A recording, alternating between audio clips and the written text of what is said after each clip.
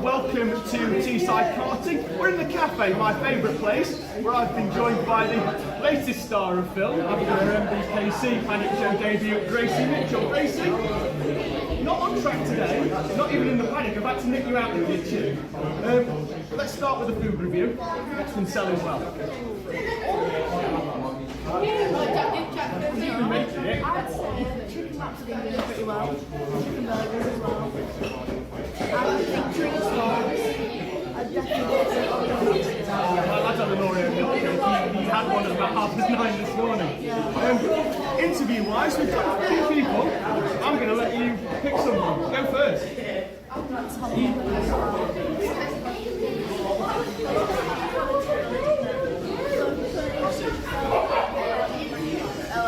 That's still a Rotax on the bike.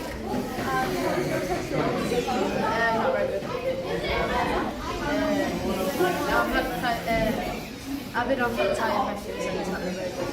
How are you kind of feeling going into the racing tomorrow? Good.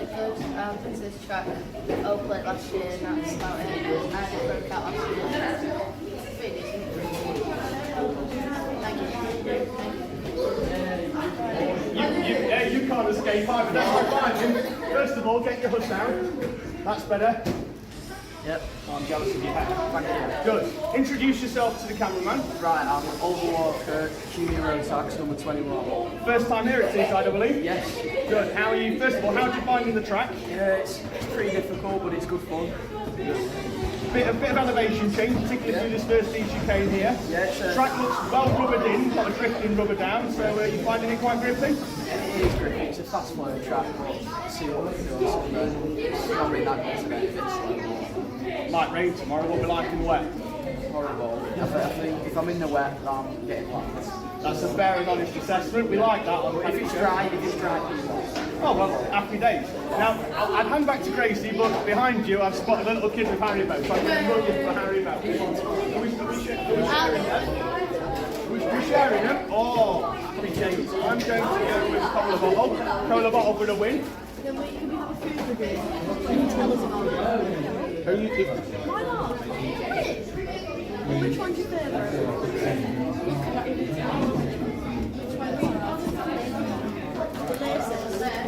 I like it.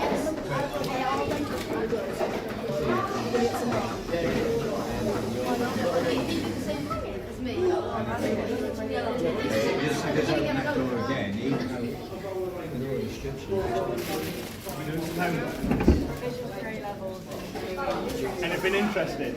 Psychology, it's not great, but yeah. Well, according to knowledge check, in relation to the working memory model, explain what is meant by the, I can't pronounce that word, what's that word? Phonological loop.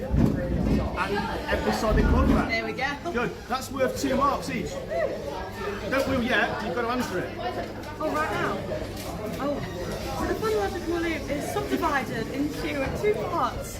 Can't do it, it'll kill me off. I bloody hate psychology, don't do A-levels. Don't do A-levels. Good, great answer. 0 marks though, unfortunately, for that one. We're going to have to move on. Are we staying in, Gracie, or are we going outside? Are we braving the weather? Let's go. Let's hold the door. I do believe it might be raining though. Out we go. Come on, John. Out, you're on the camera. It's starting to You're on the camera. It is starting to spot, isn't it? Oh, this will be fun. It was supposed to be fully dry today. Yeah. This is going to be difficult. So we've got qualifying later on as well for at least 3 of our classes: Bambino, Cadet, and into Rotax. So that'll be fun. Left or right? Well, you turn round now, so left is now what was right. We're going this way. Oh, straight into people. Hello. Hello. Hello. I'll start with you. Introduce yourself. You look new. I am new. Good. Yeah. Well, first time we've been here in 7 years. Lovely. Quite a while. But, It's not changed, does it? no, it hasn't. No. No. Just toying around, set up really on a new challenge this weekend. So. Yeah, well, this rain's going to throw all of that out, isn't it? It's not going to help, but apparently this chassis is quite good in the wet, so we'll try that. Today's what chassis are we on? Today. Lovely. I thought I saw a lime greeny colour. It's not lime green, it's more mint, isn't it? So, Ish, yeah, it's quite nice colour to be fair. Better than the orange I had before. when you say colour, does it look quick? Looks quick, yeah, but at the minute isn't. The looks are worth a tenth, aren't they? Yeah, exactly. Yeah, extra. Happy days. Aye. Good. Go on. Let's track it back over to Gracie. Moving on, would you like to introduce yourself? Yeah, I'm Zach Dawson. And what class and number do you race in? So, Senior Pro Kart number 83. And is it your first time here or have you done a couple of rounds? I just did the first round last time, so this is the second time here. And how you find the track so far? It's a bit slidey, I think. A bit slidey, but it could be my old tyres.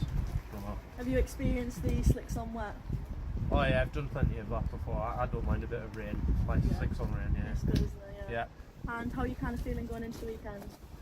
Well, looking at the forecast tomorrow, it looks like it's probably going to be quite wet, so just kind of hoping that it goes that way, because I feel like I'm a bit more confident in the wet versus the dry at the moment, so yeah. Well, good luck. Thank you. Good. You have to get something to eat. Oh yeah. Go on, then. It looks great. You don't want to make Chicken burger. later. Chicken burger. Is that what you or recommend? chicken wrap. Yeah, 100%. Right. Chicken burger. Thank you. Chicken burger. I'm having a chicken burger. I think when I look, let's have a little sneaky. I don't think there's anybody in, but we'll have a little sneaky peeky in where the main action happens, and by that I mean race control. We've got nothing exciting at the minute. I was expecting to see like all the light buttons and stuff. Got a but bit of camera. we've got some security camera action, and I've no idea what that is, but I think that's a transponder allocation. Basic safety checks. Well, we've done some. Yeah. Oh, does the brake work? Yes. Yeah, That'll do. hopefully. Yeah. That's That's all. all That's you all you need. Back outside into getting into the sunshine. No, not at all. Not at all. We've had some today though. It's been all right.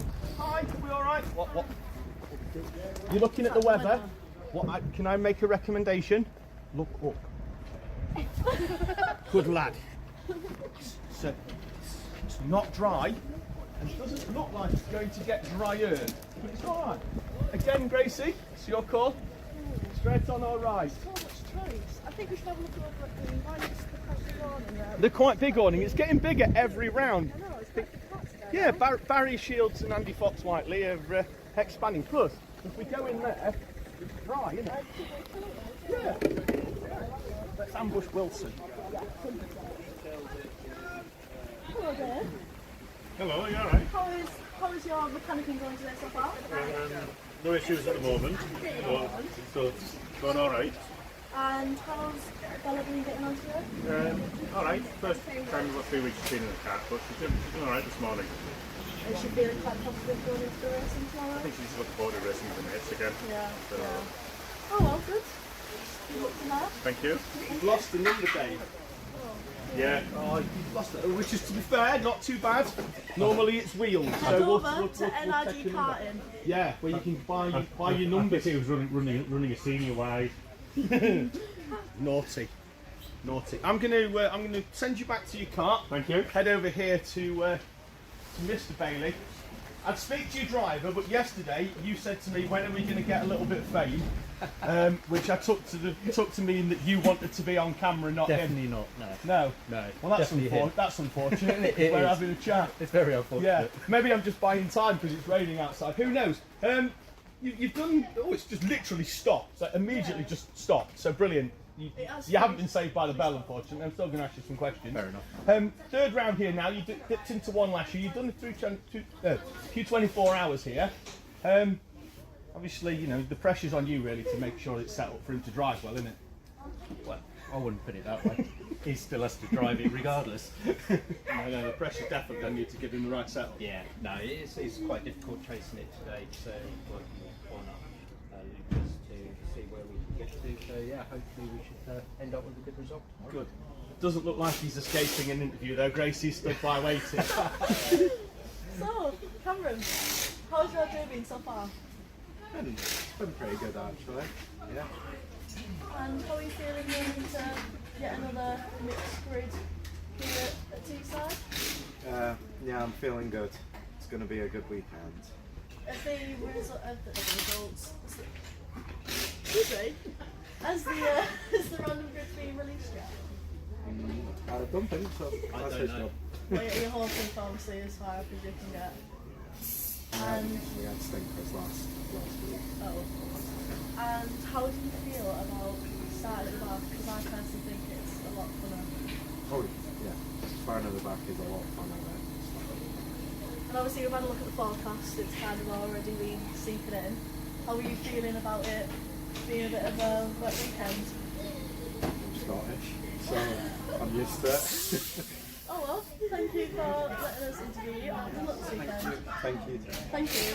Right, we'll move on. No idea who that was with the windy gun, but he was an absolute menace. I've chased him away.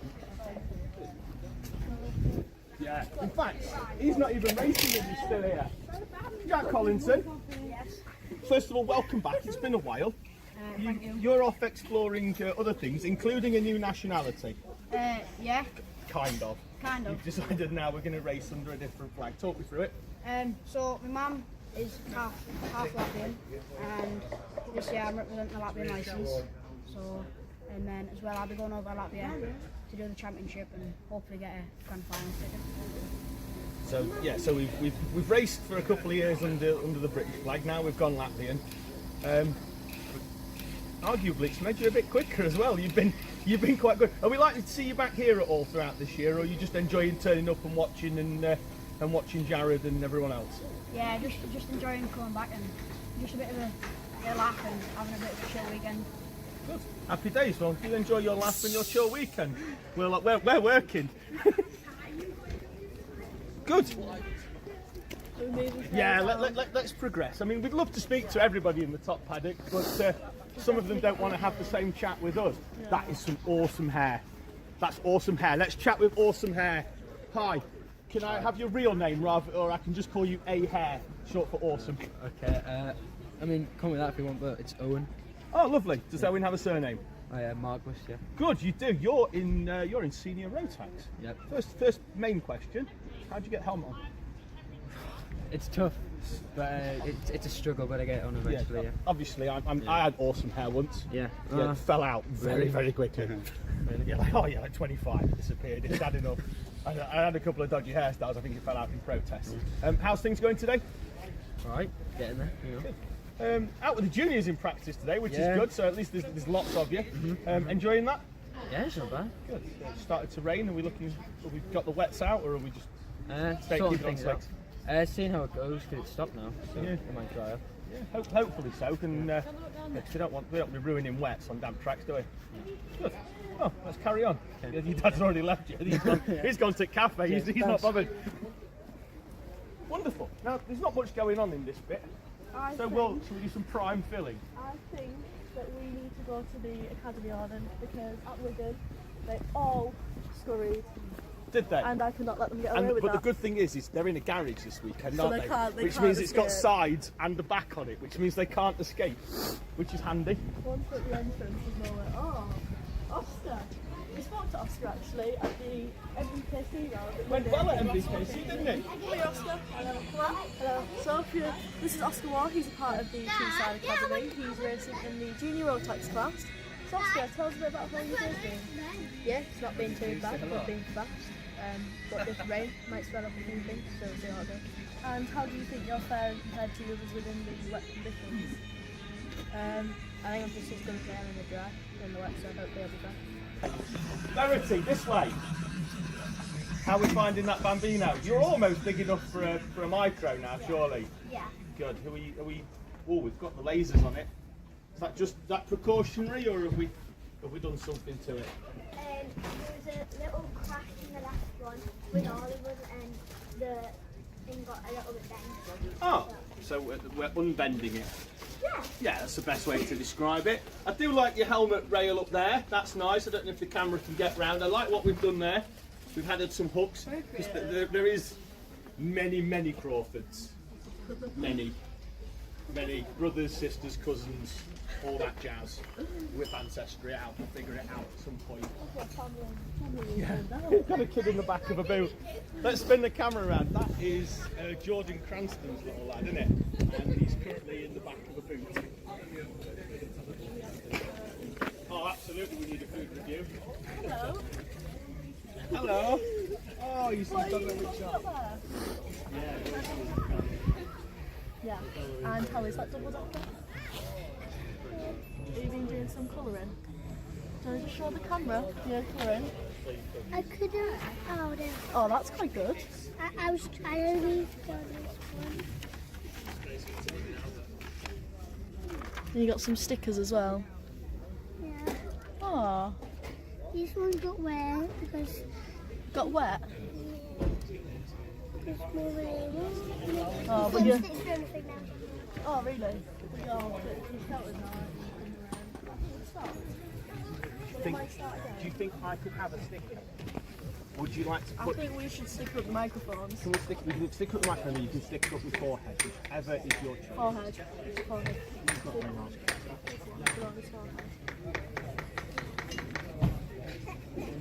Good lad. Doesn't matter if it rips, I've got a... It'll fall into the crease on my forehead anyway, apparently, so it'll be fine. Absolutely fine. Would you like a little bit of help?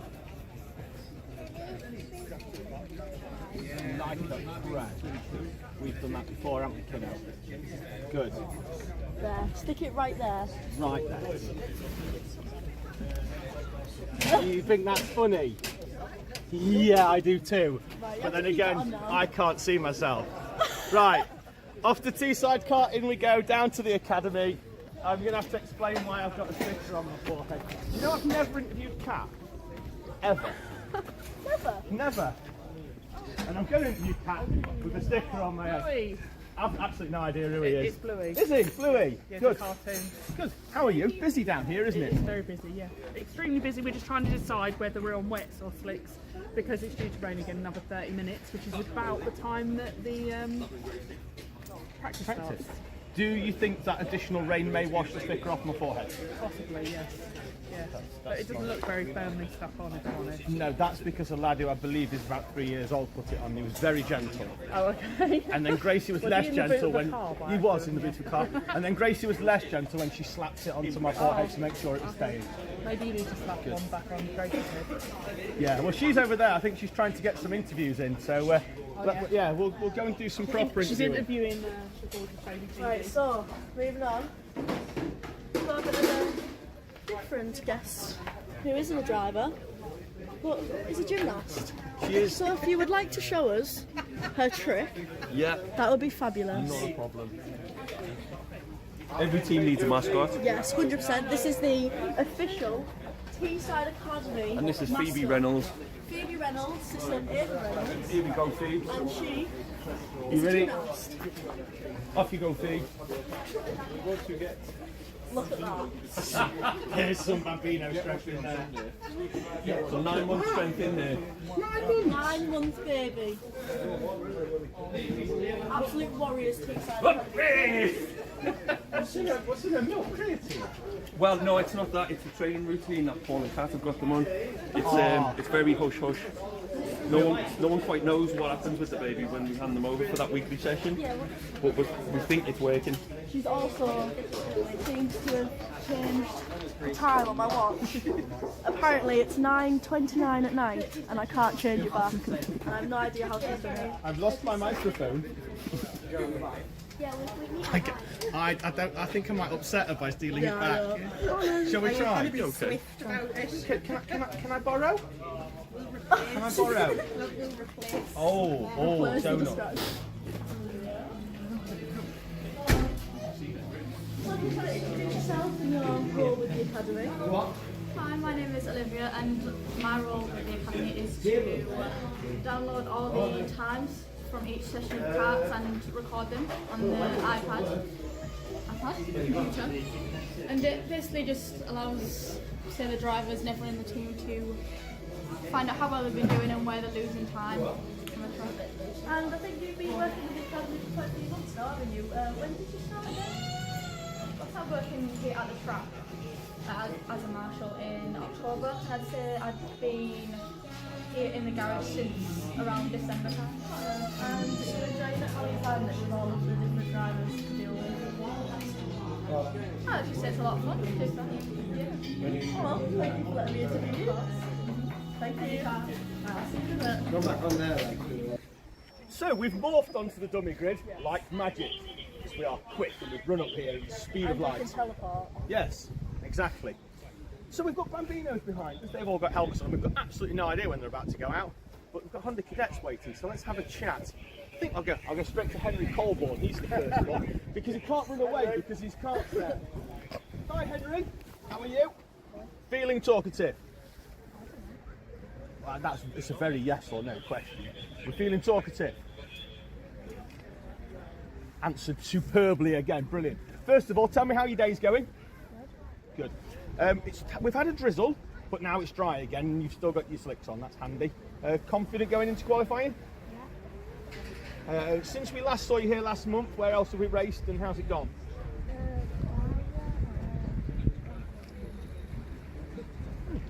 But we're happy today. Good, happy days. Where's Gracie gone? Good. Who are we speaking to? I think we should have a look over at West Track. We're walking. We're not talking. None of these have been deemed worthy enough to be spoke to by Gracie Mitchell. So we're going on to West Track. Yes. For everyone that lost out. There's quite a few people over here. You'll be getting a backlash. Yeah, I know. Good. Let's just have some kart spotting. Sebastian McCarthy's kart on the way past. Ethan Pearson's kart. And a new driver. We like to speak to new drivers. Hello, new driver. Hi, introduce yourself to the camera. My name is Isaac. Isaac Welburn. Good. And first time here at Teesside, how are you finding it? Good. Where do we normally race? Well, Oh, yeah. Well, if this was Rowley, you probably wouldn't be able to see the track because it's only 50 metres away, but it'd be under the cloud, wouldn't it? That's Rowley. It's either spectacular or you can't see it at all. How's practice gone for the first time? How's Dad finding the kart setup? It's a lot easier than this. It is, isn't it? Just turn up, fix it, take 90% of the problems away. Bambinos have gone, which means you're next, so I'm going to let you go. Right, good. Have a good night. Isaac Wellborn there, he's new. Normally races at Rowra. I don't know why, but I thought he was from like Lincolnshire way on. And he's going, I normally race at Rowra, so either he likes to travel a lot, or maybe he lives in Cumbria. Yeah. Right. I think we should go straight down. Only because last time I went right, so let's mix it up. Let's have a quick look. Numbers. So the 11 is Colin Crown.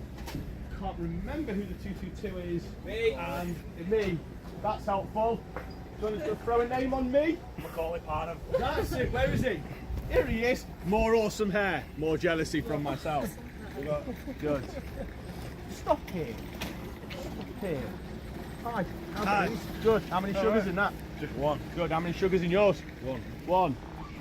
I'm a too sweet. There were a line set up there. Should have been no. Sweet enough. But Sweet enough? yeah.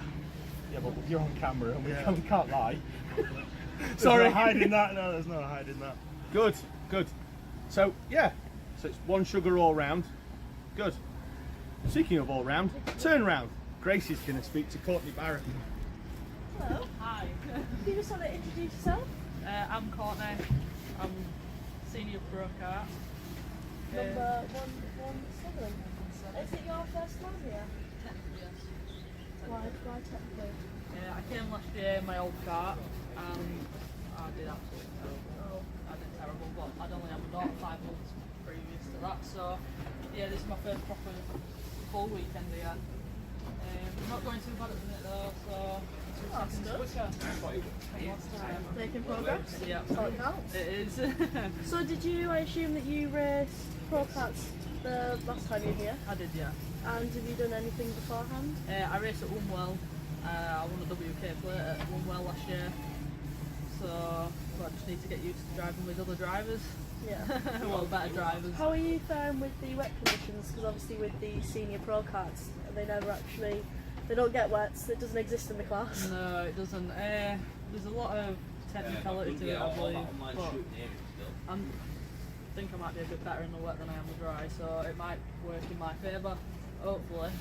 Yeah, because I think the forecast is saying we are due a bit of rain all day tomorrow, so can't wait for that. Oh no, it's going to be great, I can't wait. Well, thank you. Thank you very much. And good luck. Thank you.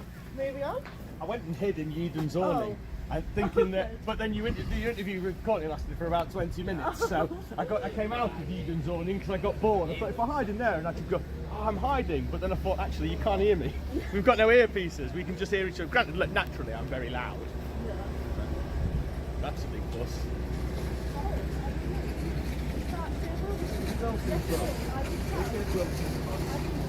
Oh, we can tell.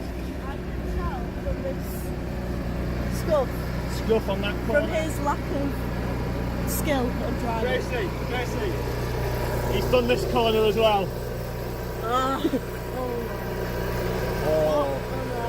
We'll see. Well, that's fine. If we went round the front, he's probably going to drop down. 5 seconds of the front for Wilson on the drop down.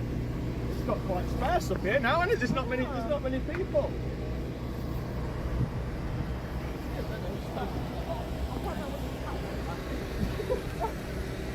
Like the Specsavers advert.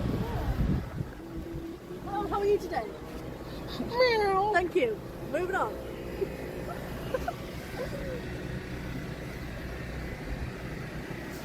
We've got a right little camp set up over here. Oh, yeah. We've got an attraction camp.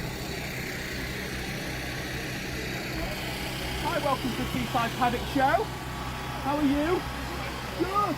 Who are we here supporting? Oh, so we've got one in pro and we've got one in club. Good, wonderful. They don't normally have quite so many supporters. Is it your first time here? No. No, from the beginning. From the beginning, they've done a cracking job of turning that generator off. Top work. Good. Are either of them here?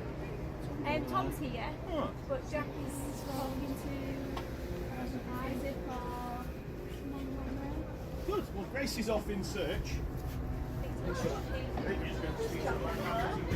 Yeah. Yeah. Is he inside, Jack, or is he out and about? Is he? How quickly can we put a wheel on? No pressure. Fairly quick. Can I It's changing tyres. And when we say no pressure, that is a tyre pressure joke. Timely. Right, hang on. Here we go. We've got the timer. How quickly can we get the tyre off? Right, you ready? What's that? If you want to start with your hands either side of you. Right. Grace is taking it That's how serious. you go. It's a race, is You're it? going to do it as fast as you can. You ready? Yeah. 3, 2, 1, go. We're just getting this off, aren't we? That's all we need to do is just get the tyre off. Got to break the bead, flip it over, break the bead on the other side, I'm assuming. Yep. There we go. That's because you're a driver. There we go. You do the driving. That's all you've got to. Oh, that's going to throw a spanner in the works. He took a door to the face. Yeah, the next bit's the difficult. Always makes it difficult when you take a door to the face. Okay. We're on the clock here. No pressure. It's all good. We're still going. We were not defeated by the door. We were not defeated by the door. The door was no match. It ruined it, wouldn't it? It really ruined it if we'd have come 2 out. That would have been proper bad for morale. We're struggling here, aren't we? struggling. Oh, it's under the camera, you say. At a minute, Gracie, we're going to have to leave it at a minute. We're going to have to leave it at the minute. Oh, there we go. Now we've hit the 1 minute mark. Unfortunately, mission there we go. failed. There we go. Won't make Red Bull thing, would I? So there's that apple juice down there. Yeah. It is a bit of fairy liquid in water. So definitely not apple juice then. I wouldn't recommend Definitely not drinking it. Nah. Lovely. What's it? One more interview. Tyre boy. Let's interview Tyre boy. Who does actually have a name. He's house to go, but I can't remember which one. Max, wonderful. I like that you're taking precautions by carrying them tyres by wearing your neck brace. That's definitely going to save you if you trip over. And the rib protector, good. Were you, be honest, were you just stood there hoping that we'd speak to you? I thought you were, because you just stood like, tyres. Got the tyres, they're walking towards me, I'm going to stay and be cool. We've been here once or twice, bit of a trek, come up here, but you know, enjoying racing in juniors? Yeah, it's a lot better than today. So just behind you, we've got 2 more tyre boys. like 2 lads carrying 1 set of tyres. I mean, come on. To start the weekend nice and easy. Can't be doing hard work. You saved them arms, precious. How are you feeling going into the weekend? Pretty good. It's not really that quick, but it's just a bit fun, isn't it? Yeah, definitely. And I believe you are Junior Rotax? Junior Pro Karts. Junior Pro Karts. There's quite a few. They've got their own grid this weekend, haven't they? Yeah, they have got their own grid. I don't know how quick he's going to go without his tyres, though. Are we taking them? No, I'll let you have them back for a £5. There you go. So, shall we walk? We'll walk and we'll carry on walking. Do you think we can get up there before Stuart Lynn can? Give him a drop down! Give him a drop down! That's worth 5 seconds! Worth 5 seconds! Right! We're going to have to draw it to a close, mainly because I've run 15 metres and I'm out of breath. I'm not made for running. It's starting to drizzle again. Right! Well, back to Combox then. Yes. Well, hello to Teesside Autodrome. As you can see, on track at the moment, we haven't got any karts going round. What we do have is the quad with the brush fitting and the pump. We're just clearing out some water from the track here. We are hoping to have some on-track action for you here in around about 20 minutes time with myself and for the first time this season alongside me, Mr. Tom Butterworth. Hello. Hello. Hello. Oh, it's nice to be back. An absolute pleasure as always. As you said, David, I wasn't here for the first round. Unfortunately, I had what was described to me by one of the competitors earlier on today as a hurty throat. It was a little bit more than that. I may have undersold your symptoms. You massively have done me up like a kipper on that one. No, I was very, very ill, unfortunately, for the last round. So couldn't be here, but very much looking forward to this one. Works are ongoing to the circuit at the moment so that we can get underway and racing as soon as possible. Yeah, we've got. And we will bring you the action as soon as we can. Yeah, we've got this puddle over start line. There's another little one on the exit of the D chicane here at Teesside, and maybe a little bit of standing water to be cleared off the track as they go through the chicanes. Other than that, the rest of the track is wet but passable. And the rain is easing off as well. It is getting a lot lighter here as well. So we're hoping we can.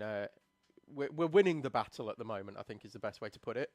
Yeah, I do also believe we may be attaching a few ploughs to the front of some of the Honda Cadets. That will help clear some of the water as well. I think some of them have already got ploughs attached to them, haven't they? Yeah, well, we'll just give everybody a drop down, won't we? And that's a natural plough. There we go. We'll send them out. So yes, we are hoping to have some action here from Teesside Autodrome. As always, as we've seen on many occasions, including at the British 24-hour here, the track staff are working incredibly hard to pump the water away from the circuit to allow us to go racing. The puddle is getting smaller and the rain is subsiding a little bit. We're not expecting it to stop for at least an hour yet though, so we're going to probably stay on this camera angle for the safety of many people's ears at home. I think me and Tom are probably going to go silent for a little while, although if you would like to hear more of us, please feel free to get in touch via the live chat. You just have to do the subscribe first, and then after 5 minutes it allows you to come straight through to us in the commentary box here at Teesside Autodrome. So yes, we will try and be back with you as soon as we can. We're hoping to go racing within the next half an hour. So if that's the case, we will be we'll have our start sting. That'll give you a bit of an idea that we're going to go racing. You'll hear some lovely music and 30 seconds worth of video, and then you'll be back with the subtle tones of David Sullivan and Tom Butterworth.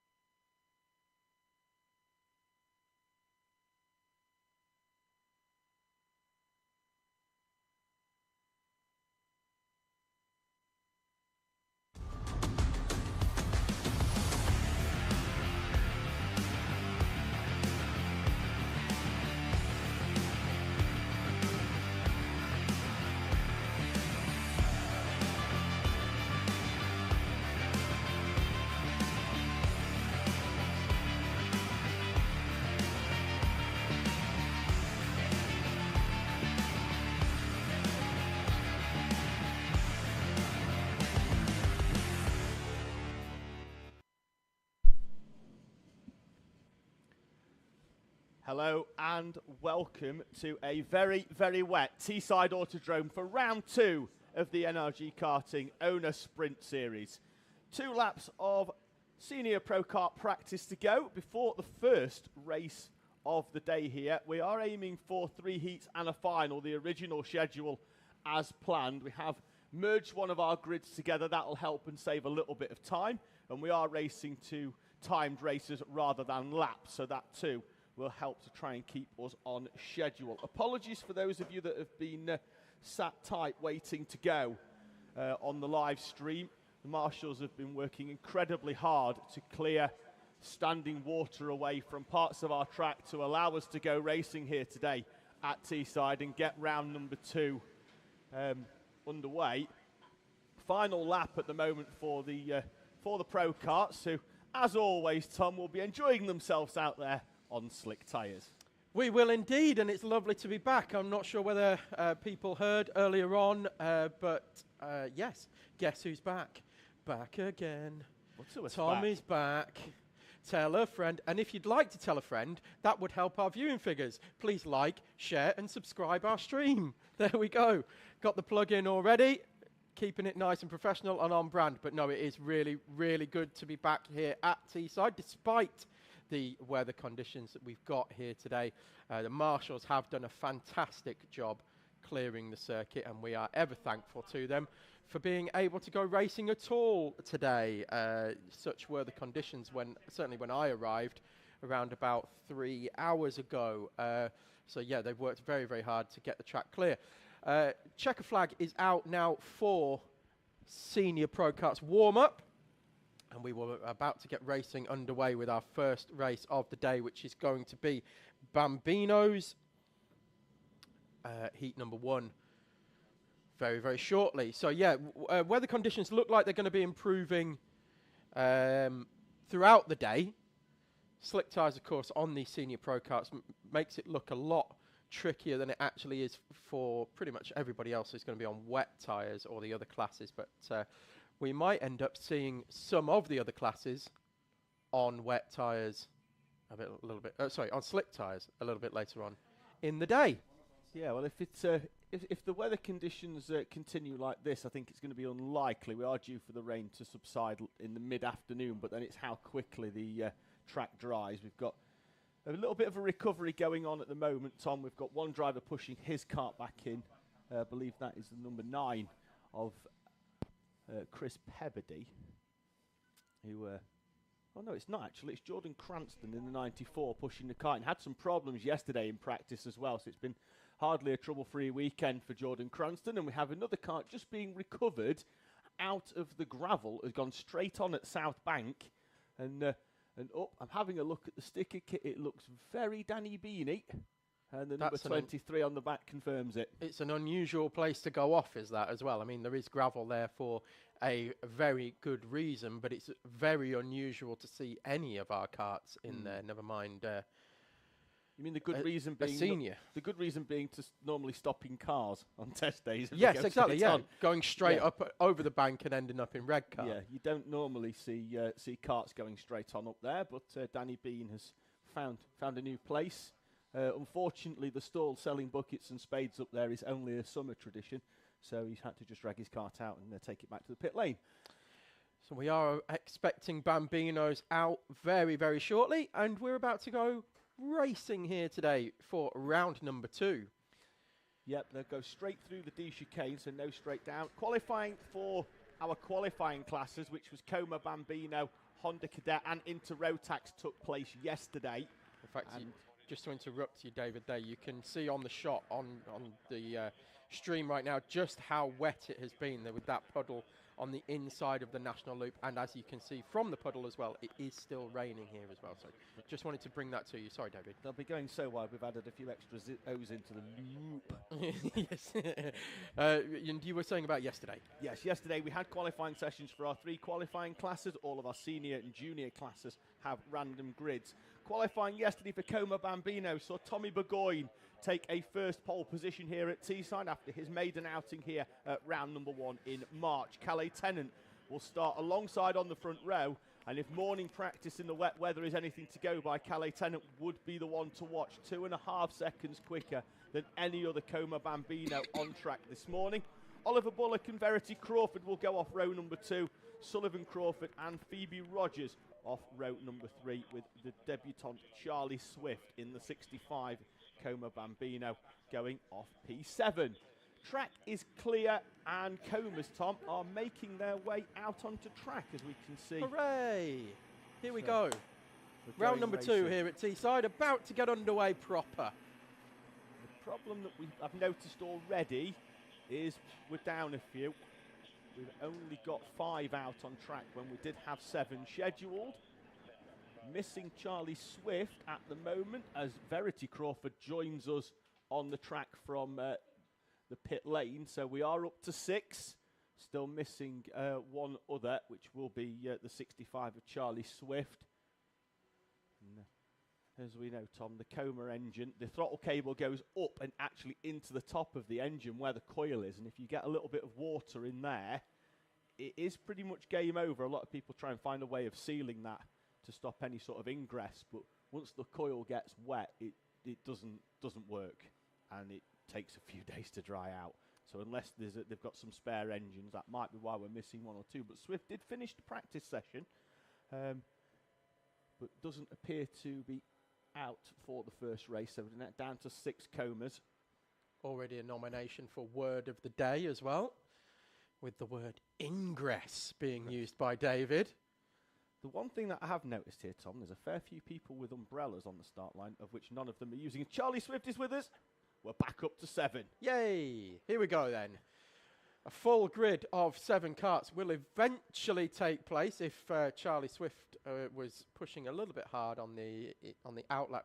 Rightly so, to try and catch up, but has been caught out at hairpin 1. So we'll eventually get round and take a start. Perennially here at Teesside, we've got helpers and parents, guardians, mechanics, helpers on the grid with these Bambinos, just to settle a few nerves and make sure that everything is fine, and they're going to get started nice and cleanly, especially considering the conditions. So the only class who actually get helpers on the grid.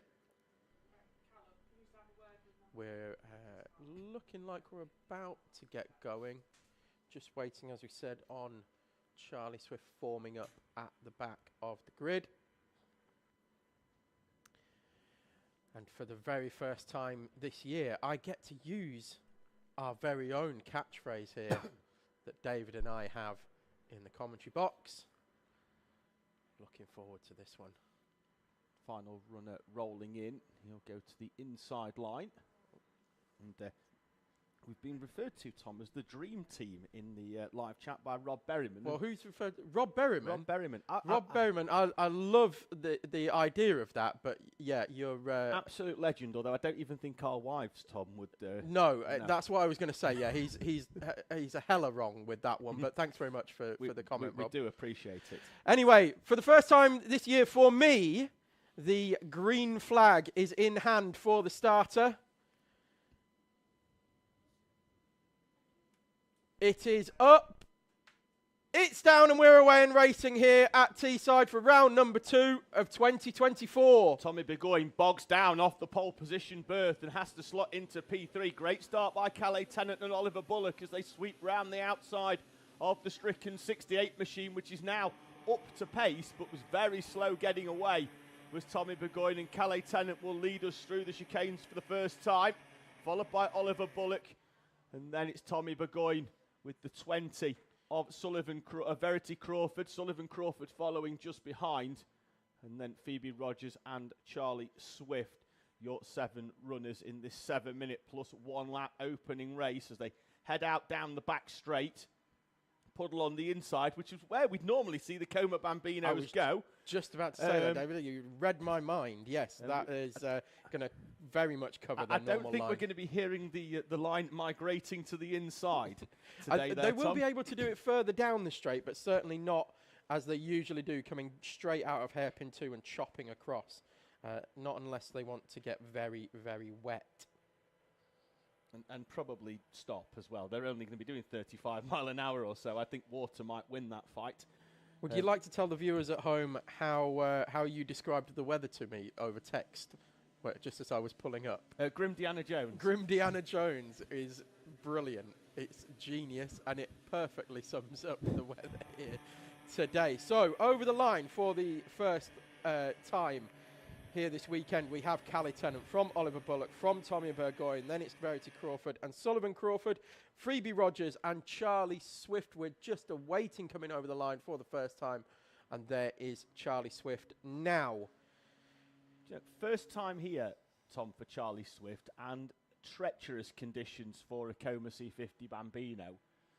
He's doing really, really well, as is all of them. Really, we've not had any spins so far in this one, and really, Tom, it's going to be for me, it's going to be a bit of a race of attrition here, particularly the front two, because they're having to push. Given the pace that Calais Tennant had over the field in the 3-lap warm-up this morning, like I say, 2.5 seconds quicker than anybody else, I'm mightily impressed with Oliver Bullock sticking with Calais Tennant.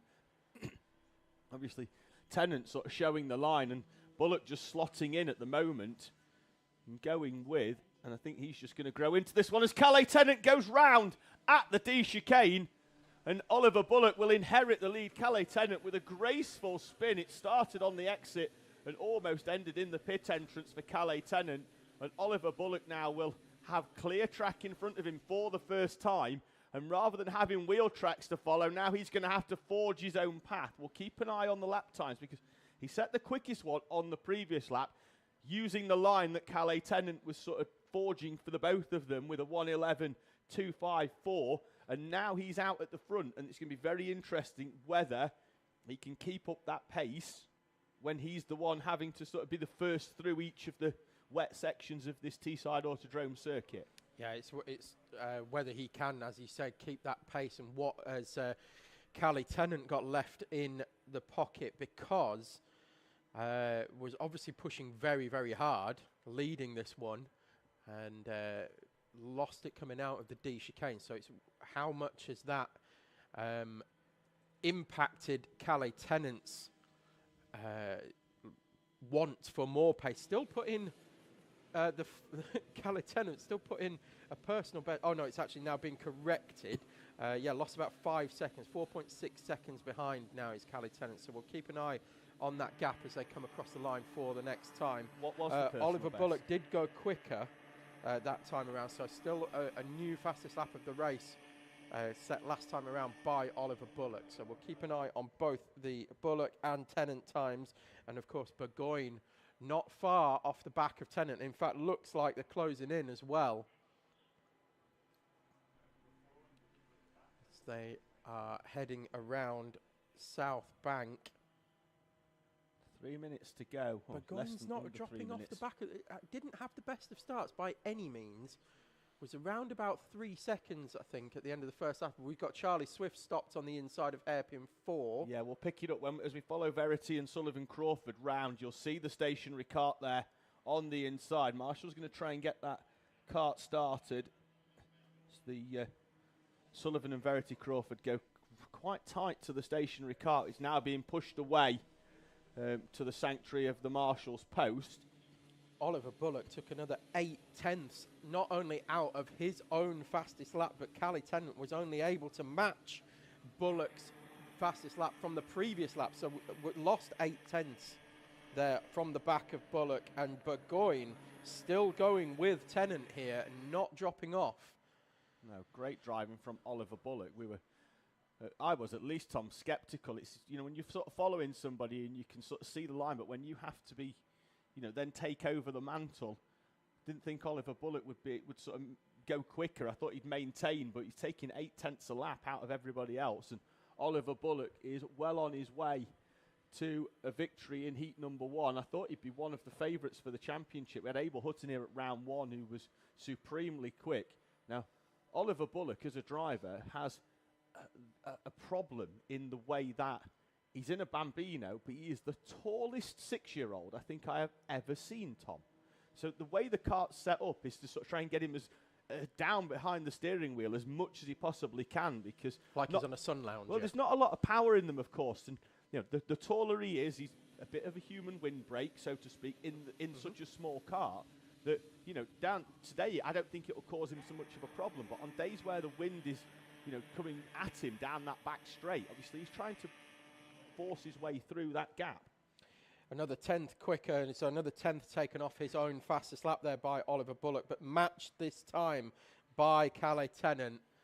Half a 10th slower was Tennant on that lap around, and took 1.3 seconds, in fact, out of Tommy Burgoyne on that lap. So Tennant right on the pace once again, but it looks like the damage has now been done, and that's going to be very difficult to close up on Oliver Bullock now, given the extent of the lead. Yeah, Bullock's just got to be steady when it comes to negotiating traffic, because he will have some in front of him before the end of this race. Time is down to 0 here in the commentary box. It's been shown as the last lap as Oliver Bullock comes through. Will have to find a way past Phoebe Rogers, but has plenty of time to do it. Other drivers behind. Cadet Tennant's opened the gap up to Tommy Burgoyne. That's your top three. Oliver Bullock tentatively through the chicanes, and he's now going to try and find his way round the outside of Phoebe Rogers. And then we'll slot down the inside into hairpin number 1. Use the time that he's created there, Tom, in the gap back to Cadet Tennant to find a way through safely. Didn't have to rush it. Probably lost around about a second to a second and a half to Cadet Tennant, but did it in a safe manner, not causing himself anything untoward, getting past Phoebe Rogers at hairpin number 1. And Oliver Bullock now has 2 hairpins to go to come through to take the checkered flag. So there is 1 safely negotiated. There is 2 safely negotiated for Oliver Bullock. Just 2 little corners to go through the kink, through the dogleg, and taking heat number 1 here is Oliver Bullock across the line. Fastest lap of the race on the previous lap was 109.962. Very, very quick in these conditions from Oliver Bullock. Cadet Tennant taking 2nd place with Tommy Burgoyne rounding out your podium for heat number 1. Sullivan Crawford will come across the line in 4th place. There we go. And Verity Crawford across the line now in 5th. And we just, Phoebe Rogers and Charlie Swift have already taken the checkered flag 1 lap down. So that concludes Bambino heat number 1. Bullock, Tennant, Burgoyne, Sullivan Crawford, Verity Crawford, Phoebe Rogers and Charlie Swift, your 7 runners.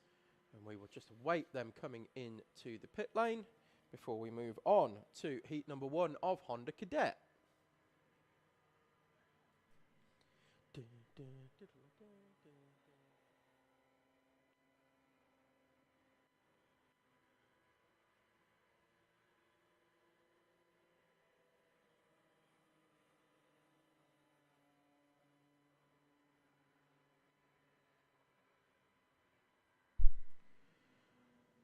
Just waiting on Charlie Swift as well to get recovered from hairpin 3. The quad is out on circuit, as you can see on the right-hand side of your screen, which gives us a moment to please ask for you to like the stream with a little thumbs up. If you're watching on your phone, just turn it portrait for 3 seconds, 4 seconds while we're awaiting the next heat to come out. Turn your phone portrait, click that thumbs up, click subscribe, and if you could share the stream to any of your social medias, we would be incredibly, incredibly grateful.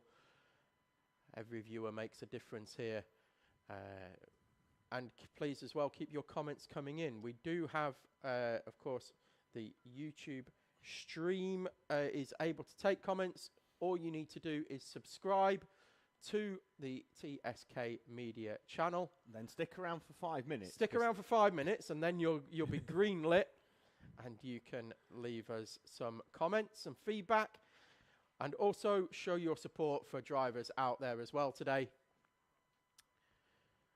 Please keep them coming in, and we will endeavour to mention you, such as Abel Hutton, who isn't here because he's in Florida. Oh. It's sunny there. I bet it is, but it's nicer than here. He's not got wet feet.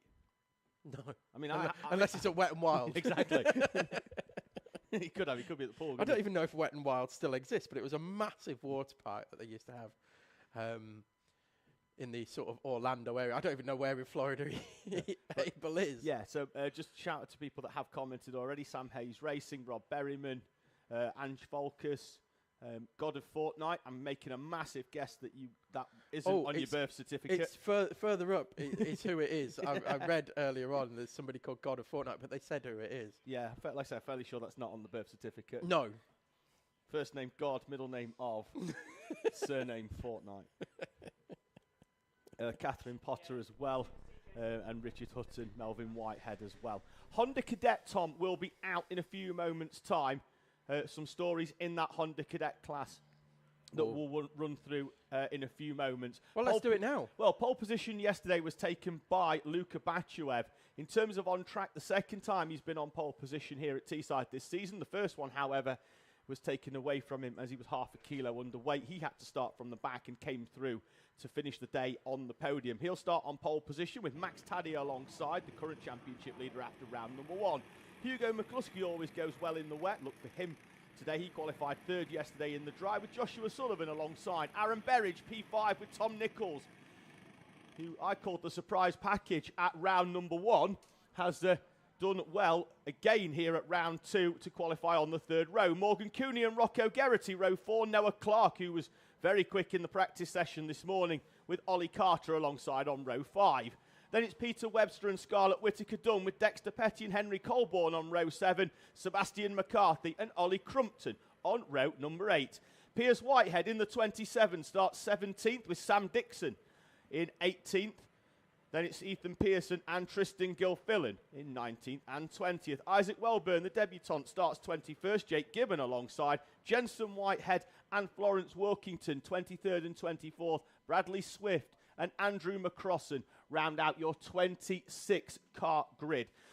A few things to note, Tom. Jensen Whitehead yesterday qualified as the number 21, races today as the number 34. An unfortunate incident overnight saw his car stolen from the back of their van. He is racing today. Teesside Academy, the track, have lent him a car to race. I believe he's wearing Bella Franklin's old helmet, so we've seen that many, many times around here. He had his race suit with him. The cart's had a seat fitted to it this morning that fits him, and he is racing today. Amazing story.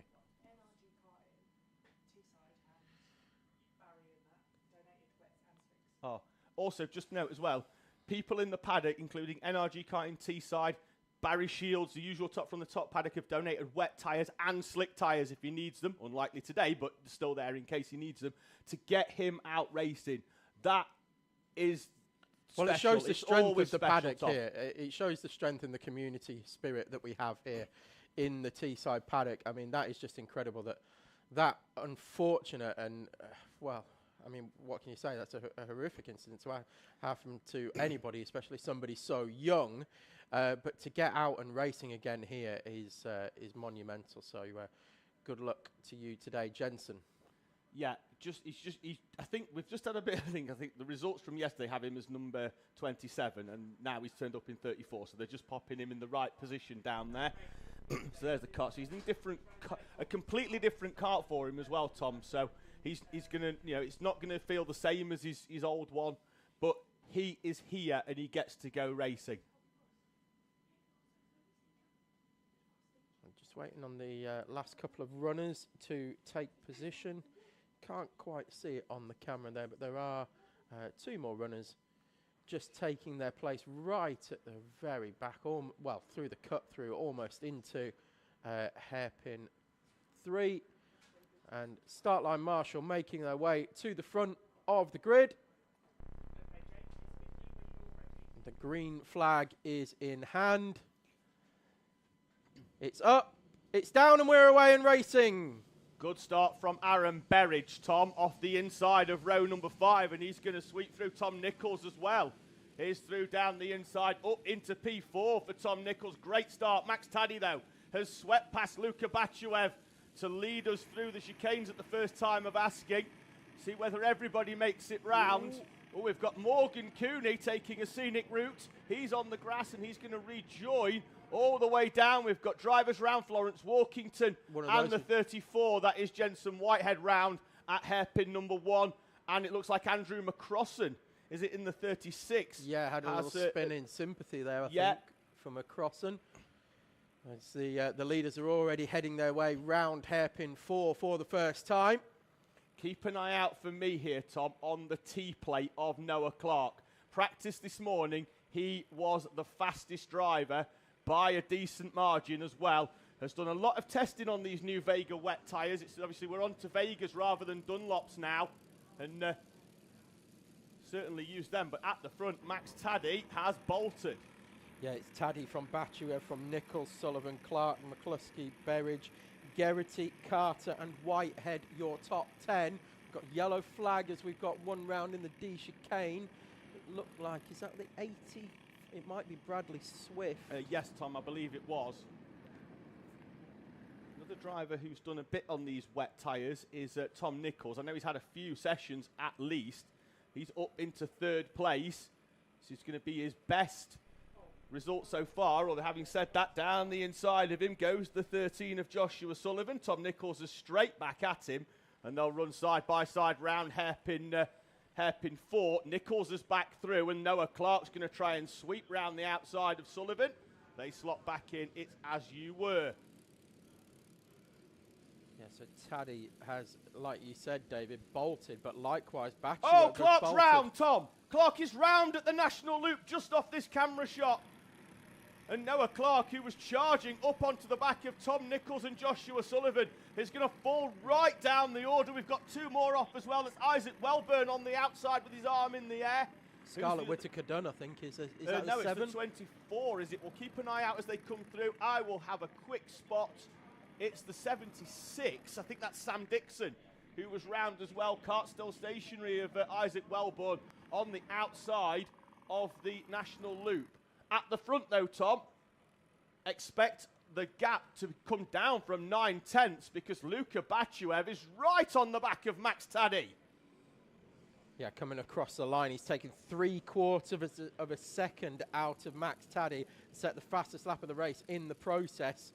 There's now 2.3 seconds back to Sullivan, who leads Nichols by half a second. Then it's 4.8 seconds to Aaron Berridge. Car off at hairpin 2 has rejoined, so no need for a yellow flag. But the leaders now, Tom, in front of them will be encountering lap traffic. Those drivers that have had offs in this race are now going to be caught up as Sam Dixon? Sam Dixon, yeah, peels off into the into pits. pit lane. Still, though, the leaders are going to encounter traffic in the hairpin 3 and 4 complex. Going to need these drivers to have their wits about them, and I think they have now. Oh, we've got a driver up into the gravel at South Bank and has rejoined in the middle. I think that could be Ollie Crumpton, has rejoined just in front of Ethan Pearson in the 77. Yeah, Ethan Pearson down in 18th place at the moment. We've had a few changes here. We've had Pierce Whitehead has taken a couple of places, as has Henry Colborne on that lap. Hugo McCluskey dropping down to 8th. Biggest mover on that lap, Noah Clark getting back up to speed and taking 4 positions back up to 11th place. Oh, I think we've had Peter Webster round at the National Loop. No one's in cadets called Peter Webster, are they? That's a very grown-up name. It is. He's got a lovely new helmet as well. Driver round at hairpin number 2. Yellow flag is being waved as he rejoins. Peter Webster definitely sounds like my accountant's name. That's Henry Colborne going down the inside of Pierce Whitehead there, squabbling. There we go, round hairpin 4. Luka Batuev is still on the back of Max Taddy. He sets the fastest lap so far has Batuev with a 55.1. Sullivan, though, was a 10th quicker, but needs 2 seconds. And Batuev is through, down the inside of Max Taddy at the National Loop. And Luka Batuev will lead Honda Cadet now in front of Max Taddy. Taddy's going to try and slide back down the inside of hairpin number 2 and has done. They're side by side down the back straight towards South Bank. Just in front, we're on the battle here for 3rd, 4th and 5th. The leader's already going round South Bank and they're still side by side. It looks... Oh, and Taddy's gone very, very wide on the exit of hairpin 3. Bachuev, oh, it's Bachuev, sorry, on the exit of hairpin 3. Coming out of hairpin 4 now and about to cross the start-finish line. I think the gap's going to be significant now. It's 3/4 of a second back to Bachuev. That going wide at hairpin 3, lost the back end and managed to gather it all up, but cost 3/4 of a second. So Bachuev has got huge amounts of pace, but can't find a way through. And he's already back on the tail of Max Taddy, just through the national loop. It's the national loop, Tom, where Bachuev is really, really strong. Everywhere else, I think Taddy's got enough. We saw on the previous lap round the round South Bank, and he had more than enough to hold with him as they go round the South Bank corner. So that's what Bachuev's got to do, is get past here through hairpin 3 and 4 that they're just coming into now. There we go. We're going to pick them up now, Tom. There they are. That's your lead battle. Max Taddy, Luca Bachuev, Joshua Sullivan and Tom Nichols, Aaron Berridge, Henry Colborne and Piers Whitehead, Hugo McCluskey, Dexter Petty and Noah Clark. Yellow flag at the national loop. We've got a driver just rejoining. I'll try and bring you the number as they come past us, David, if you want to keep your eye on the front two. I think that's McCrossan. It is McCrossan, yeah, he's had a couple of offs. And Florence Walkington, the leaders though, Tom, are going to meet them at hairpin number 1. And they're going to have to sort of thread their way through. They've got Florence Walkington in front of them as well. Bachuev slides wide as the yellow is out again at the national loop for a kart rejoining. They are still battling away here with the front two. 2 laps to go, which is effectively 1.5. They'll meet the last lap board when they come round at this time. And don't count Sullivan out of this either, with the lap traffic as well. That's going to bring Sullivan back into play. I'm expecting him to close up on these front two. Fastest lap of the race on the previous lap went to Luca Bachuev. We'll see what the times they do this time. They're around about a second slower because of that lap traffic. Yeah, Sullivan gained a 10th. Aaron Berridge up to P4. Tom Nichols has lost some time on that previous lap. Tom 57.8, lost 2 seconds, and is now under pressure from Henry Colborne and Piers Whitehead. Taddy and Bachuev have got clear track in front of them towards the checkered flag here. They've got the length of the back straight. A recovering Noah Clark set the fastest lap of the race on that lap round and is up to 10th place, and going with him is Rocco Geraghty as well. Rocco Geraghty off the back of Noah Clark significantly by the 4.6 seconds, but very, very quick. Leaders then round South Bank for the final time. Max Taddy and Luca Bachuev will come through, and Taddy has held off. Luca Bachuev will cross the line now to take the checkered flag. Max Taddy wins heat number 1 from Luca Bachuev and Joshua Sullivan. That's your top 3. Aaron Berridge, P4. Tom Nichols, Henry Colborne and Piers Whitehead with Hugo McCluskey. And Noah Clark into the dogleg. Pips Dexter Petty for P9 on the final lap. Yeah, Noah Clark absolutely flying after that initial incident. Spun coming out of the D chicane, but has recovered mightily up to P9 and a fastest lap of the race to go with it. We will only see conditions improve now, we hope, through the day. We hope. The rain is still coming down here at Teesside, but the track is getting much, much drier due to the running of many, many karts. Well, we had, 26 karts out on track for that previous race. And coming up next, we have Intermax after the Honda Cadet's clear. And again, the speed, the power, and the very, very wet tyres that they have, the treaded tyres, will help to clear the track even more. If I was a Senior Pro Kart, though, I wouldn't be looking forward to this one on slicks. Well, some thrive on it. Yes, not me though. No. Thankfully, I'm in the warmth of and dryness of the commentary box, but I would be dreading going out in this. Yeah, I mean, I don't think you'll disagree, Tom. But you know, we're both on the right side of weight when it comes to racing in the wet. But I'm not on the right side of talent. No, neither am I. That's why I'm here. Some would say I'm not on the right side of talent for commentary either. But let us know in the comments on YouTube. It's subjective, isn't it? I've said this to someone before. I was like, look, for everybody that thinks I'm half decent, there'll be someone who thinks I'm terrible. Yes. And I'm okay with that, because like, I'll watch football and I'll be like, this commentator is good, and this one will be like, this one's doing me nothing. Yeah, it's very much like that. Just don't look at Twitter. Yeah. It's the commentator's golden rule. Stay off Twitter, but dip into the live chat comments. Yeah. Always. Catherine Potter just saying, watching Teesside and Warden Law from home. Well, watch dual here. screening. Just single screen, bigger screen here. Job done. Angie Fox Whiteley saying, Teesside team, the best. Good luck. Hope that kart gets found of Jensen Whitehead. Great for him as well, Tom. Made up 5 places in an unfamiliar kart that he's only done 3 lap practices in this morning, up from 23rd to P18 in that last race as well. So great effort. Fastest lap right towards the end, though, Tom, was Noah Clark. We say, without that spin, I think he'd have been right up there. Going to run you through the grid quickly for the next race, because it's a rolling start, so they'll be out on track. Joey Swan qualified on pole position yesterday, and there he is in the 95 in the bright orange helmet. A maiden pole position, joined by his stable mate William Collinson on the front row. Freddie Ellingham, the debutant, goes off P3 with Ava Reynolds alongside. Grayson Crawford and River Bell were the final 2 drivers to qualify yesterday. Today, we will see 2 extra drivers, the 17 of Red Lind and the 156 of Thomas Harper. 2 drivers that we know from Honda Cadet have moved up into Rotax. Red Lind's had a couple of outings in his. Thomas Harper received his car on Wednesday, and it was completed, built before this race weekend. Didn't qualify yesterday. His dad was at Alton Park racing his Jaguar. Had a reasonable day as well, 4th and 3rd, so did take a podium in the Jaguar. Here they come through then. Are we going to be ready to go racing at the first time? I'm asking. The green is down. We are away and racing. Oh, poor start for the 55 of Freddie Ellingham.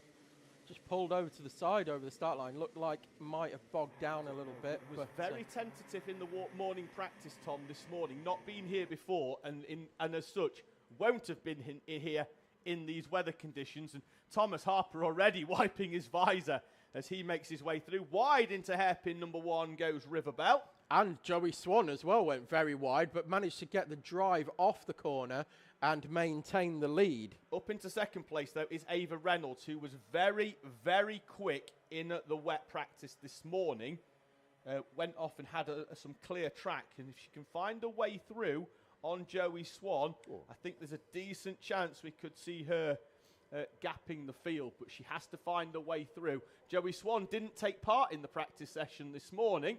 Neither did William Collinson, but he's got his elbows out over start finish. Holds off Grayson Crawford for P3. I was just going to point out the fantastic kart control from Ava Reynolds through hairpin 3 as well. Full 4-wheel drifting in these conditions, and managed to not only keep it all under control, but actually close in on the back of Joey Swan as well through that complex. So yeah, great kart control from Ava Reynolds, and the 2 are now pulling away. This is exactly what happened in the previous lap. Joey Swan very, very wide. Ava Reynolds managing to get on the inside of hairpin 2, but then the drive off the corner from Swan with that outside wet line that we see here in these conditions where there's no rubber down on that particular part of the circuit. It actually gives a more abrasive feel for the tyres, and they've managed to get that drive and grip out there. It seems counterintuitive, but that's exactly why they do it, because there is no rubber down, and rubber in these conditions just becomes like driving on ice. Yeah, look at the size difference as well. Into Rotax, the glass for drivers from 10 to 13 years old. Swan on the younger side. And he makes his way through. Being closed up, though, Tom, the both of them, by Grayson Crawford. Yeah, Grayson Crawford was getting dropped initially, I think, from... well, it looks like William Collinson actually has dropped out. Yeah, down to P9 at the back. Yeah, so I think P8, Grayson Crawford was struggling to get past William Collinson, but now has cleared that kart. Not sure what happened to William Collinson. We'll see if he's still out there. But Grayson Crawford now closing in on the back of the front 2. I thought we had 9 runners, because on the results it does, but there's no P6. We've got drivers round at hairpin 3. Looks like one of them was William Collinson. Could be, was about to say it could be Red Lynn, but it's not. He's got a white helmet, but there's, I think it's River Bell who's been round in the 99 with William Collins, and that promotes both Red Lynn and Thomas Harper up to 5th and 6th respectively. And we said Grayson Crawford was looking quick, sets the fastest lap of the race and closes in to within a second of the lead now. 4/10 was quicker on the previous lap, was Grayson Crawford. And Ava Reynolds, whilst looking quick, is struggling to find a way through, trying that inside line lap after lap into hairpin number 4 on Joey Swan. Joey Swan just able to go round the outside, get the power down early, and then they're pretty much side by side on exit, but because he's got that power, he's just driving down the back straight and then goes tight into hairpin 4, which I think is a good line. We've seen that before in the wet, and I think we'd expect to see the Pro Karts doing that later on as well. I think Ava Reynolds is trying to do the opposite of what Joey Swan's doing, particularly through hairpin 4, just to potentially get clear vision. Might be better served just following Joey Swan in line if there's not going to be an overtake. I think she's going to be quicker through that section. Thomas Harper's first race into Rotax comes to a premature end with 3 minutes to go. He peels off into the pit lane, hands over 6th place to William Collinson. Back to the front though, Tom. Yeah, Grayson Crawford, another fastest lap of the race on that time around, and is now hounding the back of Ava Reynolds. She seems to have made a slight mistake on this lap stop because Joey Swan's pulled away, and when they crossed the line previously, there was less than a second between them. And looks like a little bit of oversteer as well there for Ava Reynolds. The tyres look good early on, now starting to slide a little bit more. Grayson Crawford, though, still cannot find a way through, despite the fact that there's somebody hanging over the barrier there, giving some support to one of them. I think that might be the Reynolds camp. That's the universal language for go a bit faster. Yeah. Please drive like I'm not going fast enough already. As if we're not pushing flat out already. Yeah, but that's it. There's 0.2 of a second worth right there in those hand signals. That's why they do it. Oh, yeah, definitely. 2 minutes to go. If you ever watch PFI and go and, it's ridiculous. Go and stand in the Dan Holland Racing stand, and they all look the same. Yeah, exactly. They've all got the same haircut, the same glasses.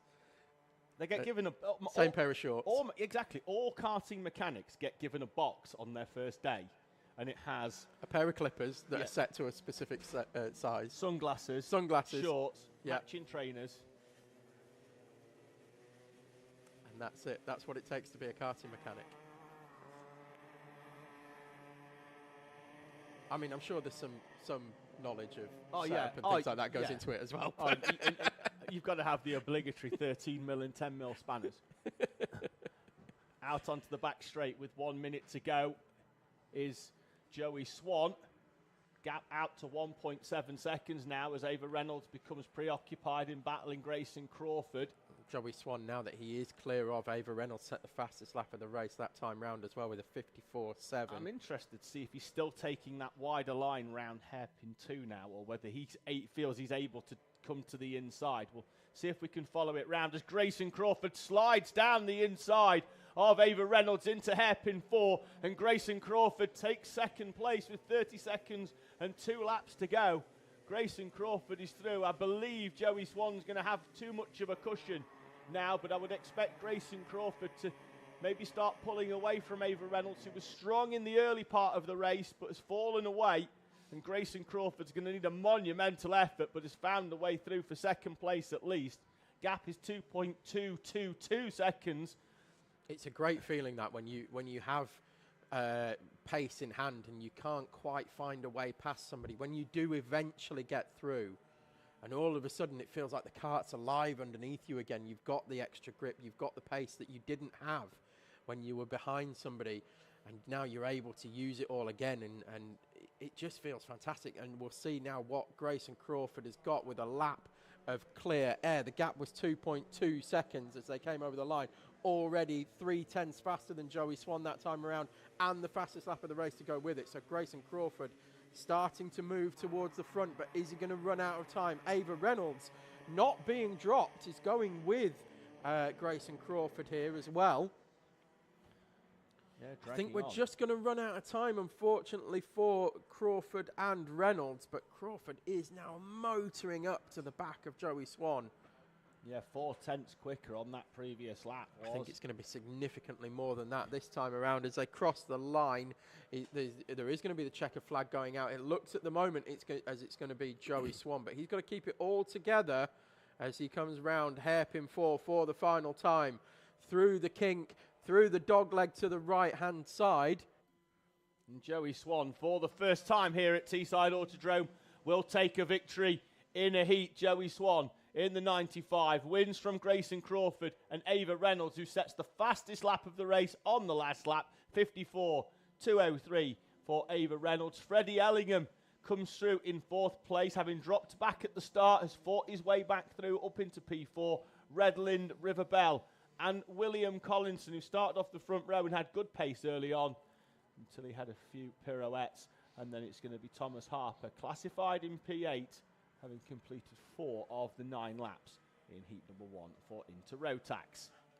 And we don't believe we've got anybody stopped on circuit, so it looks like we might get going pretty quickly with an amalgamated class for this round.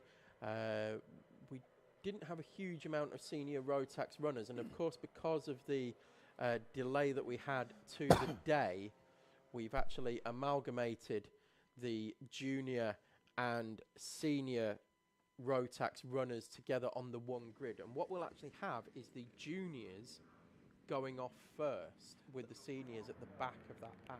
That's correct. In the wet weather, you'll often find that Juniors will go a fraction quicker than the Seniors because they're going to have slightly less power, which means they can sort of get on that power a little bit earlier onto the sort of long straights. And there's a lot more traction, isn't there, with the Juniors? When they're cornering as well, they do weigh a lot less as well. The Rotaxers will be weighing in at 162 kilos. Junior weights roughly in the sort of 145, so there's 20 kilos less as well. They're able to get on the power earlier, so we're going to send them off the front. So let's run through a grid then. It is going to be pole position in Juniors goes to Ben Robinson with Max Wilkinson in second, Freddie Lloyd in third, and then Oliver Walker rounding out P2. Then we have, row 2. Samuel Yeadon, Joseph Yao, Freddie Widrington, Melissa Adrian, Oscar Waugh and Jake Walker, your top 10. Then we have Rossi Costello, Riley Sims, Ezard, Holly Swan, William Howard, Amy Peacock, Alex Lynn. Isabella Stansmore Wilson goes off P17. Ben Adrian goes off P18. And then that is the last of your junior runners. And then we have Paul Swan, Pitt Morris, Owen Marquise, and Andy Collinson in your 162s. Don't think Collinson's out there, I was just going to ask the question, is Collinson out there? And it doesn't look like it is. It looks like we've got 3 runners in senior. I'll keep an eye out. He could be. Oh, he is. He's on the right-hand side. He is on the right-hand So side. who are we missing? We've got Paul Swan. We've got Andy Collinson. So is that Pip Morris that as well? narrows it down to Morris or Marquis. I think that's Pip Morris. I think it's Pip Morris as well. Here we go then. Juniors will come through first. Green drops. We're away in racing in Junior Rotax. Ben Robinson is immediately overtaken at the start. We've got a slow-moving 44. All of the seniors are actually out. That's Pip Morris rolling slowly into pit lane. Problems for the 44 machine. Out the front, though. The 43 will lead them through. You keep an eye on the juniors. I'll keep an eye on the seniors. It's currently led by Paul Swan with Andy Collinson in second. And then we have... I think the 43 is actually Max Wilkinson in the 110. Yeah. Just think there's different numbers on the kart to normal. We'll confirm when he comes through because he'll appear straight at the top of the timing. The name and the transponder will tie up. The number might not be the same, but I think Max Wilkinson, who historically races the 110, I think could be out in the 43 kart. And it is indeed Max Wilkinson at the front. Riley Sims-Ezard up into P2 with Melissa Adrian, Samuel Yeadon, who was second fastest this morning in the 3-lap warm-up, Freddie Widrington, Alex Lynn, Freddie Lloyd. Ben Robinson drops off the front row down into P8 with William Howard and Isabella Stansmore Wilson, who was fastest this morning, up into P10, already having started 17. Yeah, we're going to have Stansmore Wilson watch today, I think, because it's a welcome return for Isabella here. Currently alongside William Howard, another driver that we didn't see at round one, Tom. A pre-season incident for William Howard saw him break his leg. He is back racing here at Teesside for the first time. He's had a few test days since. The leg is feeling strong. He is out on track. We've had an excursion for one of our seniors with Paul Swan going round. So he's good. That's out of the lead of the seniors as well. Paul Swan was leading that class. And as you say, apologies. So we've just lost our live timing loop in the commentary box. You can still see it on the screen though. It's just our laptop has decided that it was about to time out. It's having a little sleep. Well caught, David. So yeah, it is Max Wilkinson from Sims, Ezard, Yeadon, Adrian, Widrington, Lynn, Lloyd, Stansmore Wilson, Robinson and Howard, your top 10 in juniors. Your seniors is currently led by Andy Collinson, who's P16 overall, and then it is Paul Swan. Owen Marquis, then it's Paul Swan, and Pip Morris, who has unfortunately retired the Forerunners in senior. For those of you that saw the paddock show, which went out before the race meeting today rather than a lunch break, because we're going to rattle straight through the proceedings here at Teesside today, I interviewed Owen Marquis yesterday, and he has got the most awesome hair, like borderline like Sideshow Bob, like hair. So I'm sure he'll love that reference. But I'm fully jealous, of course, because, well, I'm bald. You were. But yours has grown back. Magic pills have helped mine grow back. Yeah, a bit of baby grow, a bit of baby bio went on. And, I'm going for the Mufasa look, I think. In about a year's time, I'll have a mane like Mufasa. He isn't the one that got hauled up in the air over the edge of the cliff, is he? No, that's Simba. Oh. Mufasa's the one who fell off the cliff. Oh. Okay. If not, I could hold you out the commentary box like that. Probably not the best reference. You can have a mane like a lion. Let's just go with that. Wilkinson still leads, though, but in second place, fastest by 3/10 was Riley Sims-Ezard. Fastest lap of the race, though, 50.6 for Isabella Stansmore Wilson, up into P7 already on senior watch. Well, we have Ben Robinson went round at South Bank on the previous lap as well, and has tumbled down the order all the way down to 18th place, only in front of Paul Swan as it stands at the moment.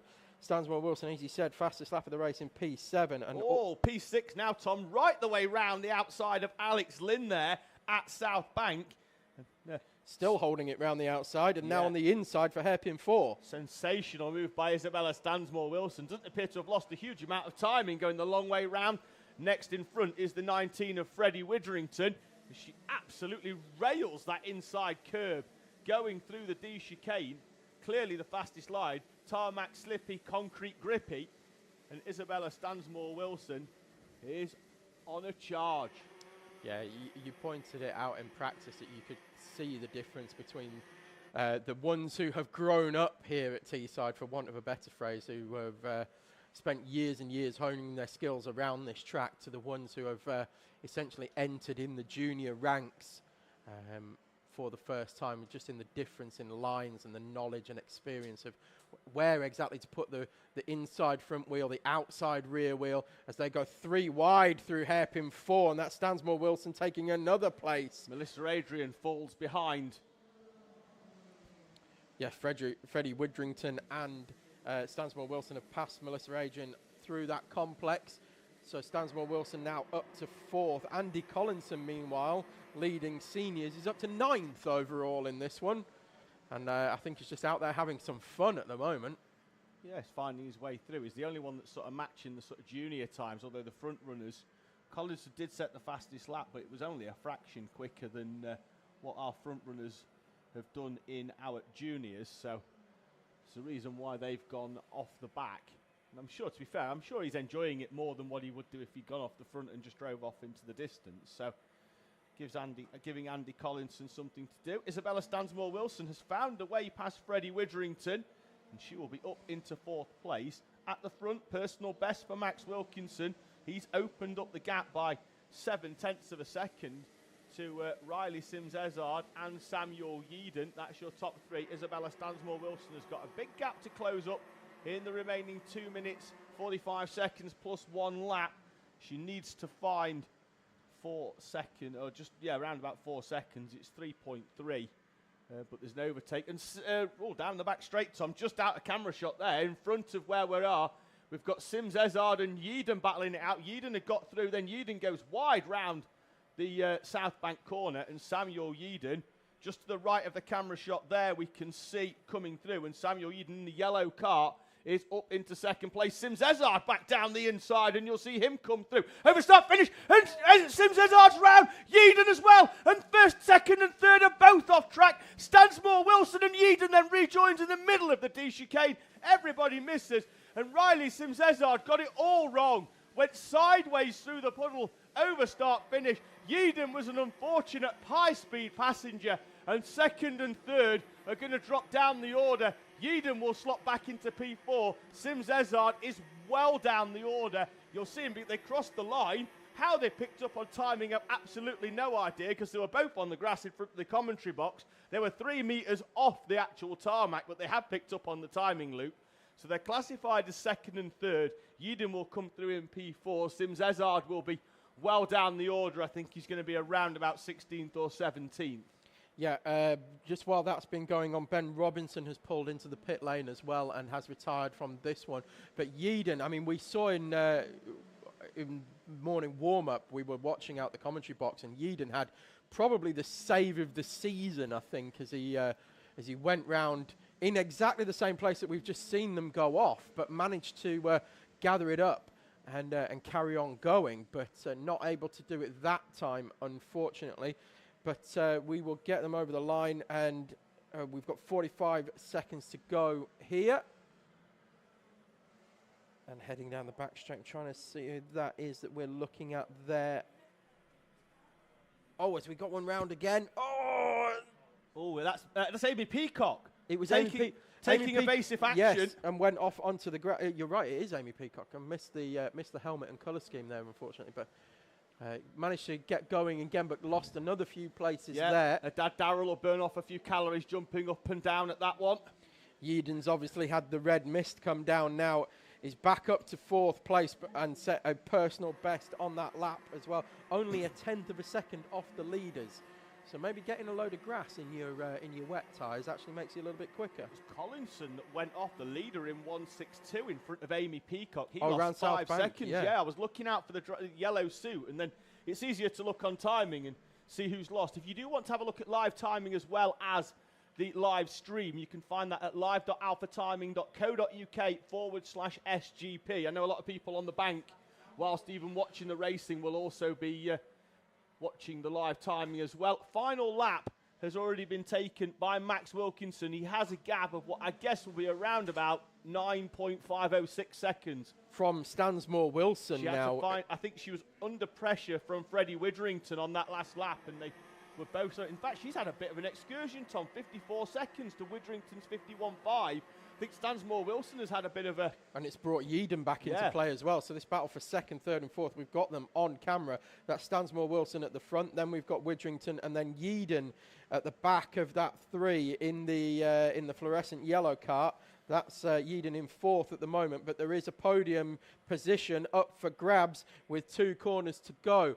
Just coming over the line now, it is going to be a comfortable victory at the front of this one for Max Wilkinson. But who's going to finish 2nd, 3rd and 4th? It looks like it's going to be Stansmore Wilson from the back to the front in this one, taking 2nd place. Then it's going to be Freddie Witherington just holding on from Samuel Yeadon in 4th place. Alex Lynn 5th. Melissa Adrian 6th. Joseph Yao 7th. Andy Collinson recovers to 8th place, of course, in senior, but 8th overall. Then 8th in class will be Rossi Costello, Riley Sims Ezard, and Amy Peacock, your top 10 in juniors. Andy Collinson taking that senior victory with Paul Swan. Paul Swan, then Owen Marquise, your top 3 in seniors. Of course, we only had 3 finishers for seniors.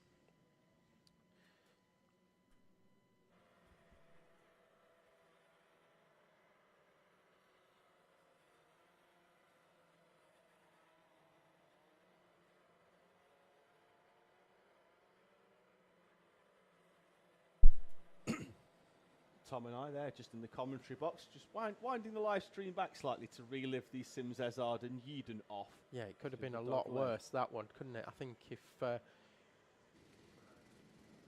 they'd tangled up a little bit more coming through there, they would. That could have been a lot worse. But fortunate, and Yeadon, I mean, I said about his recovery during warm-up as well, when he managed to gather one up that he had in exactly the same place and didn't even touch the grass. That time around, literally backed it, put the rear bumper against the barrier and bounced off it and got going again. Used the momentum to immediately floor it and get going. He's got a well done Sam from Freya Yeadon, and I imagine there was a bit of a hands over eyes moment when that happened during the race. Juniors making their way in. Melissa Adrian has climbed out of her kart to straighten it up. There's a big, strong scrutineer there. I can't believe he's made her get out and do that. Could have picked it up. For and then so we're going to move on to Junior Pro Karts next, and David will bring you a grid. Yeah, random grids, and we've split the juniors away from the seniors. Because we've had a fair few juniors sign on in comparison to previous rounds. Looks like the class could be having a little bit of a resurgence this season. Freddie Housego will start off pole position with Leon Wilson alongside Isaac Duff and Reese Cranston on row 2, Alana Howard and Oliver Watson on row 3. Jared Fox-Whiteley, who took a clean sweep of victories when the class was going with the seniors at round number 1 in the dry, starts 7th with Joseph Williamson in P8. And Max Housego in number 9. That's your random grid for the juniors. Juniors are allowed wet tyres, Tom, in the when it rains. Seniors, however, they won't be allowed any later on. I was going to say, actually, for me, I think, yes, splitting the grid is the right call. However, when you see when you see the weather conditions that we have today, when we had the same situation last year where the juniors were running with the seniors and the juniors had the wet tyres, we had Sophie Pawsey with an overall victory with those wet tyres on beating the seniors on the slicks in wet conditions. What a race that was as well. It dried up towards the end, didn't it? And the seniors started reeling her back in. Yes, it was fantastic to watch. It was superb. Yeah. You know, the track conditions changed from what was enough to bring Sophie through from the back of the pack to lead. By a good few seconds, about 10 seconds or something. And then in 3 laps towards the end, the track dried up so much that the wet tyres were cooked and Connor Lucas and Josh Volkers were coming back at her on the slick tyres. Yeah, it was like the Jaws theme, wasn't it? Coming from the back with Lucas and Volkers. But no, Sophie Pawsey managing to hold on and take overall victory in these conditions. But here we go with our Junior Pro Karts. The green flag is up. It is down and we're away and racing. Jared Fox-Whiteley from P7 comes right to the inside as everybody else goes wide. And he slots himself into P number 5. Isaac Duff, though, is the fast starter off P number 2. I think he started in P2. Was it on the outside of the front? He started in P3 and he managed to find a way between the leading duo. And he leads. He was quick in practice this morning as well, Tom, in the wet weather conditions. Leon Wilson, who started P2, has dropped down into 7th place of our 9 runners. So it's Isaac Duff leading from Freddie Housego in the 24. He didn't do a lot of the 3-lap practice this morning, Tom. He went through the puddle at the dog leg, got a face full of water and just kind of went, nah, I've had enough of that.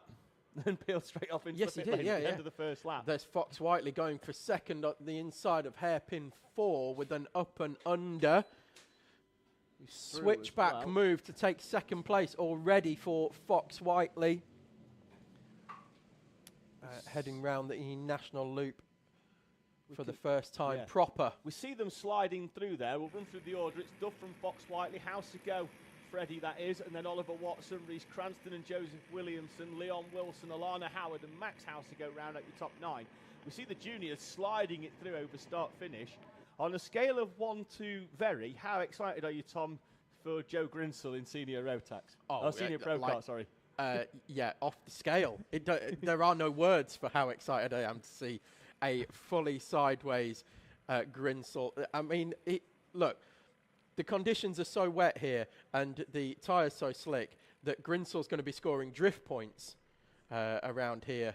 I think they've brought the judges in early to get Grunsel over the start-finish line here. It's a trademark, and we look forward to it every time it rains here at Teesside, to see Grunsel in the seniors, fully lit, fully sideways, and we will point that out to you as and when we can bring you pictures of it in the next race. Gap at the front was closed by 9/10 of a second on that previous lap, and Jared Fox-Whiteley into hairpin number 1 is right on the back of Isaac Duff.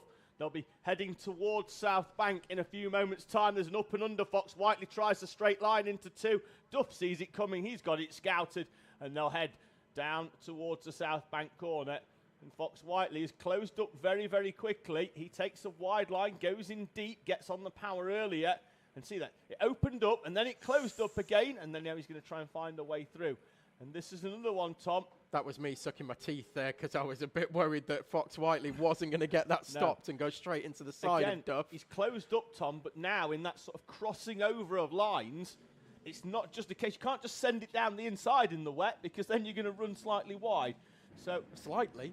Very. Oh, look how close they were in terms of lap time on the previous one. Fox-Whiteley 57.405, Duff 57.406. A thousandth of a second. And on the previous lap, Fox-Whiteley was 9/10 quicker. So this is where, in terms of pure pace, Fox-Whiteley's got it, but he can't find the way past. And now Isaac Duff is starting to open the gap up again. Yeah, Duff, I think, has had a bit of a wake-up call with Fox-Whiteley.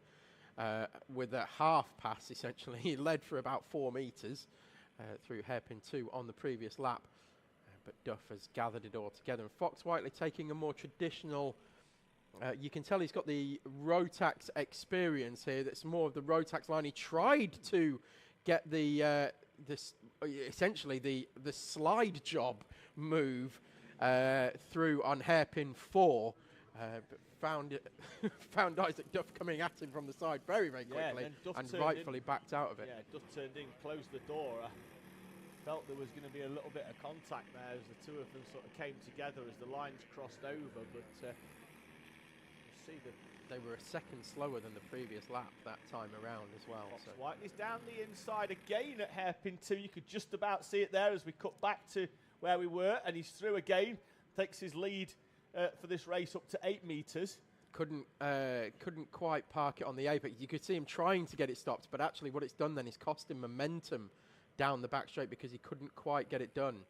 No, hooked it to the inside there. Tried a different line. Credit to him for just trying something a bit different. There's the slide job again. Still can't get it done on Isaac Duff. Needs to go full send if he's going to do it. Side by side, and Fox-Whiteley is through, Tom. Managed to squeeze through in the end. Not quite sure how he managed that. Must have got amazing drive out of hairpin 4 compared to Isaac Duff. Possibly a little bit too much wheel spin for Duff, and Fox-Whiteley is through, and I think that we might now see the true pace of Jared Fox-Whiteley at the front of this one. It's whether Isaac Duff can go with Fox-Whiteley and has any kind of response.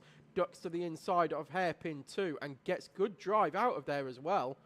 Manages to stick to the rear end of Fox-Whiteley. In other positions, we have Williamson in 3rd. Then it's House to go right on the tail there for the final podium position, 3rd and 4th.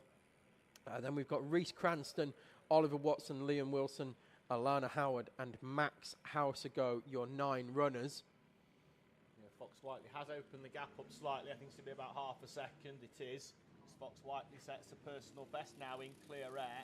Still way off the time that is the fastest lap, but that was Isaac Duff on lap number 1 when he didn't have to take the chicane off the rolling start. So it's not really a clear representation. Yellow flag out at the D chicane, but I don't know why. Because back in already. By the time we've seen it and stood up, the driver has rejoined. We'll have a quick look to see who that might be when we have a look at lap times shortly, Tom, when they come round next time. Reese Cranston looks like he's closing up on the back of Freddie Houseago, and Isaac Duff closing right in under the brakes. Freddie Houseago's got past Joseph Williamson. I think Williamson could be the one that was the cause of the yellow flag, Tom. We'll get them crossing the line this time, and we'll see whether that what the gap is. I think you could be right, David. It looks like House House goes up to P3, but look at the lap time, 59.6, so lost 2 seconds. Did Joseph Williamson on that previous lap, so I think he's had a little bit of a pirouette. At the front, though, we still see Fox Whiteley and Isaac Duff battling it out as Duff goes to the inside. Fox Whiteley gets on the power as Joey Swan did earlier, and there's a little bit of contact between the two of them as Fox Whiteley chops across to defend off. And I don't know if we can... Oh, Duff down the inside at South Bank as well. So back into the lead for Duff, but only held momentarily as Fox Whiteley holds the momentum round the outside, and Duff returns the favour of what happened down the back straight, and there's a little bit of a nudge there as Duff comes through and forces his way through hairpin 3 and retakes the lead from Fox Whiteley. Superb driving from the two of them. Great overtake from Isaac Duff. See, found the grip on the inside of the South Bank corner. He leads. Battle for third place, though, is Freddie Housego and Joseph Williamson, who will pick up in a few moments' time, I think, as we come round the national loop. There they are, catching the puddle on the inside. Housego does. That's going to slow him down ever so slightly as the rooster tails of water spray up into the air towards hairpin number 1. And I'm just keeping an eye out the commentary box window at the leaders while we watch this battle for third place. So Duff and Fox Whiteley managed to do an up and under again, but held positions as they were over the line. And they're still holding position, but they're taking these alternate lines again. Yeah, they're going both wide round the South Bank corner. Isaac Duff's found a bit of grip in the middle section of that corner. He still leads from Jared Fox Whiteley. 40 seconds or 2 laps as that will equate to go here in Junior Pro Kart. And Joseph Williamson is still hounding the back of Freddie Housego. Obviously quite miffed at the spin or whatever it was that dropped him back behind Housego, and is just trying to find another way through. Now it is still Duff from Fox Whiteley at the front of this one, and we've got Oliver Watson has dropped a couple of places, and in fact is off at hairpin 4. Beach, Tom, the rear of the car has dropped off the track, and he's got about no to get drive. going right in front of the leaders. Is he? Not quite. No, they're going to get round. Marshall's trying to lever him back onto track. Yellow flags will mean no overtaking until they're in. The yellow flag is indeed bought in. As, Last lap board is out, and it goes out to Isaac Duff. 3/4 of a second now in front of Fox Whiteley. We're still looking at the battle for third here, which is the closest battle on track, which is Housego and Williamson. And it is still Housego in front of Williamson after that drop of 2 seconds. We're still unclear as to what happened to Williamson. We think it was a 360 possibly on the exit of the D chicane. He's only got about half a lap to go now. Tries the alternate entry, going deep into hairpin 2 to get the traction down the back straight and into South Bank corner. Out of the final one, though, Tom, comes Isaac Duff. And for the first time here at Teesside in Junior Pro Kart, Isaac Duff will take a heat victory from Jared Fox Whiteley. They're 1 and 2. Next driver through will be Oliver Watson. He's a lap down after the off at hairpin number 4. Freddie Housego under pressure to the line from Joseph Williamson. Holds on for third place. Williamson in P4, a personal best on the final lap for Fox Whiteley, Housego and Williamson, suggesting the track is drying slightly, or at least that they're just finding where the grip is. And Reese Cranston crosses the line for P5. Alana Howard will cross the line in P6, just in front of Leon Wilson. That's 6th and 7th, with Oliver Watson being classified in P8. Max Housego has peeled off into the pit lane by the look of things. He's classified 3 laps down in P number 9. So that brings to an end Junior Pro Karts heat number 1. There is just one more heat to go for our first session of heats. Of course, we are doing 3 heats and a final here on a slightly truncated schedule, but we are managing to get all our races in, which is good for the championship as well, because it means everybody earns maximum points. Yes, because we've had to have done some sort of a duck with Lewis. We'd have had to have made 2 aggregate scores. Yeah, we'd have had to make 2 heats in the final with some additional points to be sorted out. So, yeah, I think that's the right call. On to Senior Pro Kart next, Tom. They've got their mixed up grid as usual with random grids. Looks like on this occasion, last time we had all the novices at the back. Looks like they've actually been put into the mix with the seat. Well, they're not novices anymore now. They've done 3 heats and a final. Well, exactly. We might as well they'll stick them all in pro. That'll do me nicely. So we'll run through the order. I won't run through classes because there's too many of them, and we'll pick that out on timing later on with our class differential between all of them. So Finn Claxton will start from pole position with Jordan Cranston alongside Gary Clark and Colin Handy on row 2, Chris Pebbody and Matthew Hauschby on row number 3. Then it's Sebastian Pereira and Alban Dowell, 7th and 8th, Dominic Needham and Simon Dougherty, the first of our pro runners, rounding out the top 10. Then it's Harry Roddis and Macaulay Parnham, Connor Lucas and James Kay on row number 7, Maximus Shields and Sam Barrett on row 8. Then it's the reigning junior champion up into clubman. Sophie Pawsey goes 17th. Cameron Bailey alongside Ike Needham and Jack Hewland are 19th and 20th. Courtney Barraclough starts 21st. Zach Dawson for company on row 11 with Jake Barstead and Danny Bean on row number 12. Kyle Byrne and Connor Cran, Lennon French and Brandon Jennings, Tom Hewland and Joe Grinsell going off P30. Wayne Pearson and Sean Feard complete your 32 Senior Pro Kart runs. Are we still rolling start? Oh, yes. Okay, right, here we go then. Get your blue touch paper at the ready. And keep your eye on Grinsell in P30 in this one. We will do our best to bring you pictures of what is going to be a Larry number. What number is Grinsell again? 199. 199, yeah. So that's going to be a very Larry kart coming through and over start finish. He's fast and sideways. I do like watching that. It's like watching somebody do ice racing, isn't it? What's it called? Trophy Andros in the wet conditions. Here we go then. Field's going to bunch together at hairpin number 4. I wonder if anybody just hangs off the back, particularly Sean Fearn, who is 32nd on the random grid. I wonder if he just holds back a little bit, sees what happens, and then just threads his way through. Could come out of this in 20th. Oh, we've got drivers off already. Zach Dawson is hard into the wall on the outside. He's going to try and rejoin. Yeah, Jack Hewland as well off over start finish. Dawson, as well, did a bit of grass trimming. Dawson looks down, sees what's, see if there's anything. I think. Oh, we've got a few off. I think Dawson. I'm going to see when he comes through. I think his brake pedal could be bent on his left foot. I'll have a look when he comes through. But he did have a quick look down. But he'd have obviously been hard on that, trying to get himself stopped.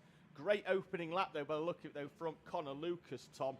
Lennon French as well, picking his way through out of the wiggles and into hairpin 1. Lucas started P13 with Max Shields P15 just behind him, and Lucas is going to go down the inside for P4 into hairpin number 3, and Max Shields is going to come through as well. He's going to try and get P5, and he's through as well. Great start from our 2 leading pro runners. So I'll bring you the top 10 as they come over the line. It is Flynn Claxton from Connor Lucas, Jordan Cranston, Sebastian Pereira, Max Shields, Matthew Hauschby, Simon Doughty, Chris Pebbody, Harry Roddis and Cameron Bailey, your top 10. So Lucas from what, P13 did you say, up to 2nd? Yeah. And Shields from 15th up to 10th.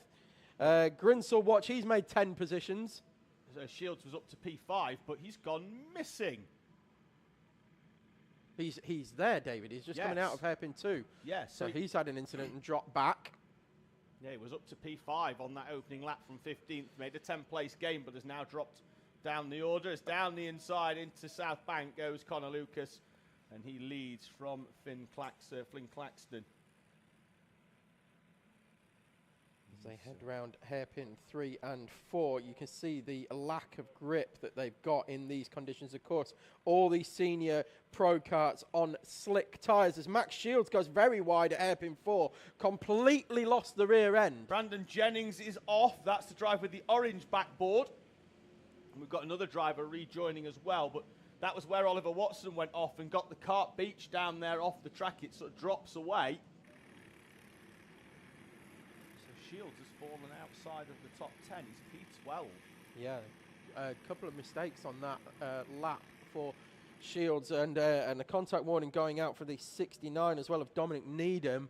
That is very Larry from who is the 70? That is Brandon Jennings, yeah.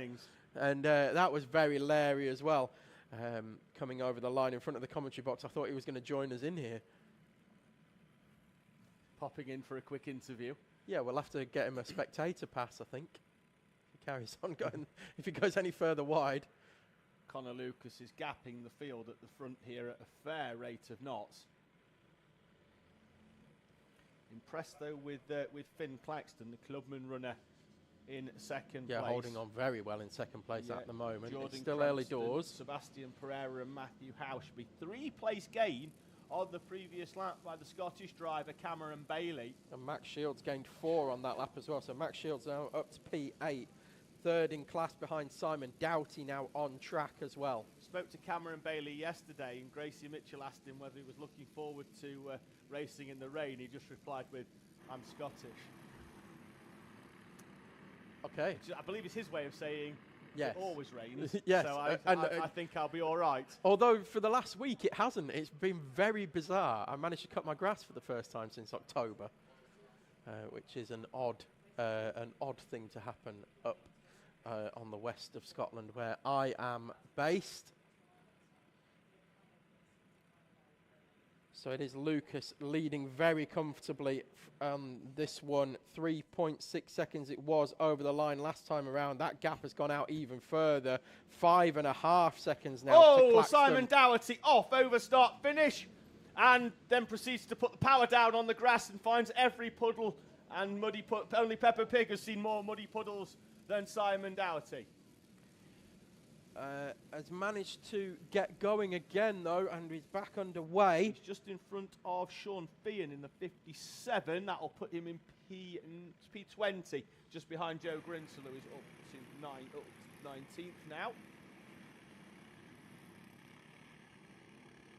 So Claxton doing very well, still holding on to second place, but Jordan Cranston closing in. That's a sideways Max Shields down the inside of Sebastian Pereira into South Bank.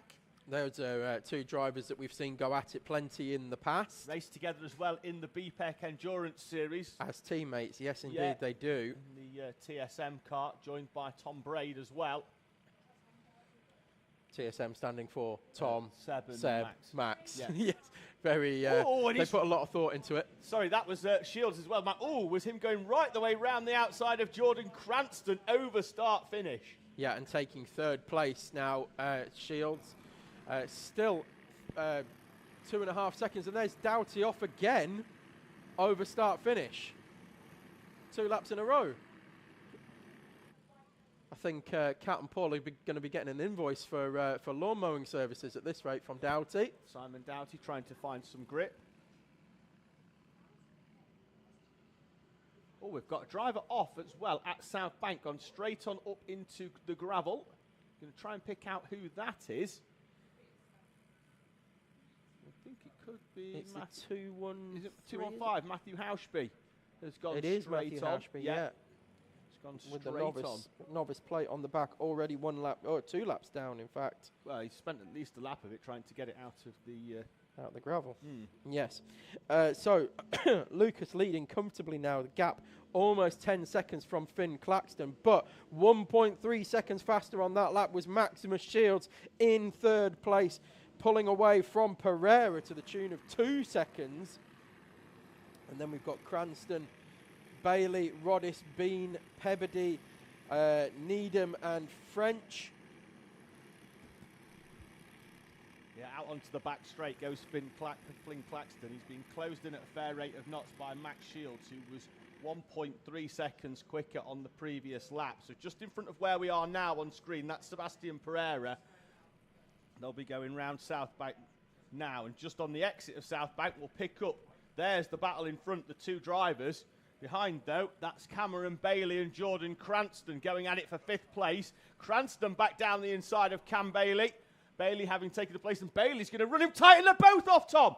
Cameron Bailey and Jordan Cranston. Bailey ran him incredibly tight to the inside. I get the feeling there was some contact with the tyres as well. And Jordan Cranston is furious with Cameron Bailey. Rather than drag his kart back on track, he's got out to remonstrate with the driver of the 111. Yeah, they're not happy with each other. Lots of finger pointing and and gestures. But it looks like they're going to be back underway. Cameron Bailey, it looks like he's going to be the first one back on the road. And then Jordan Cranston's car still facing the wrong way as they now go a lap down as Connor Lucas goes through. And Max Shields is on the inside at hairpin 3 to take 2nd place away from Flynn Claxton. Tries to get the cut back out of hairpin 4 and gets great drive out of hairpin 4 and takes 2nd place with a switchback move from Maximus Shields to take 2nd place on the road.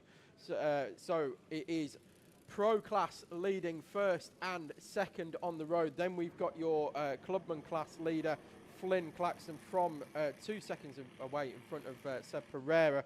We've got the 199 of... That's Grinsell. Oh, it is Grinsell, of course, yeah. Managed to go a little bit wider than we expected and picked up some grass over start-finish. The Brandon Jennings recovering already up to 25th due to other people's misfortunes.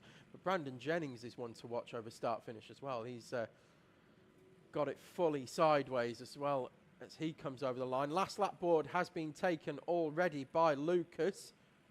Huge gap now back to Shields. Jordan Cranston crossing the line in 2nd on the track, but he's a lap down after that excursion off. Max Shields crossing the line, and another, no, was I saying, is it another personal best for Shields? I think it is. 1 minute and 1 minute. Yes, it is. 1 minute 0.8, yeah, but still 9/10 off what Lucas has been able to do at the front of this one. Great drive from Claxton, though, Tom, having gone off pole position to hold on to 3rd. Seb Pereira, Harry Roddis, Danny Bean, Ike Needham, Chris Pebbody, Lennon French and Jack Hewland, 9th and 10th respectively. I've just been looking at Lennon French actually tapping away on the back of Chris Pebbody. As Jack Hewland as well tried to do a switchback on Lennon French. Driver off at hairpin 1. I think it's Colin Handy, is it, in the 2? Lucas has come through, though, Tom, to take the checkered flag and victory with a sub 1 minute lap on that final lap. Max Shields will follow for 2nd place as he slides through and over the start-finish line emphatically. And Finn Claxton holds off Sebastian Pereira for 3rd and 4th. Great drive from Flynn to hold off Seb Pereira. Harry Roddis comes through for 5th place, Tom, having started... Oh, there goes Grinsell round. Whee! Over the start-finish line, crosses the line backwards. Still manages to hold on to 13th place. No, if you cross the line backwards, it takes a lap off on the transponder. Well, he's got to do another one. That's what we'll tell him. I'm sure he'll love that. Yeah, as well. Harry Roddis moves up from P11 to P5. Danny Bean, Ike Needham, Chris Pebbody, Lennon French, and Sam Barrett crossing the line in P10. Gets past Jack Hewland on the final lap. Then it's Tom Hewland in 12th. Joe Grinsell 13th, having started in 32nd. James Kay, Kyle Burns, Connor Cran, Zach Dawson, Sophie Pawsey, Gary Clark, and Dominic Needham rounding out the top 20 runners. The top 25 on the lead lap, down to Cameron Bailey in P25. In our Senior Pro Kart class there. Field rolling off into pit lane. There'll be a bit of a queue as they go over the weigh scale.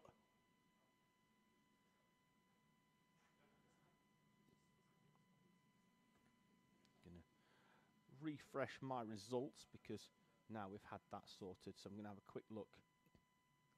So no penalties out of Heat 1. Comas had a fair few, got drop downs in heat number 1 for Honda Cadet. Noah Clark, Scarlett Whittaker Dunn, Isaac Welburn, Jensen Whitehead, Andrew McCrossan, Sebastian McCarthy, Bradley Swift, Rocco Garrity, all picking up penalties. That drops a few of them down the order in that race. Quick look, see whether we had declared results from Inter Rotax. We have no penalties in that one. Joey Swan taking the victory, and Junior Rotax was a clear race with the exception of Joseph Yao and Samuel Yeadon picking up 5-second penalties for front fairings. Yeadon's probably incurred when he nosed into the wall as part of the collateral damage of the Riley Sims Ezard spin. Don't know if seniors definitely won't have been declared yet, but Junior Pro Kart Heat 1 has. We've got a one driver removed from the standings. Freddie Housegate out of 3rd place due to being underweight, so he'll drop all the way down the order and collect no heat points. Joseph Williamson promoted to P3. Reese Cranston, Alana Howard, Leon Wilson, Oliver Watson and Max Housegate all promoted up a place as well. First round of heats consigned to the history books. And as Coma, Bambino, heat number 2 make their way round to the start line for their standing start. It will be Heat 1 winner Oliver Bullock starting on pole position. Calais Tennant alongside Tommy Burgoyne, the pole sitter from the start of the day, struggled to get away in heat number 1, had to settle for P3. Look to come back at the 2 in front this time round. Sullivan Crawford starts alongside on row number 2. Verity Crawford and Phoebe Rogers 5th and 6th. Charlie Swift in P number 7. Rain still coming down here at Teesside. Not quite as hard as it was earlier on, and certainly none of the puddles are getting any bigger. As the water keeps getting added to them, they're not getting any smaller either.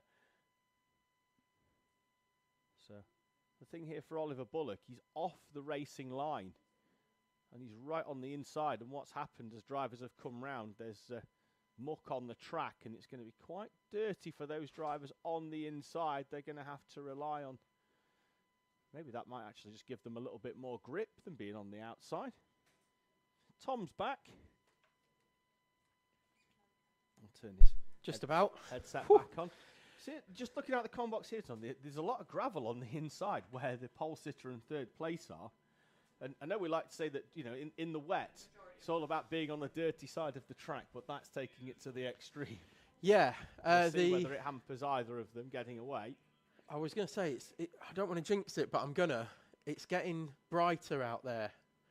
The rain's still coming down, as you said a moment ago, David, but it is getting a lot brighter out there. The clouds are getting thinner and a bit higher up, which is good news for us here and for the rest of the day. I'll break the shorts out. Yeah, I mean, it's barbecue weather from where I'm living at the moment. I'm a big fan of it. This big where all the Bambino parents come off. There's a big puddle, and rather than walk through it, they're all deciding they're going to climb over the big tractor tyres and the big lorry tyres. Let's hope they don't do what you do or did at the 24. But we're underway here in Bambinos for heat number 2, and Tommy Burgoyne again struggling to get going here, and has dropped back a little bit from. Well, it's dropped into 4th place initially. So struggling with these standing starts a little bit is Tommy Burgoyne. Yeah, struggling to get away. The pace seems to be okay once he gets going, but it's hampering him at the start. From in and around the Grangemouth area in Scotland, Tommy Burgoyne's taking the long trip down from there to Middlesbrough to Teesside, as we are. Are we Middlesbrough or Redcar here? I'm not sure. I need to check. We're in Middlesbrough officially here. I've never checked before. What district we come under? Isn't it, Tom? Particularly when Redcar Which council are we? is next door. Yeah, when Redcar Speedway is right. You're right. Which council? What colour are your bins? Yeah, exactly. That's what it falls under, doesn't it? What's it got stamped on it? Anyway, over the line for the first time Oliver Bullock leads us. Callie Tennant in second. Tommy Burgoyne has recovered back up to third place, but 2.5 seconds off the lead. Verity Crawford follows swiftly in fourth place. Then it's Sullivan Crawford, Phoebe Rogers, and Charlie Swift comes over the line now in seventh place. But Bullock not able to drop Callie Tennant at all. Tommy Burgoyne so far is back up into that third place where he started from, but now he's going to have. Well, let's see what kind of lap time he can do now in clear air. Yeah, needs 2 seconds already though. And it's pretty much that he's losing that 2 seconds at the start. I think he's got front running pace. Just unfortunately is struggling to get away off the standing starts here in the wet weather conditions. Might be a case of giving it a boot for when the flag goes up and then taking your foot off, left foot off the brake. What do you think?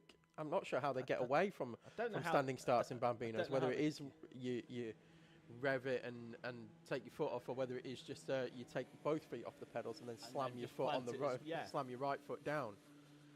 I mean, we hear with Honda when they do their standing start, they go.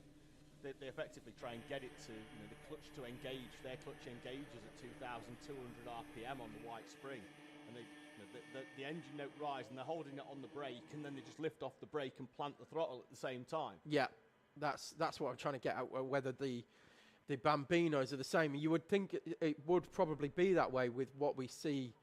The amount of time that it takes to spool these engines up as well. Perhaps that's the issue for Burgoyne. I just don't know if they have the same centrifugal clutch that the Hondas do. Yeah, I don't know. I'll tell you what we'll do. I'm a long time out of Bambinos. Bambinos didn't exist when I was Bambino age. But what we'll do is for heat number 3, we're going to keep an eye on Oliver Bullock and see how he gets the car off the line. Being closed in, though, by the look of things. Yes, Callie Tennant is right there as they come over the line this time. Just a quarter of a second between them. And Tommy Burgoyne not being dropped by much either. 2.9 seconds the gap now. So it's gone out by about 4/10. But Burgoyne matched the pace of Oliver Bullock that time around. Callie Tennant being the difference and closing in. Right on the back as well as, don't know what Oliver Bullock was doing there, but I believe it was driving round a puddle. Yeah, it was a bit of a weave, if you like, through a left, right, left between hairpins 1 and 2.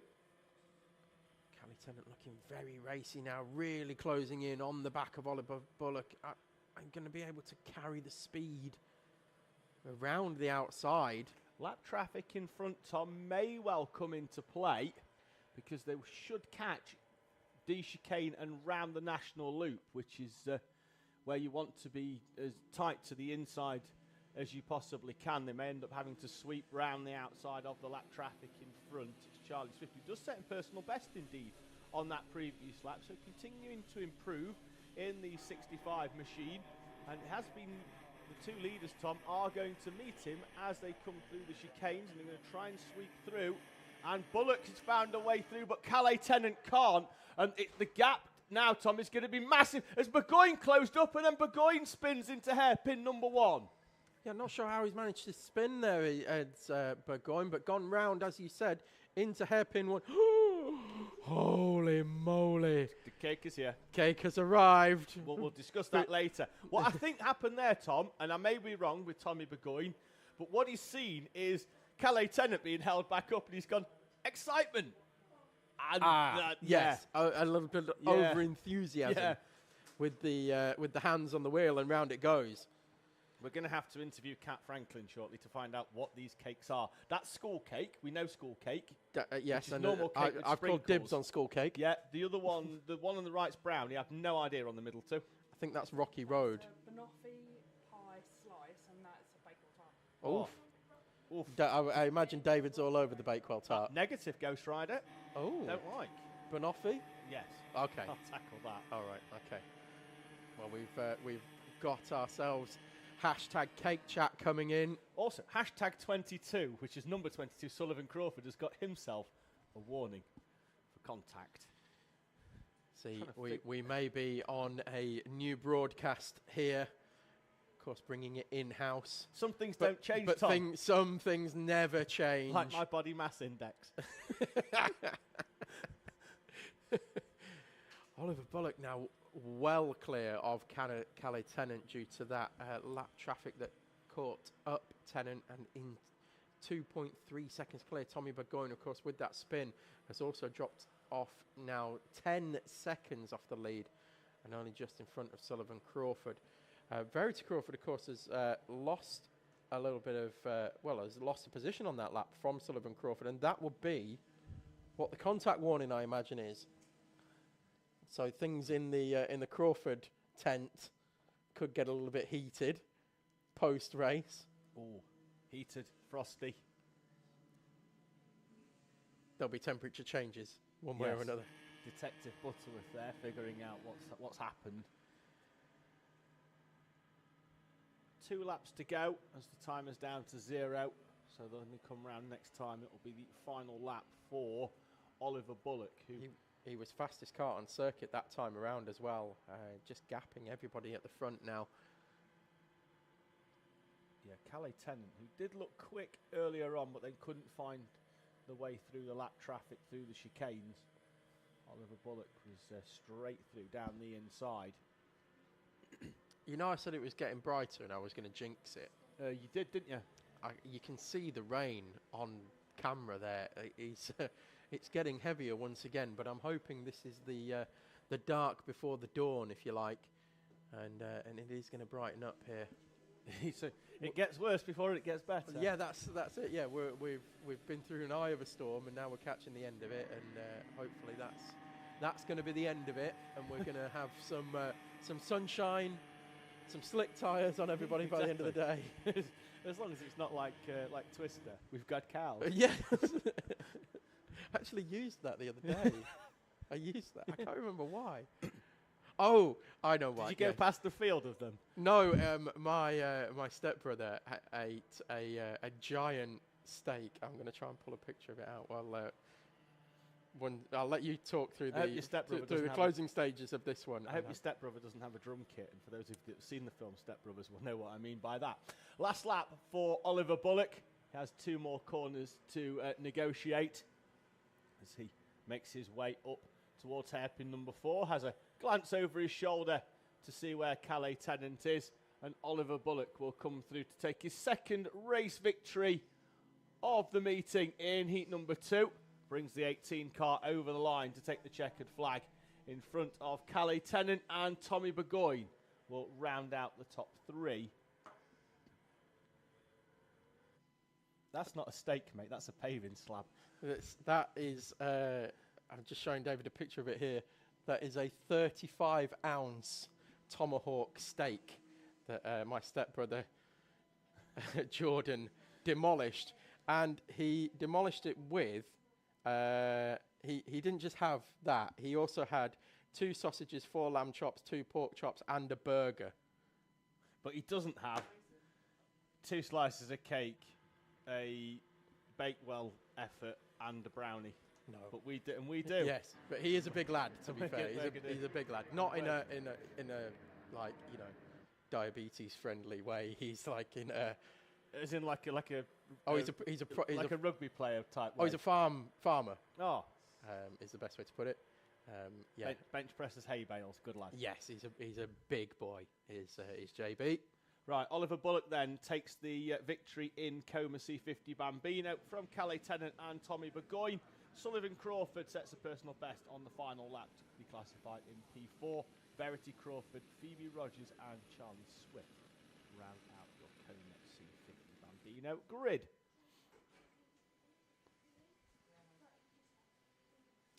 I was eyeing up one of those jackets you can see on camera there in the camouflage. Oh, well, I mean, can you see it? I don't know. I can see it because of the camera lens, but I think if you're there in person, yeah, you can't no, see that person's invisible. You'll just see a pair of trainers. Shins and shoes. But I was eyeing up one of those on the internet, and then I saw the price of them, and I was like, no. Can you guess who it is yet?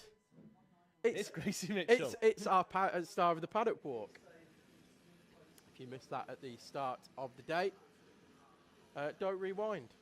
No. Watch it after. Watch it after. So going out next, we're going to have Honda Cadets for heat number 2. David, would you like to bring us a grid, or do you want me to do it? I'll run through the grid, Oh, Tom. there's a good lad. I'm going to eat some cake. Results for heat number 1. Set the grid for heat number 2. So it's Max Taddy and Luka Bachuev off the front row. Joshua Sullivan and Aaron Berridge on row number 2. Then it's Tom Nichols and Henry Colborne. Piers Whitehead up from 17th to P7 in heat number 1. He's got Hugo McCluskey for company on row 4. Dexter Petty and Noah Clark, who set the fastest lap of the race but did have that spin halfway through. He starts in P10. Then it's Ollie Carter and Morgan Cooney, Rocco Geraghty and Sebastian McCarthy, with Ollie Crumpton and Jake Gibbon. Then Peter Webster and Jensen Whitehead. Ethan Pearson and Tristan Gilfillan round out the top 20. Isaac Wellburn and Bradley Swift, 21st and 22nd. Then it's Scarlett Whittaker Dunn, Florence Walkington, Andrew McCrossan and Sam Dixon. Round out your 26 cart. Jake Gibbon made great inroads in the opening race of the day up to P16. He's very happy with that, and the commentary chat as well. Tom Nichols, P5, and that included a 360 at hairpin number 2 for Nichols, who's got some good pace on these Vega wet tyres. Reports in that he did do 2 damp sessions at Three Sisters a while, but GYG, sorry, but definitely didn't have anywhere near the amount of standing water that we've got here, but certainly has got to grips with these new Vega Cadetti wet tyres. Max Taddy then rolls the 112 machine towards the pole position berth, and it's going to be Luka Bachuev alongside his car already angled towards the front and inside berth here at Teesside. I'll just fit about 35 ounces of cake into my mouth in the one go. Ounce? Oh, you have actually. You know the saying, sharing's caring? Well, you don't care. Honestly, the cake here is so big, it's big enough to fit it in with a trowel. Gridding up fairly quickly here, Tom. I'm going to have a little bit of sponge, but I'm going to leave the icing for later. Oh, are we supposed to be sharing this one? Well, clearly not.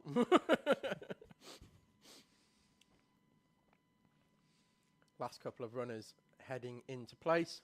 Rob Berryman just wishing good luck to all our young cadet drivers. Did say in their first heat, but this is their second now after that first heat earlier on was won by Max Taddy. Where have you been, Rob? I think he's pretty much gone and got some cake. Just going to point out the T plate as well that you will see going around today. Yep, going off P10. That's with Noah Clark, who had an interesting heat one as well. The T plate for, is that Tattershall? Yes, it is. So the Tattershall champion. That's why they're running a T rather than a number. Green flag is up, it's down, and we're away and racing, and a good start for Luka Bachuev. Both of the front row. Yeah, just looking at Bachuev's start, but I think that may get looked at, Tom. He was excited, to say the least. It's a little bit of a creep, but I don't think it was anything too bad. No, as everybody makes their way up towards hairpin number 1. Keep an eye out to see if everybody can make their way around, as looks like Ollie Crumpton levers Morgan Cooney wide, and then Morgan Cooney takes evasive action over the grass and will rejoin. We've got Scarlett Whittaker Dunn facing the wrong way as well at hairpin number 2. 2 leaders are bolting though, Tom, at the front of this one. Max Taddy, who eased away last time and then was reeled in by Luka Bachuev. I don't think he's going to be afforded the same luxury this time round. No, definitely not. It's going to be Morse code on the back of Max Taddy as they head over the line to complete lap 1. It is Taddy from Bachuev, from Sullivan, Berridge, McCluskey. Both of those taking 2 places on that lap. Henry Colborne, Tom Nichols, Noah Clark, Piers Whitehead and Dexter Petty, your top 10. Yellow flags out because we've got somebody coming into the pits, and we lost one on the D chicane Ethan as well. Pearson was the one that we lost. He went round. We're gonna have to wait for one more lap for it to tick over to find out who that was who pulled into pit lane. I couldn't get the binoculars out in time to be able to see. Oh, Florence Walkington, who was in 25th, has pulled over the line. Thank you very much inside the commentary box for that information. Heading over the line already, it's Taddy from Batchev, and Sullivan still holding on in third place, but unable to close the gap. Hugo McCluskey in fifth with the fastest lap of the race. Leaders that time around. Are half a second quicker than the three behind. Yeah, not counting McCluskey, who was super fast on that lap, closing in. Oh, Henry Colborne stationary on the inside of the national loop, Tom. I believe the 75 machine is out of this race. I don't know whether he's gone through the puddle and the engine's died, but he's not going anywhere fast. Marshall running over to help. We've got Taddy and Batchev side by side coming into hairpin 3. Taddy coming out of that one in front for now as they head into hairpin 4. Batchev super wide, gets on the power earlier and then just closes back up. Yellow is in. Colborne trying to have a look whether he's just been pushed off to safety. He has. And Berridge and McCluskey were side by side over the line, with McCluskey coming out on top in that one. They've had a swap round. That was on the exit of hairpin 4.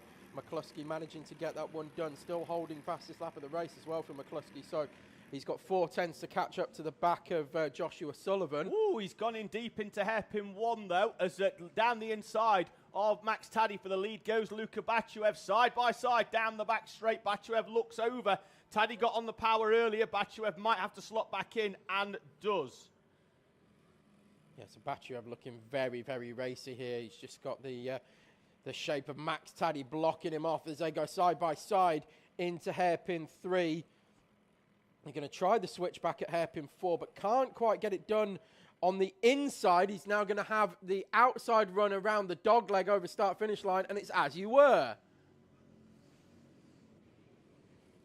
Personal best for Sullivan in P3. Still a 10th off, though. The two in front on the previous lap, and those two were battling for most of it. Still great pace from Taddy and Luka Batchev.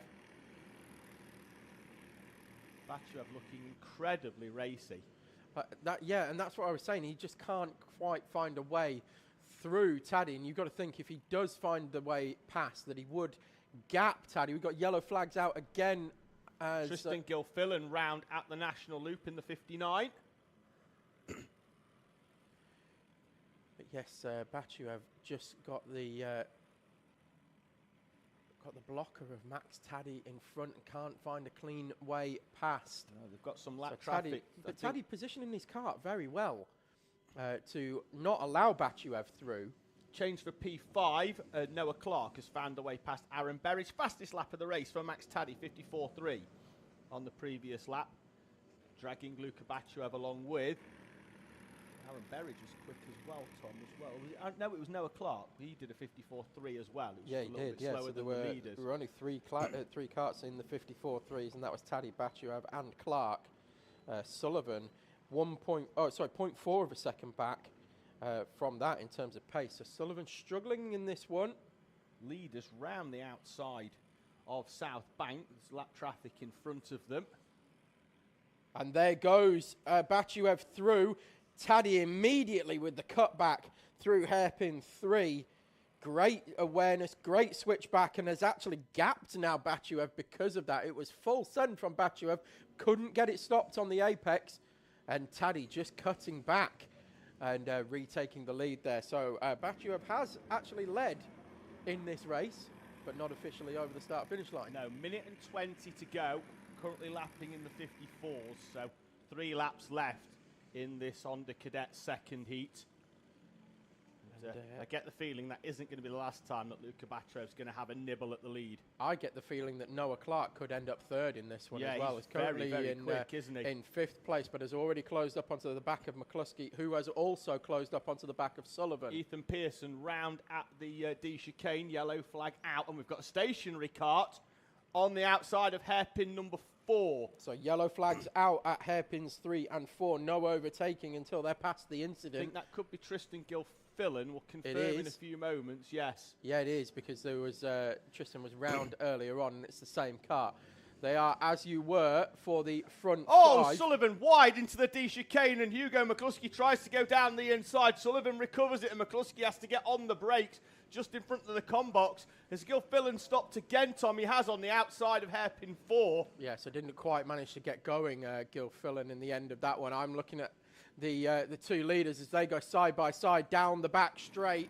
It's a drag race down the back straight, and it's going to be won by Luka Bachuev, but Taddy managed to keep the foot in, keep the momentum up around the outside.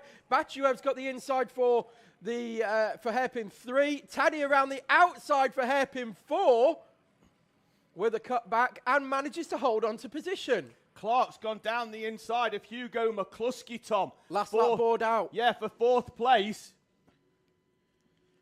Has Clark got enough time to get a move done on Sullivan? You've got to think so with the pace that Clark has had towards the end of this race.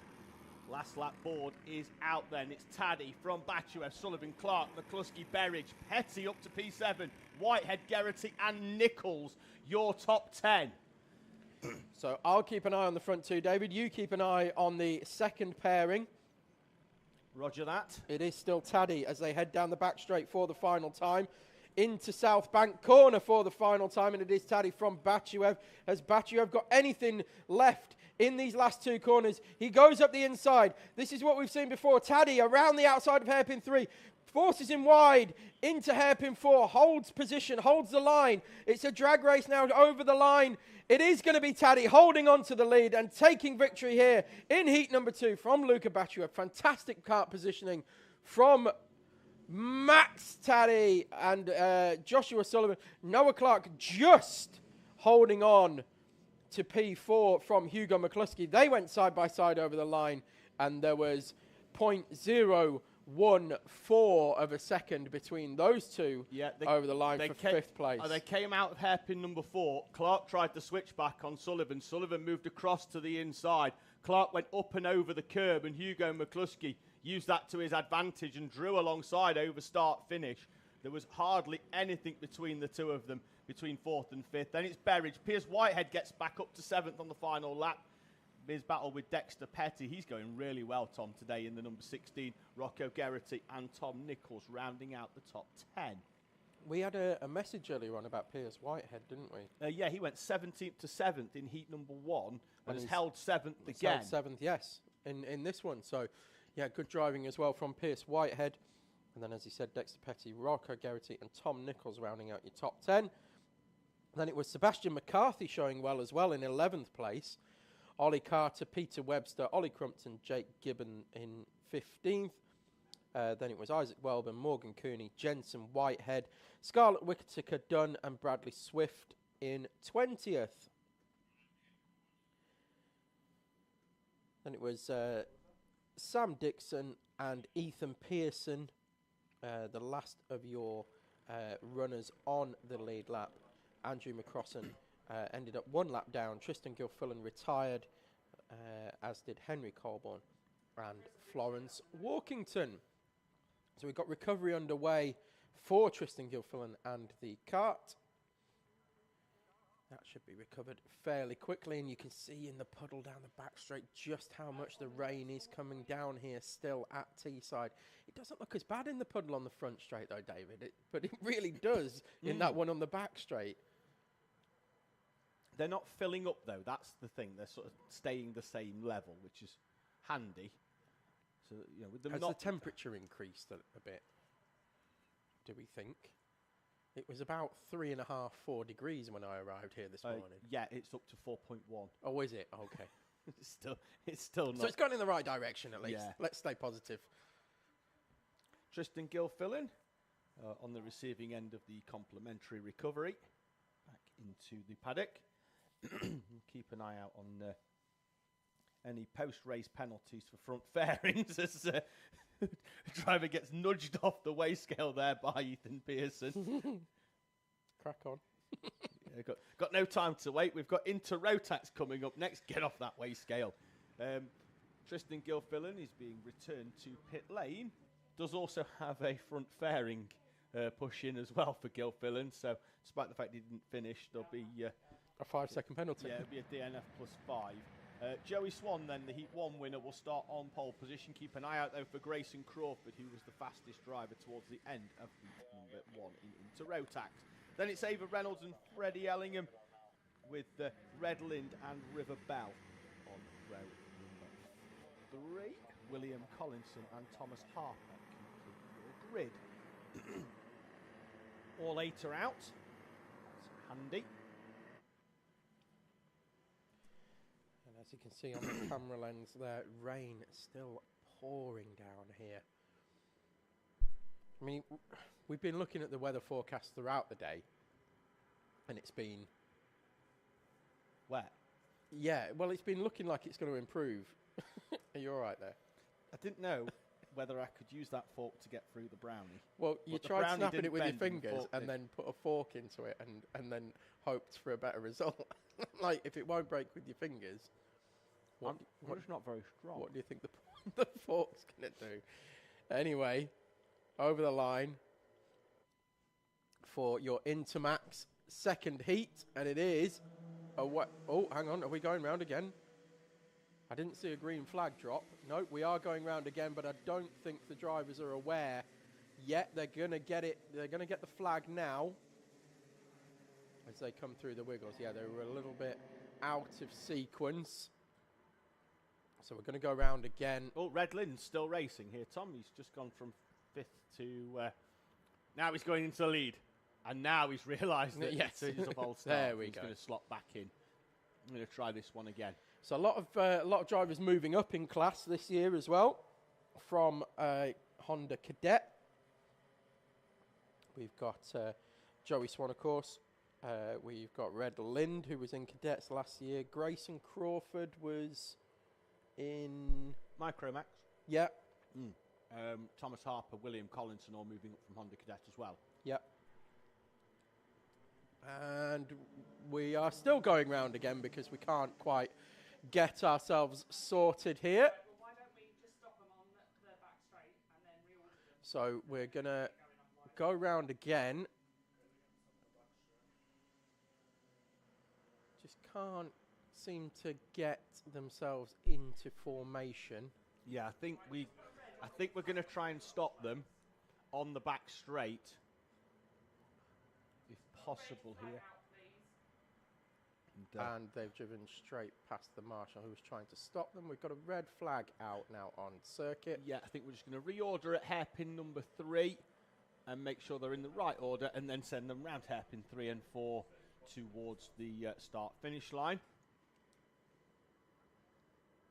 We haven't got anybody up the exit of hairpin 4 at the moment, so this could just take a minute or two to sort out.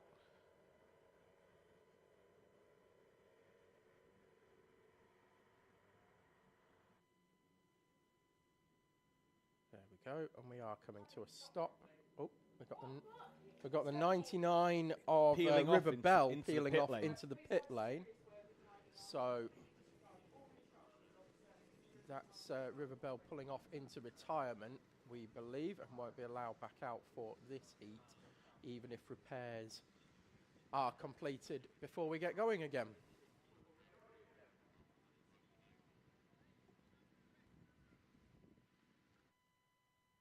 We're having stern instructions now from the start line marshal, which will be get yourselves in order, sort yourselves out, think it through, be nice to each other, and wait for a green flag.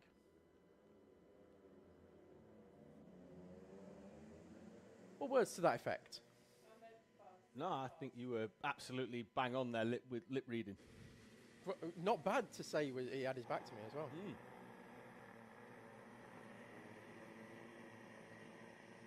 David now just working his way through the tasting menu that's been put out for us in the form of cake. It's like tapas, cake style. Yeah. I like that idea of dessert tapas, though.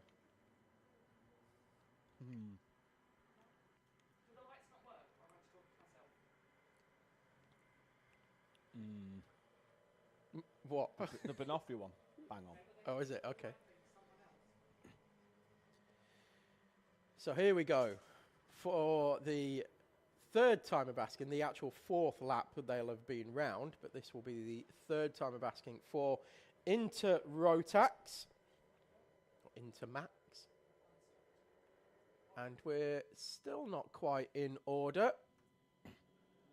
but we are going anyway. Now we are underway here in Intermax heat number 2. Down to 6 runners as well. We've got a driver stop. Grayson Crawford off the outside of the front row is out already of this race. Red Lind has made a good start. We've had a spin, have we, at the first corner, because we've got 5 down. We've got a driver off onto the grass, a long way onto the grass as well.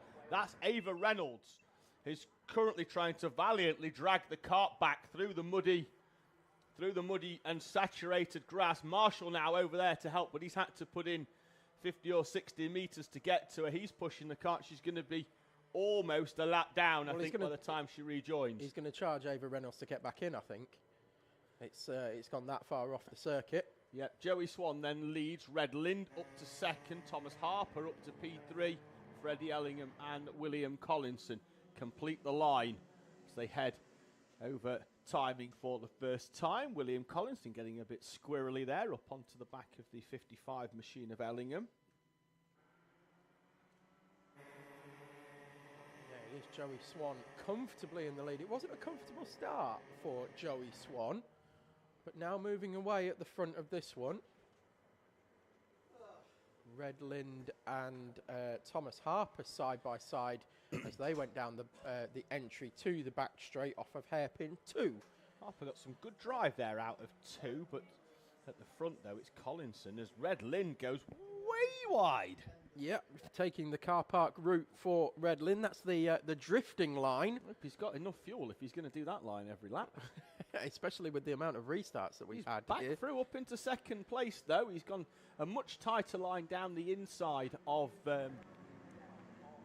Red Lind as on Thomas Harper into hairpin 4. It's an interesting point that actually, because we've had 4 extra laps on top of what this race is going to be run. So there could be some issues with weight here with, depends how tight these are, how tight these drivers are on their weight limits. Harper's back through down the inside of Red Lind at hairpin number 2. We also could have some fuel issues. Yeah. So even if they make it on fuel, they may be underweight because they've used more fuel than they expected to. Yeah, Freddie Ellingham staying with them now at the front. It's Joey Swan gapping the rest of the field. Yeah, flying away at the front of this one. We'll get the time over the line. 53.8 that time around. Thomas Harper has taken second place on that lap and did a 54.5, so 0.7 of a second off what Joey Swan was doing. Red Lind now down to third place. But Freddie Ellingham still right there in fourth as well. So second, third and fourth very close together in this one. And there they are on screen. It is. It's Harper in front now. Yes, it is in fact Harper in front from Red Lind.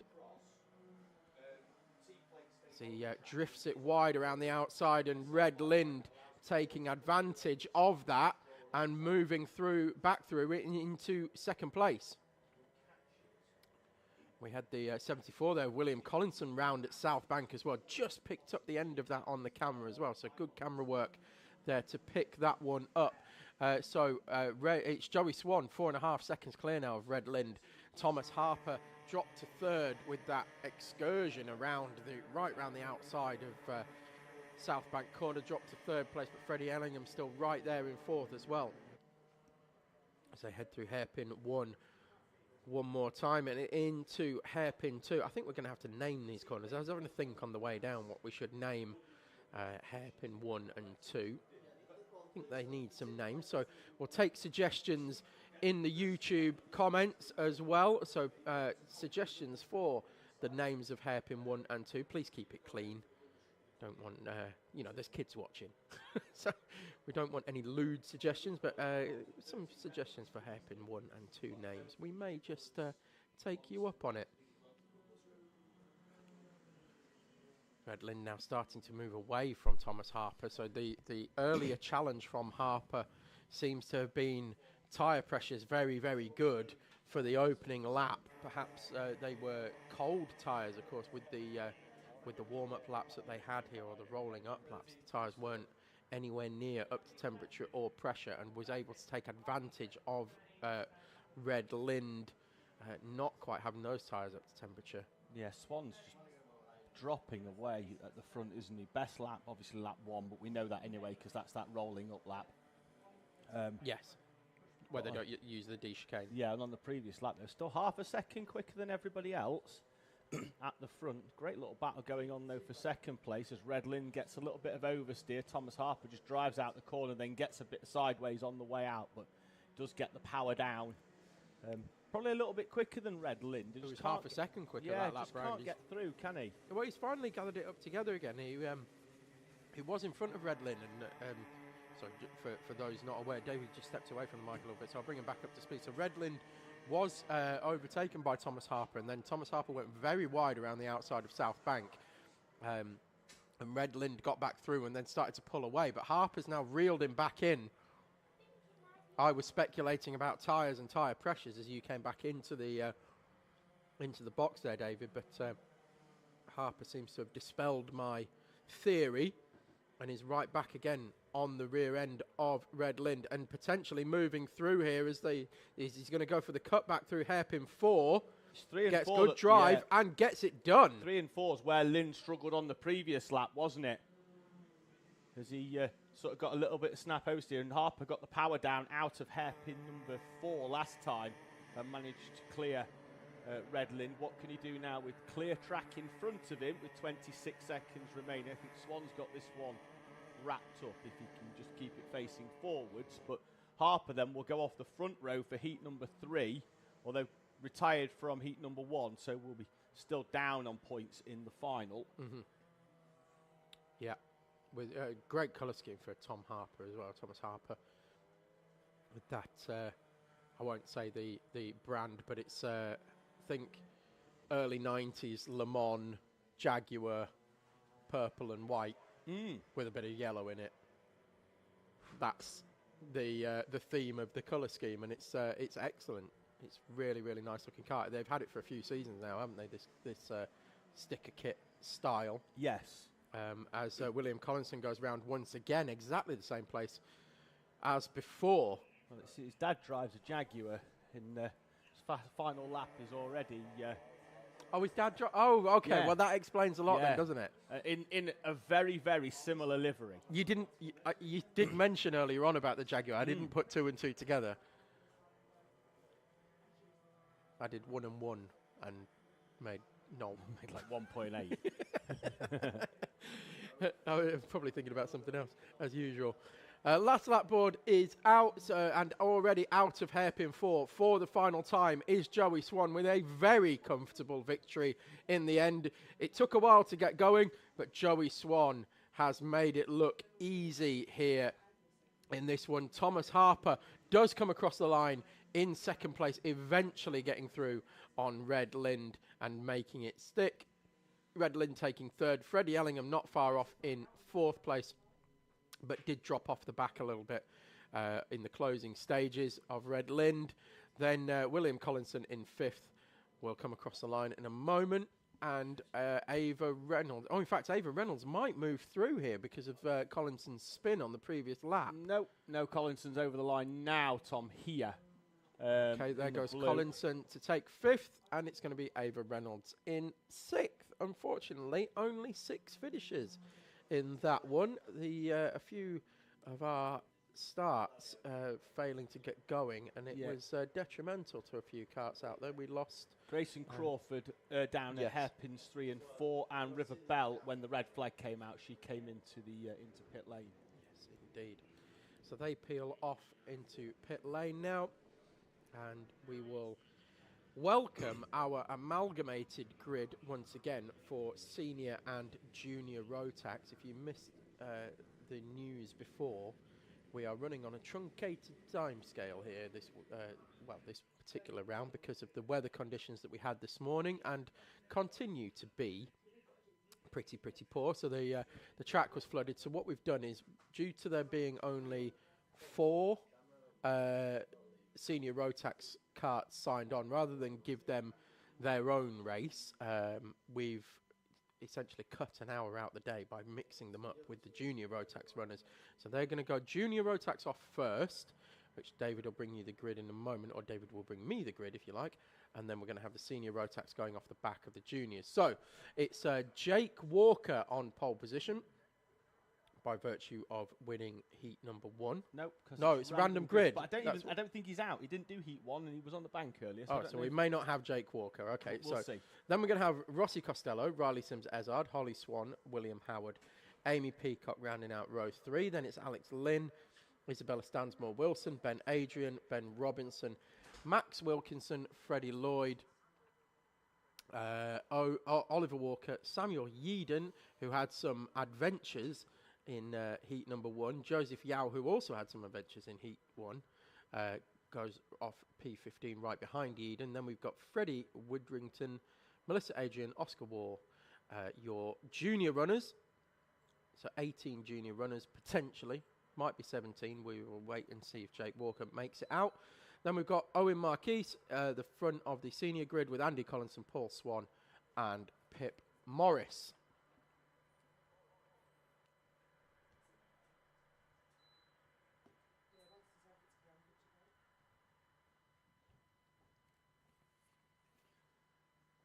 Crawford being returned back to pit lane then on the back of the quad, which you can see in the top left corner of your screen.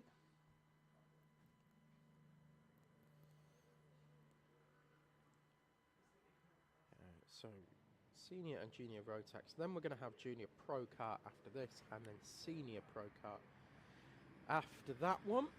And that will be the end of our second round of heats. So they make their way out onto the rolling up lap. Still doing 3 heats and a final due to this truncated junior and senior grid. So we've managed to squeeze in all 3 heats and the final today, which has been a mammoth effort, and it was really the guys who were clearing the track were working very hard to get this event underway. And yes, we were a couple of hours late, but I think if you'd have seen the state of the track this morning, you'd have needed a submarine rather than a go-kart. Yes, it was well wet. You could have won the race in a submarine. Let's put it that way. It was very, very wet here. Only spitting now. We're gonna go around again, I think, at the moment. Yes, we are going round again. I think we've got some people coming up on the back. Well, they're close enough. I think we've got Ben Robinson as well, but I think they're being waved round by the marshal. Yeah. And yeah, we're going to false start, so we're going to go again. Who have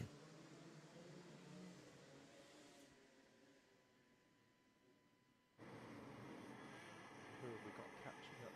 Ben Robinson is just joining us. It's a bit late leaving the grid, so we'll see where Ben Robinson forms up.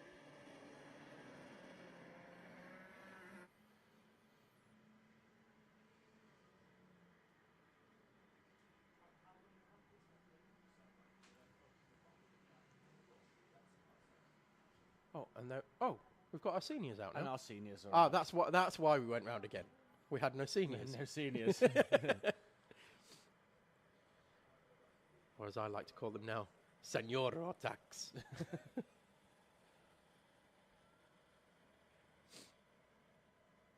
That's what they are in Spain anyway, isn't it? Oh, yeah. When they go and race in Spain, the European rounds, Senior Rotax.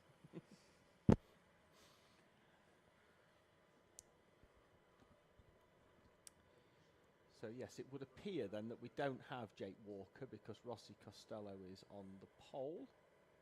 Well, do we have Jake Walker? I really don't know. He definitely didn't do heat 1. That's all I know. Keep an eye out for the 44. He was on the bank earlier on. Just been told that he's gone home. It is, because it's Riley Sims-Ezard alongside him in the strawberry colours. Rossi Costello then leads them over the line. We've got driver on the grass on the outside. Not going to find Is that Joseph Yao going very slowly as well? Grip there. We'll keep an eye out for whomever that was. At the back. Yes, it is Joseph Yao slowing round the national loop. As the rest of the field heads towards hairpin number 1, and Yao will park the kart on the outside, and he is out of the second heat So in our He's stuck on the Rotax class. outside of the national loop, so we may well see yellow flags here as well. In fact, we do. So we've got yellow flags over start-finish line. He's just got, he's out of the kart and he's leaving that for the marshal. He's not happy. He's waiting for the valet service. Yeah. He is not happy there. And it is Rossi Costello leading over the line from Alex Lynn, Amy Peacock, Riley Sims, Ezard Freddie, Widrington, Holly Swan, William Howard, Max Wilkinson, Oscar Ward and Ben Robinson, your top 10. Rossi Costello looking very comfortable at the front of this one. Put 1.2 seconds into Alex Lynn on the opening lap. I've got my first whiff of two-stroke of the day as the commentary box door was opened. And I have missed it. I have missed it. Isabella Stansmore-Wilson, Tom, is going backwards in this one by the look of things. I don't know what's going on. P11 at the moment. Yeah, lost 4 places on the first flying lap. It's currently embroiled in a bit of a battle. She came through all the way through from 17th to 2nd. Costello then leading from Amy Peacock and Alex Lynn. As the top, as second and third change round. Riley Sims, Ezard, Freddie Widrington, Holly Swan, William Howard and Max Wilkinson, Oscar War and Isabella Stansmore-Wilson in P10. Yeah, yellow flag at hairpin 1. We've had a senior round. I think that's the pick out a number. It could be, it's the 32. Is that Owen Marquis? No, it's not. Do we have a 32? No. They're all just confusing us. It's definitely Owen Marquis, though. He's got a black suit with orange trim. Well, he's number 111 on timing. He's number 32 on track. Ah. For the lead, though, Amy Peacock goes to try and overtake Rossi Costello, and at the same time loses a place, briefly, to Alex Lynn, who gets down the insides. He tries to take advantage. Peacock is back through. I'll tell you something I noticed when I was watching last month's round as well.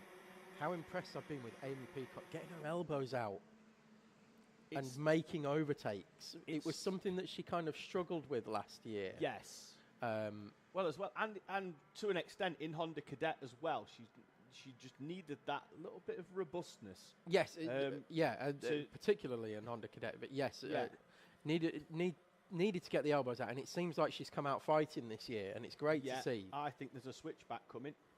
And there is.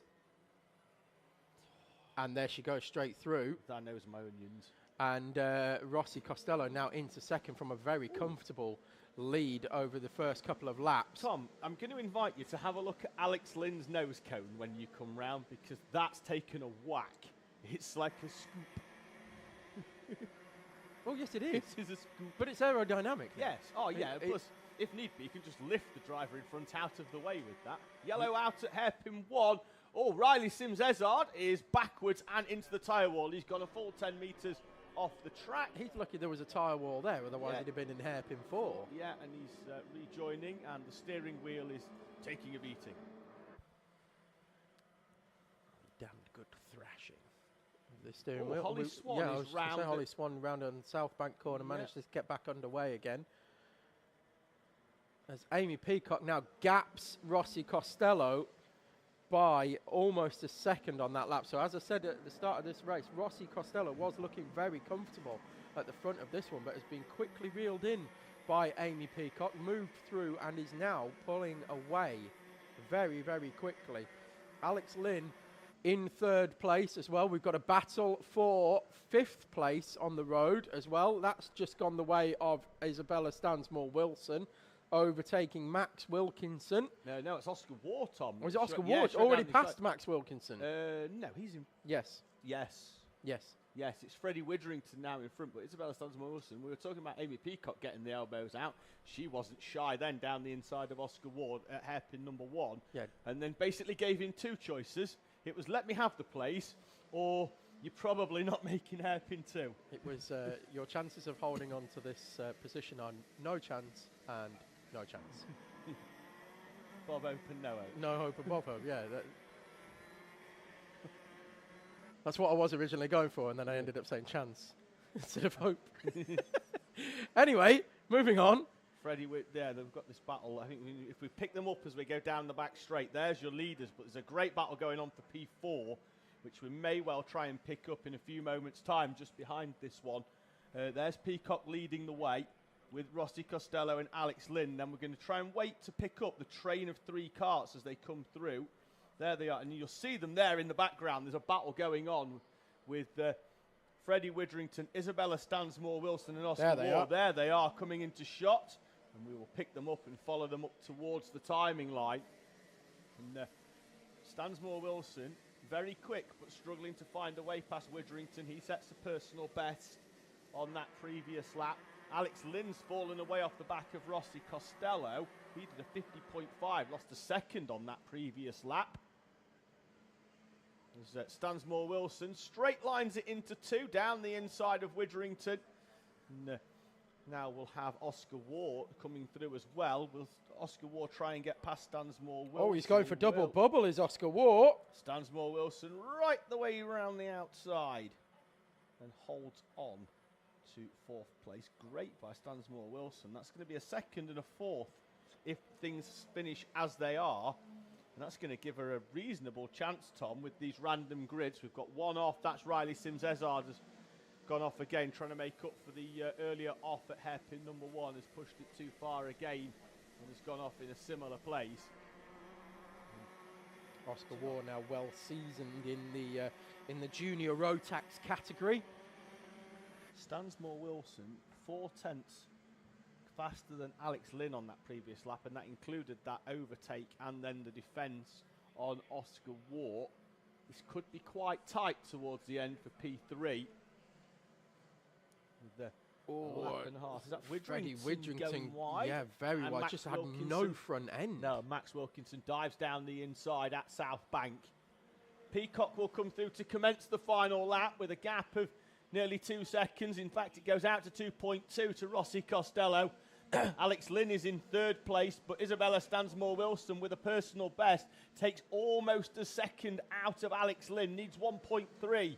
It's going to be tight as they come through. Lynn could be saved by the checker here as Isabella Stansmore-Wilson charging up onto the back of the 66 machine.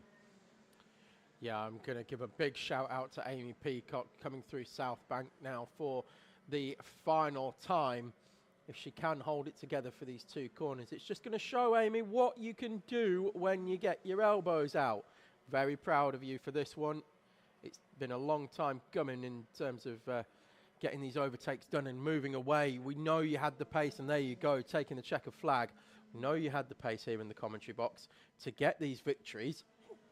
And now you've got the racecraft as well to start moving through and getting away at the front. 2nd place went to Rossi Costello. Then it was Alex Lynn, Isabella Stansmore-Wilson, Oscar Ward was rounded out your top 5. Then it was Max Wilkinson. Freddie Witherington dropped to 7th in the end, unfortunately for Freddie in that one. Samuel Yeadon up to 8th, Melissa Adrian in 9th, and Pip Morris in 10th. Then it was Andy Collinson. Oh, so Pip Morrison, in fact, won your senior class as well. Good effort. So managed to crack the top 10 and won seniors. Then it was Andy Collinson in 2nd place in seniors. William Howard in juniors. Then it was Paul Swan in seniors in 13th overall. Then Ben Robinson, Oliver Walker, Ben Adrian, Freddie Lloyd, Holly Swan, Owen Marquise and Riley Sims-Ezard were the last of your classified finishers. Joseph Yao ended up coming into the pits on the rolling up lap. Well, no, didn't even start, did he? Rolled to a halt on the outside of the national loop. Yes, indeed. He did about 100 and metres. waited for the valet. Yes. Yes. Got out of his cart, left it, walked away, and allowed the marshal to push it off. So his car, I believe, has probably already been recovered. I think it had been pushed down the onto the west track, and his dad had been able to collect it from there. So on to Junior Pro Kart. Random grid once again, Tom. With Oliver Watson this time in the number 5 going off pole position. Jared Fox-Whiteley alongside him on the front row. Joseph Williamson and Max Houseago row 2. Freddie Houseago and Leon Wilson on row 3. Isaac Duff, the Heat 1 winner, goes off P7. He's got Reese Cranston alongside and Alana Howard in 9th place. final Junior Pro Kart runner.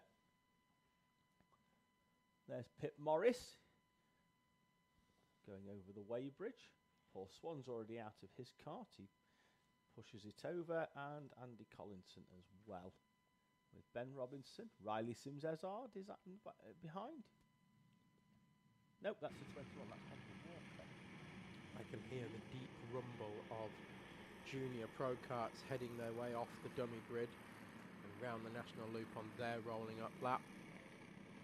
Yeah, Fox Whiteley will go off the outside of the front row, but he's decided that he wants to lead them round the outlap, and he's sliding that number 22 round. Fine, you're going halfway between getting heat in the tyres and taking loads of life out of them. Out of the wet, yeah. But this is where now he's going to try and see what the grip's like round that middle part of the track. Clearly quite good with the way he's throwing that round. He has got fantastic kart controllers, Jared Fox Whiteley. We've seen it over the years here from Honda Cadet right the way through, really. What was it, 3 and 3 and 3? Yes, he's won championships in 3 different classes in the last 3 years, has Mr. Fox Whiteley. And here we go, and we're underway and racing. Watson to the inside. Fox Whiteley's going to see if he can sweep right the way round the outside. And by golly, he's done it, Tom, all the way round the outside of the national loop by Jared Fox Whiteley. Found the white line. Drove right the way round the outside of the rest of the field. Isaac Duff, though, Tom, from P7, shoehorns his way down the inside of Oliver Watson into hairpin number 1. He's up to 2nd place already. Joseph Williamson up into P3. Watson down into P4. And that's one of the Houser-goes behind in the Haas colours, with following Reese Cranston. Then we've got Leon Wilson, and I think that's going to be the 77 machine behind them of Max Houser-go. Coming across the line for the first time, it is Fox Whiteley leading and looks fairly comfortable, you've got to say, at the moment. Equidistant gap between Fox Whiteley, Duff and Williamson. Great opening lap there by Isaac Duff, Tom, from P7 up into 2nd place. And he had real pace as well, did Isaac Duff, of course, taking victory in heat number 1. So now the roles are reversed between him and Fox Whiteley. Has he got much of an answer? We're about to find out. They head down the back straight for the 2nd time. So your top 9 runners: Fox Whiteley from Duff, from Williamson, Watson, Houser-go, Cranston, Wilson, Max Houser-go, and then Alana Howard in 9th place. Gaps sort of eking out a little bit, with the exception of 5th place, which is Freddie Houser-go and Reese Cranston, who are nose to tail as they come out of hairpin 4. They're side by side. Well, Cranston's down the inside of Oliver Watson. Watson's going to drop from P4 to P6 here. Freddie Houser-go goes up into P4. Reese Cranston P5. Then it's Oliver Watson, Leon Wilson. It's a lovely battle going on at the tail end. Tom, Leon Wilson, Max Houser-go, Alana Howard round the national loop. Alana Howard seems quite strong down the back straight towards the South Bank corner. Does draw alongside Max Houser-go. On all of the laps so far down towards South Bank. At the front, though, Isaac Duff has closed the gap to Jared Fox Whiteley. It was 3/10 on the previous lap. As we see Joseph Williamson in P3. In front, though, you could almost see the... I was about to say the orange helmet of Isaac Duff going past the orange helmet of Jared Fox Whiteley, but that doesn't help. No, but it is interesting that Duff is right there on the tail now of Fox Whiteley. He's closed up what was the best part of a 2nd gap to Duff. I wonder if Fox Whiteley's going to play this one a little bit differently and just... If he just parks the kart on every single apex. Well, he's gone wide round the national loop. Tom there, is he going to get power down early? He does. There's a risk, though, of allowing Duff to drop the nose down the inside, and once the nose is there, he's obviously not obliged to back out, is he? So no, exactly. It's all well and good going for a late cutback, but if your rival is already there, all you're going to do is drive straight into the side of him. 3:40 on the clock, so we're around about half race distance. Fox Whiteley round the outside just seemed to have enough power there again, but it's a risky move with that crossover that you then see. I wonder whether he's just going to do a little bit of an apex park here. Oh, Duff saw it coming, didn't he? Set himself up, and is he going to drive clean around the outside here of Fox Whiteley? Couldn't quite get the drive, just lost the rear a little bit through hairpin 4. Stepped out and cost Isaac Duff the chance to get past Fox Whiteley over start-finish. But now on the inside in the National Loop, they go side by side through the S's, and it is as you were. Fox Whiteley wouldn't have backed out of that. In all honesty, Tom, I don't think I've ever seen him back out of a 50-50. Well, that's what gets you 3 championships in 3 classes in 3 years. Yeah, well, if you don't back out of a 50-50, you've pretty much made it a 51-49, haven't you? Unless the other driver doesn't back out either. And then you're both at 49. Some quality maths there. Joseph Williamson is not out of this one No, either. What did he... Oh, Fox Fox Whiteley's round. tagged the tyres. Tagged the tyres on the inside, did Fox Whiteley. Every lap, he's dropped the wheel down the inside there to try and rotate the car. And he's tagged the tyres. I'm just going to watch it back in the commentary box. But I'm sure that's what he's done. And that's cost him 3 seconds off the tail of Isaac Duff Oh, he now. did as well. He definitely did, Tom. Clear through now, but Joseph Williamson, 1.4 seconds off the back now of Isaac Duff, and running identical lap times that time around, a 56.683 for both Duff and Williamson. So don't count Williamson out here. But now Duff arguably was probably quicker than Fox Whiteley, but was being held up in certain places by Fox Whiteley, having the right to sort of take a different line. I don't know whether Isaac Duff now is going to sort of drive away, but Joseph Williamson's been very quick so far in this second heat. Would you like some good news, David? Good news. It's pretty much stopped raining. And the rooster tails coming off the back of the carts, when you're not looking at them through the puddles, but when they're just out on track, they're much smaller than they were, if they're there at all. You can see that they're just through the very wet section of the National Loop. But when they get to South Bank, where we've got a much more abrasive tarmac where they do a lot of the drifting, there's barely any rooster tails at all. Isaac Duff with a personal best now that he's got track clear in front of him with a 55.7 on the previous lap. Fox Whiteley, though, 6 tenths quicker than Joseph Williamson over second place, but the time starting to come down now towards the 42-second mark, so there will be 2 laps to go at the end of this one. And we'll see whether now... Isaac Duff is now taking that much tighter line, what we now call a risky line, because you're only a few inches away from tyres. Yeah, what you want there is, ideally, not to have the grip, because if it suddenly does grip up, that's what I think that's probably what caught personal Fox best Whiteley out. Yes, for second place, Tom, personal best for Williamson was still 4 tenths slower than Fox Whiteley's lap on that previous lap. So Fox Whiteley closing in to try and get second place back, but Isaac Duff at the front with a personal best himself, 55.5. Was 2 tenths quicker than Fox Whiteley in third, 6 tenths quicker than Williamson in second. It's a new name to me as Isaac Duff.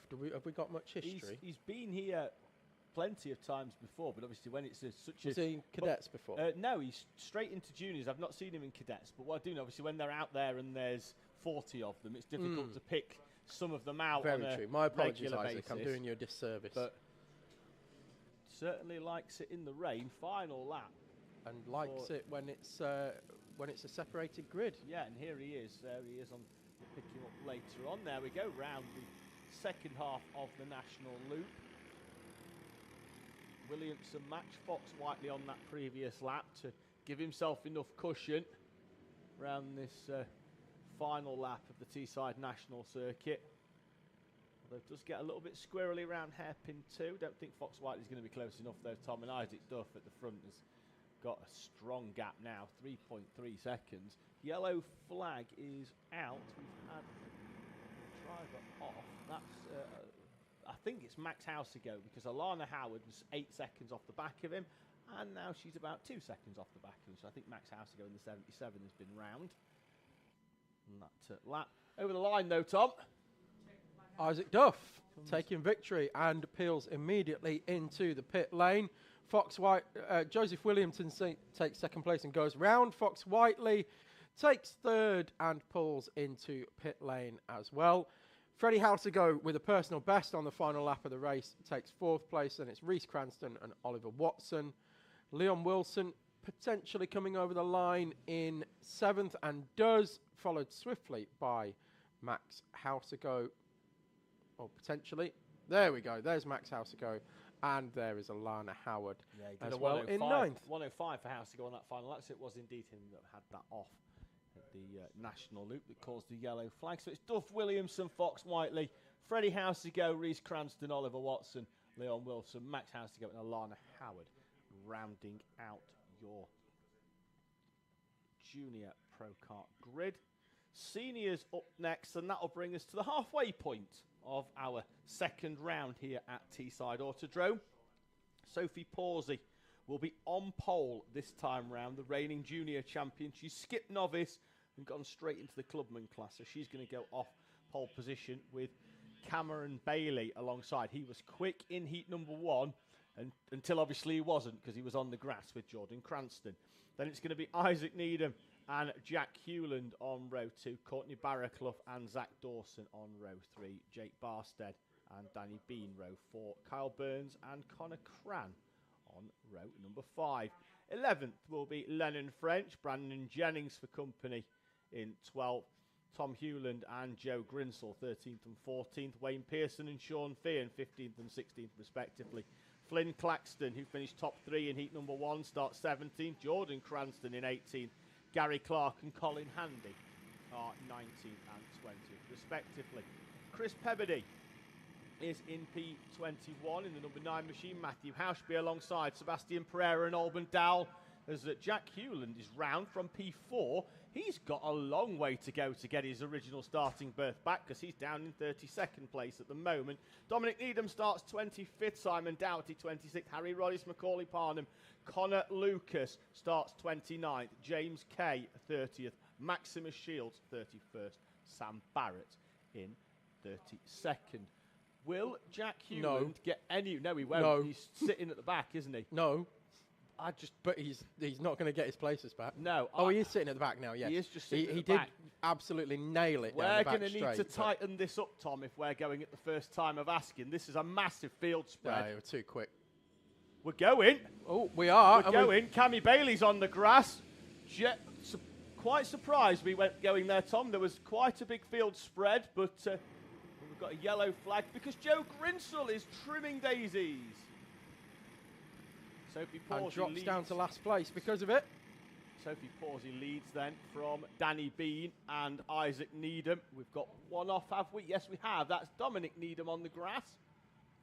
And he's going to get out and push it back on. So Grinsell not in last place anymore. We've got 3 off at the... Shields is forced wide. That's Jack Hewland and Simon Dougherty as well. So they've had some adventures today. Both of those drivers have been off multiple times, have been facing the wrong way multiple times, definitely. Shields had a tricky heat number 1 and looked to be collateral in that one. May do him some favours in that it might sort of spread the field out for a lap or so for him to start trying to edge his way through. But does we've got a driver round as well on the way out. I'll pick the number up on the way out of hairpin number 4, Tom. I'll leave you to do the rest. Okay, well, Sebastian Pereira just did a fantastic overtake in front of the commentary box to take 15th place. But your top 10 is Danny Bean from Sophie Pawsey, from Brandon Jennings. Ike Needham is in 4th. Then it's the first of your novice runners with Zach Dawson. The first of your pro class runners is Lennon French in 6th. Then it's Connor Cran, Flynn Claxton, Kyle Burns and Jordan Cranston, your top 10. Oh, the 15's off again. It's Gary Clark, and this time it's evasive action as he has to find a way round a stationary. I think it's James Kay in the 808. Gary Clark's going to get pushed on. I think James Kay was helped round a little bit by Max Shields into hairpin number 1. We've got let's get who's the number 2? Gary. Is that Colin Handy in the 2 is off. What I can tell here, Tom, is the track it's still wet, but it's drier than what it was in heat number 1. And it's catching people out as we've got 3. French, Sophie Pawsey and Connor Cran. Oh, and Sophie Pawsey's nailed it whilst on the grass. and he's just digging the 77 car into the grass. She's going to have to get out, is she? No, she is getting it going. She's got traction. Took her a while, and somebody's just gone straight through that puddle as well. Was that Jack Hewland coming through, steaming here through the S's? As he's gone straight through the puddle on the exit of the D chicane. Off at hairpin 1. The other Hewland, Jack, I think in the number 8, is Tom Hewland, sorry, is less than happy. Carnage here in Senior Pro Kart. Sophie Pawsey picks up the warning, deemed to be at fault for the incident over start finish. As we've said, Tom, I think because the track is drier, people are pushing harder. Yes. And it's catching some of them out massively. It's coming through. Yeah, it is South Bank that's very, very tricky. We've seen a lot of people going wrong there, but also there's a lot of drivers now using the very inside of the dogleg, the final corner on the track before the start-finish line. They weren't able to use that earlier because there was a big puddle there, and that's also catching a lot of people out because there's a big bump there. Oh, sorry. There's a bump. Sorry, Tom. Danny Bean calling air traffic control through the through the chicanes as he takes a huge chunk of curb and goes right up in the air. Your leader holding off Brandon Jennings and Ike Needham. I'm hoping he does hold them all off until the end of the race so I can sing the Danny Bean song. Sophie Pawsey is in the middle of the in the middle of the grass on the national loop, and we've got a contact warning for Lennon French as well. Can't for the life of me, Tom, figure out how she's got there. No. Because she's either gone off at the entry into the D and gone an absolute mile. Is that Max Shields going round? It is. He's done a 720 on the exit of South Bank Corner. Tony Hawk could be happy with that 720. He was. Yeah. Amazing. He managed to gather it up and keep going, but yeah. And makes an overtaken in 4 as well. He was trying to get past. That's Jordan Cranston going wide. I think he's a lap down, maybe. Is he in the 94? It's so hard to keep up with all the shenanigans that's going on here. Yeah. There's arms flailing in the commentary box as we try and pick people up. The way he went off, it seemed like he was a lap down and was letting people through, but he wasn't. He's still classified P8 over the line. Yep. Yeah, let's just shout names randomly, Tom, because this changing lap on lap, isn't it? Connor Lucas down the back straight. It is still Danny Bean leading. Yeah, but I say Connor Lucas about to find a way past Isaac Needham, who goes super wide round the outside and then chops back in. They're going to get up to some lap traffic in front of them in a few moments. It's Sophie Pawsey, who's had not 1 but 2 excursions so far in this race. She picked up a contact warning for the first one, and then Lennon French has had one since. They were involved in the same incident, but I don't think it was to do with that the second time round. Danny Lucas Bean has a very nervous look behind him. Oh, as Lucas he sees is the up to second. He's got past Brandon Jennings. 43 coming up behind him, but Lucas got through hairpin 3 and 4. Just had so much more grip through hairpin 4 as Danny Bean puts Sophie Pawsey 1 lap down as Connor Lucas is about to follow through as well into hairpin 1. Yeah, Brandon Jennings, Ike Needham, the top 4 still, nose to tail. Behind them, Flynn Claxton doing well in the wet again, up to P5. Zach Dawson, Lennon French in P number 7. And Connor Lucas had so much grip through hairpin 2. It's like he had wet tyres on. Sean Feehan is off at hairpin number 1. Got the yellow flag. Massive shout out to Lennon French. He was on the grass in front of us with the Sophie Pawsey incident. Yes, he was. Still in P7. Great effort from Lennon French in 7th. Second in the Pro class. Third in that class is Max Shields, Simon Dougherty, and then Joe Grinsell in that class 40. Grinsell again doing well because he was last at the end of the first corner, really, when he went out onto grass, up to 16th. Yes, indeed, incredible performance. Unfortunately, it doesn't look like the Danny Bean song is going to get sung this time around, but Shields, still a monster effort to hold on to P2 as it stands. Sorry, Tom, Shields is over the chicane, over the curb on the inside of the chicane. He found a way past Harry Roddis, but then carried too much speed in. And Danny Bean got a lot of air through the wiggles as well. Every lap he's done that. I thought the first time was a bit leery, but I believe it now to be very deliberate. Well, you can't, if you're not on the tarmac's not slippy, is it? Air's not slippy. Absolutely. Might as well fly. Yeah. Sullivan logic for you there.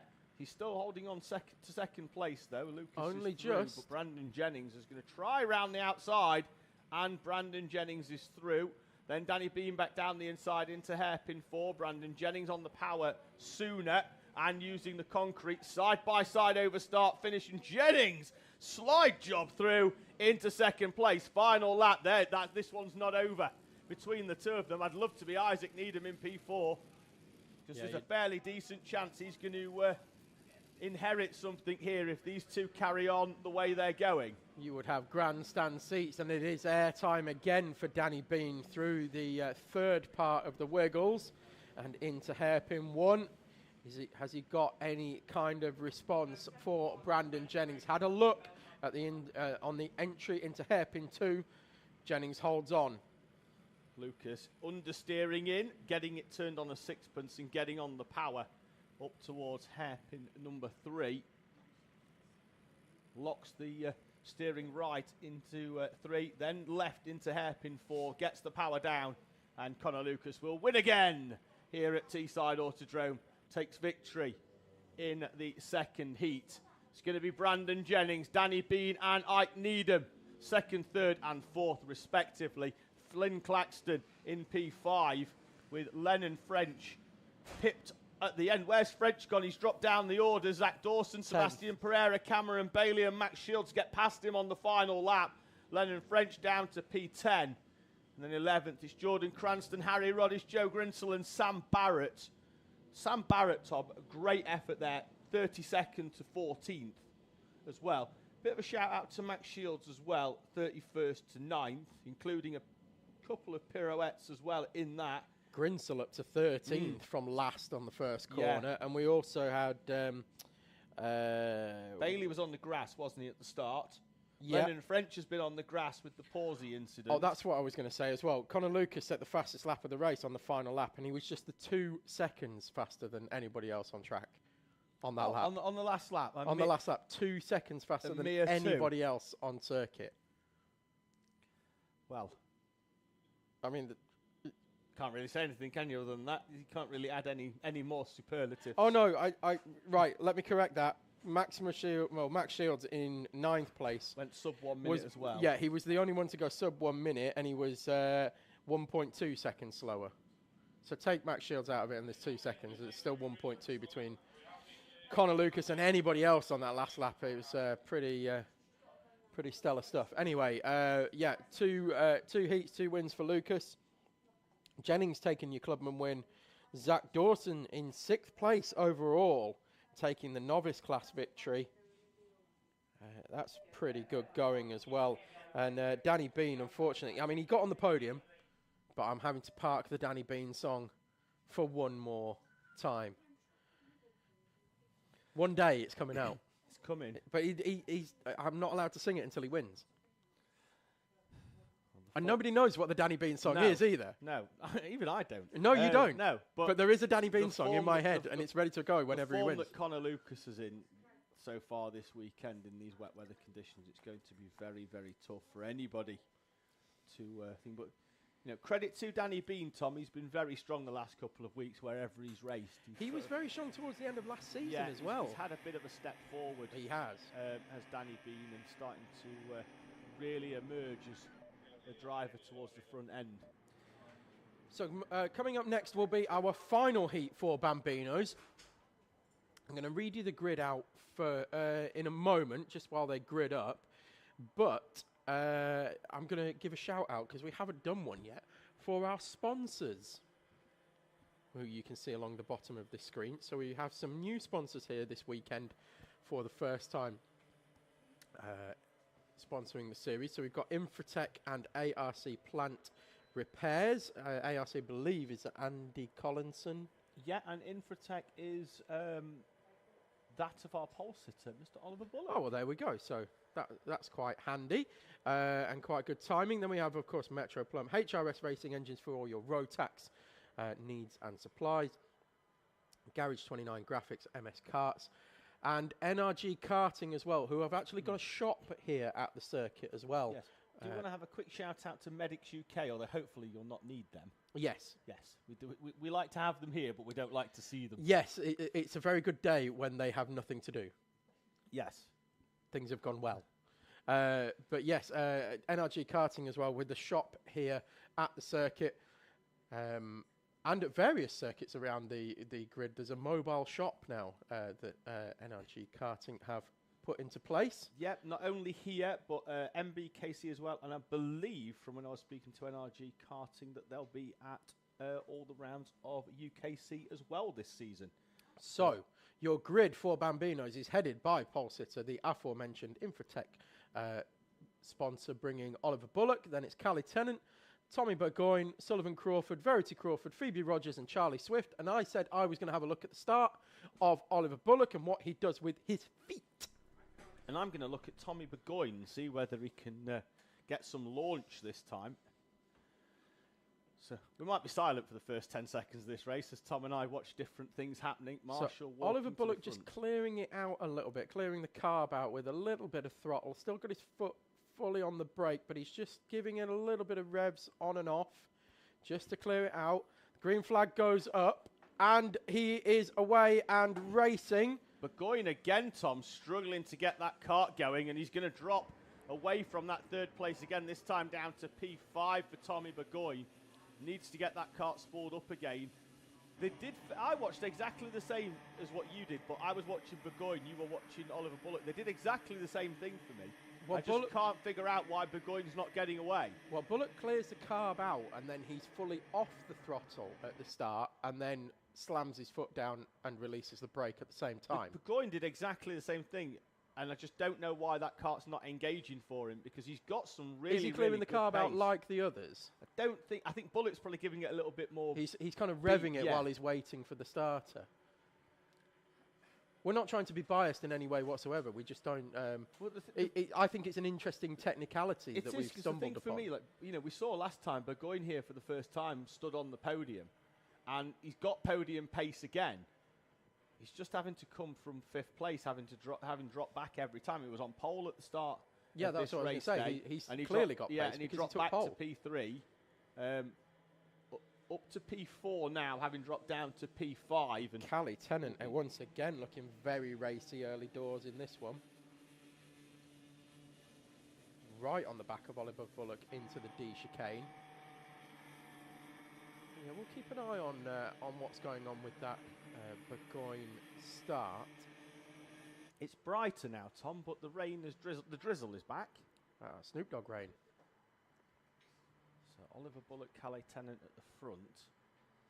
Bullock goes round hairpin 2, has a look over his shoulder and slows himself down on exit. That's going to allow Calais Tennant here to get a fantastic run up towards South Bank, and Calais Tennant's going to make a late dive to the inside. Bullock chopping the nose off round the long sweeping right-hander, and now Oliver Bullock seems very preoccupied with Calais Tennant behind.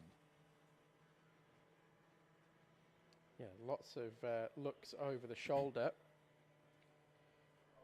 I think this is the, apart from the opening lap in heat number 1, or opening 2 laps in heat number 1, this is about the closest Calais Tennant's been to Oliver Bullock and leading this race overall. See whether she has got an answer for Oliver Bullock. Tommy Burgoyne is now back through to 4th place and is right on the tail of Sullivan Crawford as they came over the line. Yeah, they're around 4 seconds or so off the back of the 2 leaders. But Burgoyne's going to sweep through, I think. He is through. Sullivan Crawford's going to try and keep the foot in, and there's a bit of a switchback now, and they'll run side by side down the back straight, I think. Crawford's actually going to hold on in the end. Yeah, I think Burgoyne went a little tight on exit and then ended up with slowing himself down. We've got Charlie Swift stopped on the outside of hairpin 4, has been restarted and sent back on his way. What I would say about Burgoyne having these, I wouldn't say issues at the start, but not having the best of starts at the moment, is it's good for learning, because it's as we go side by side with Tennant and Bullock over start finish, Calais Tennant not quite able to get the move done on Oliver Bullock and slots back into 2nd place. What I was going to say is it's good for Burgoyne to learn A, racecraft, and also B, what everybody else is doing on the starts as well. Yes. This is a learning class. It's not, although we are here and we are racing, you learn much more by having these issues and dropping back and then having to overtake people than you would just time trialing at the front, I would say, in terms of your racecraft. Well, we've seen time trialling before in comas, and it doesn't really teach a lot, does it? In terms of, you know, it teaches car like sort of control and how to drive, but it doesn't teach them how to race. And well, likewise, we've seen not just time trials, but we've seen in the past, you know, your Edward Haynes and your Chloe McGills, who are so much quicker than the rest of the field. They just disappear at the front, and that then, even though it's a race, does become a time trial. Yep, spin at hairpin 4. Charlie Swift is round, and it's split the leaders again, Tom. Oliver Bullock is down into second place. Calais Tennant will come through, and Oliver Bullock's lost a lot of time. 1:08 for Calais Tennant, 1:10 for Oliver Bullock. So Calais Tennant goes to the lead of this one. Tommy Burgoyne still in P4 off the back of Sullivan Crawford. Can't find a way through. And now Oliver Bullock, Tom, has got a bit of work to do here to try and preserve the 100% record today. And there's Burgoyne back through on Sullivan Crawford, and Crawford then down the inside, but gets all crossed up on the inside of hairpin 2. Lost momentum, and that's Burgoyne back into the podium places. Charlie Swift is slowing and pulls to the inside of hairpin number 2. Stationary kart. Marshall's going to try and get that kart going, but I think first of all he's going to push the 65 off the racing line, which is a smart move. Yes, Phoebe Rogers makes her way through and onto the back straight, and Charlie Swift has got the kart going again. Oh no, he's now being pushed off, unfortunately. Pushed off the circuit, and that looks like Charlie Swift's heat number 3 is done. Fastest lap of the race by Calais Tennant with a 1:07.556, almost matched with a personal best by Oliver Bullock, and a personal best as well for Tommy Burgoyne. Now he's got past Sullivan Crawford, and he's opened up a full second gap. And there's Tommy Burgoyne. Yellow flag is out though at hairpin number 1 and 2 as well. So that's just because Charlie Swift is making his way to the Marshall post.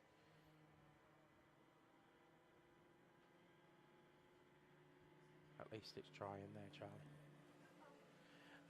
Yeah, we're having a look at, that is Oliver Bullock. Now, is that gap closing to Calais Tennant? It doesn't look like 2 seconds to me anymore.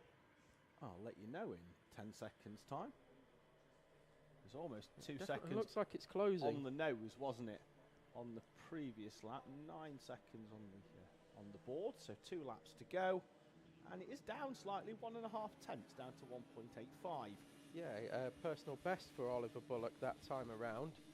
And again for Tommy Burgoyne as well. In 3rd place, Calais Tennant did drop a couple of tenths there, just a little bit of inconsistency in terms of lap time, but then we'll forgive her because of the conditions. It is starting to dry out as well here at the circuit. There's definitely not any dry patches yet on the circuit, but the level of moisture within the circuit is certainly dissipating. I mean, barring the big puddle at hairpin hairpin 1, of course, but the level of water actually on the tarmac is certainly going down, and it looks like through the exit of the Wiggles, there's definitely a dry patch there where there was a big puddle before. And likewise, the entry to the D chicane, we've got some dry patches as well starting to emerge. Final lap board is out for Calais Tennant. Oliver Bullock with the fastest lap of the race that time around as well, a 1:07.529. And Tommy Burgoyne in 3rd place, and it's Sullivan Crawford, Verity Crawford and Phoebe Rogers. Calais Tennant making this one look pretty comfortable in the end once they made their way through the lap traffic, and Calais Tennant moving clear. Oliver Bullock still managing to close in, but he's just going to run out of road, I think, or laps, whichever comes first. They make their way through South Bank for the final time. Calais Tennant's got a bit of lap traffic here with Phoebe Rogers to negotiate. Going to try the switchback here, perhaps. Yes, on the inside of hairpin 4. That's going to allow Oliver Bullock to have a run, but also has to negotiate Phoebe Rogers as well. And it is going to be victory in heat number 3 for Calais Tennant, followed by Oliver Bullock, and then Tommy Burgoyne will come over the line in 3rd place, rounding out your podium. Sullivan Crawford then comes across the line in 4th, 12.9 seconds back, with a personal best on the final lap of the race, so still pushing right to the end for Sullivan Crawford. And then we've got Verity Crawford in P5 coming across the line now. And then we had Phoebe Rogers, who went 1 lap down just right at the very end, has already taken the checkered flag. Charlie Swift, unfortunately, retiring after 3 laps. The 7 of your Bambino runners finishing off heat number 3 for them. I'm back. Back Sterling job there, Tom. Thanks. He's off using the facilities kindly provided to us by the circuit. Yes. I also got to hear your beautiful voice on the public the address dulcet system. tones. Yes. That brings to an end heat number 3 of Bambinos. Coming up next, we're going to have the final heat for Honda Cadet. Looking forward to this one. This has been I mean, as always, Honda Cadet is exciting times, isn't it? Yes. Track is a bit drier this time. So I was just saying that. Max Taddy and Luca Bachev have been the perennial front runners this weekend. They went off the front row together in heat number 1 and have been pretty much together ever since. That's a car facing the wrong way in the pit entry. We've also got some more rain falling. Yes. Just I think that's the 22. Just as I said, it was drying up. Yeah, Sullivan Crawford being 18-point turned back into the pit lane there as Charlie Swift's car is collected. Honda Cadet grid then will be the finishing positions from heat number 2. Max Taddy and Luca Bachev go off the front row together. Joshua Sullivan and Noah Clark off row number 2. Clark, who moved up from 10th to 4th in the previous race, will be strong again in this one. Hugo McCluskey and Aaron Berridge on row 3. Piers Whitehead and Dexter Petty row 4, with Rocco Garrity and Tom Nichols completing the top 10. Sebastian McCarthy starts 11th. Ollie Carter alongside Peter Webster and Ollie Crumpton are on row 7. Jake Gibbon improving up from 16th to 15th in the previous race. He's got Jensen Whitehead alongside him. Scarlett Whittaker-Dunn and Isaac Welburn on row number 9, with Morgan Cooney and Bradley Swift completing the top 20. Sam Dixon and Ethan Pearson are 21st, 22nd respectively. Andrew McCrossan is 23rd, with Tristan Gilfillan, and then drivers that didn't complete the previous race. Gilfillan, the first one of those, starts 24th, with Henry Colborne 25th and Florence Walkington in 26th.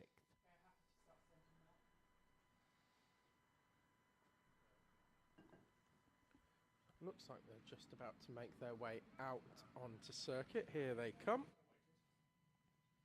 Yes, Callum, the grid marshal, gives them a wave. You can see the rain coming down again there in the puddle on the National Loop. Just as I said, it was drying out. And already we're starting to get rooster tails off the back of the Honda Cadets as well. Ones that weren't there 5-10 minutes ago on the other karts. They're back again. When is this rain going to go away, David? June, probably. I don't think we've had more than 3 or 4 days since November where we haven't had rain. It's been incredibly grim. That's Hugo McCluskey round on South Bank, Tom, by the look of things. He should be in 5th place. I was going to say, not there. No. P5 for Hugo McCluskey. So if the marshal that's trying to find them needs to have a look, he's right down there on the left-hand side. That's Ethan Pearson off as well. Arm in the air. Marshall going to assist. So Ethan Pearson's rolled onto the grass. Don't know if he's got a problem with his cart. Marshall's going to try and push him back. That's handy.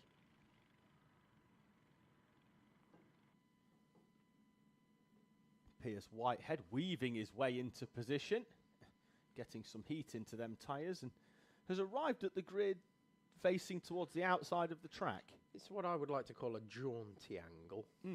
don't know whether he could, if he can get hold of his front wheels and roll himself back, he might be able to then roll himself forward and straighten himself up again. But Also, he was just wiping his visor there, but he genuinely, for a second, I thought he was giving the old "It's a movie" from what's it called? Charades. It's a movie. Three words. 3 words. Yeah. Jaws. I was thinking more Days of Thunder, Tom, but at least I got the right number of words.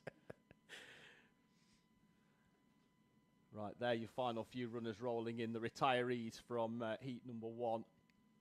Engine trouble for Henry Colborne, the reason that he retired and stopped on the inside of the national loop.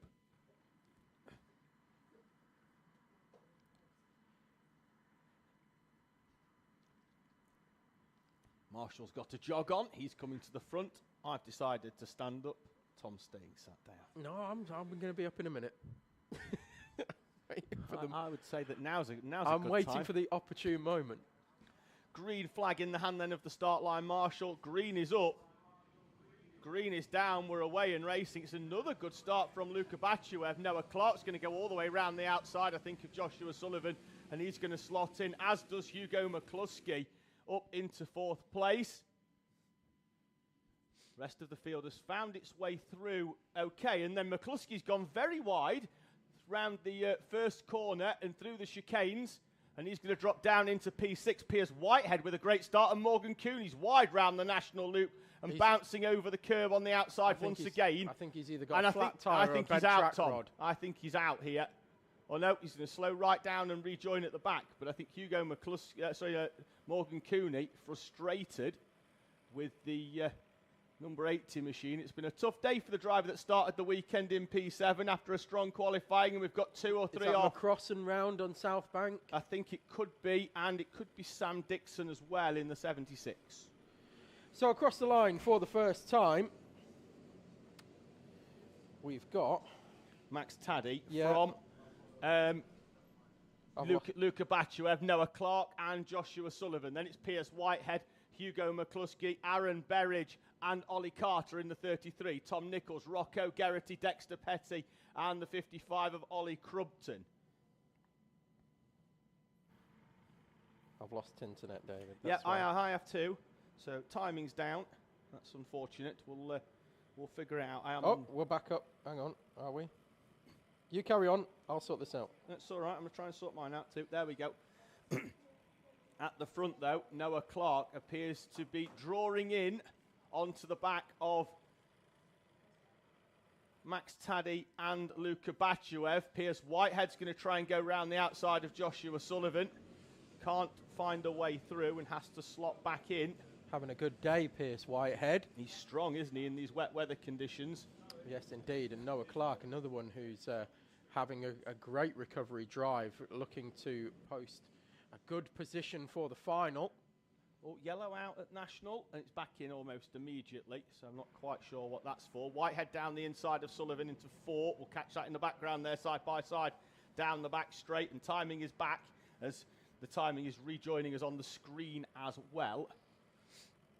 But yes, the top 3 are on a bit of a breakaway. So it is Taddy from Bachuev from Clark, your top 3. Sullivan seems to be the cork in the bottle here in 4th, with Piers Whitehead, McCluskey, Berridge, Carter, Nichols and Geraghty all in close company. Yeah, really struggling at the moment, the 13. And they're all going side by side behind, as well as Piers Whitehead tried to find a way through, but then McCluskey and Berridge kind of got caught up in that with a bit of a concertina effect, and they had to go side by side, almost in avoidance of each other.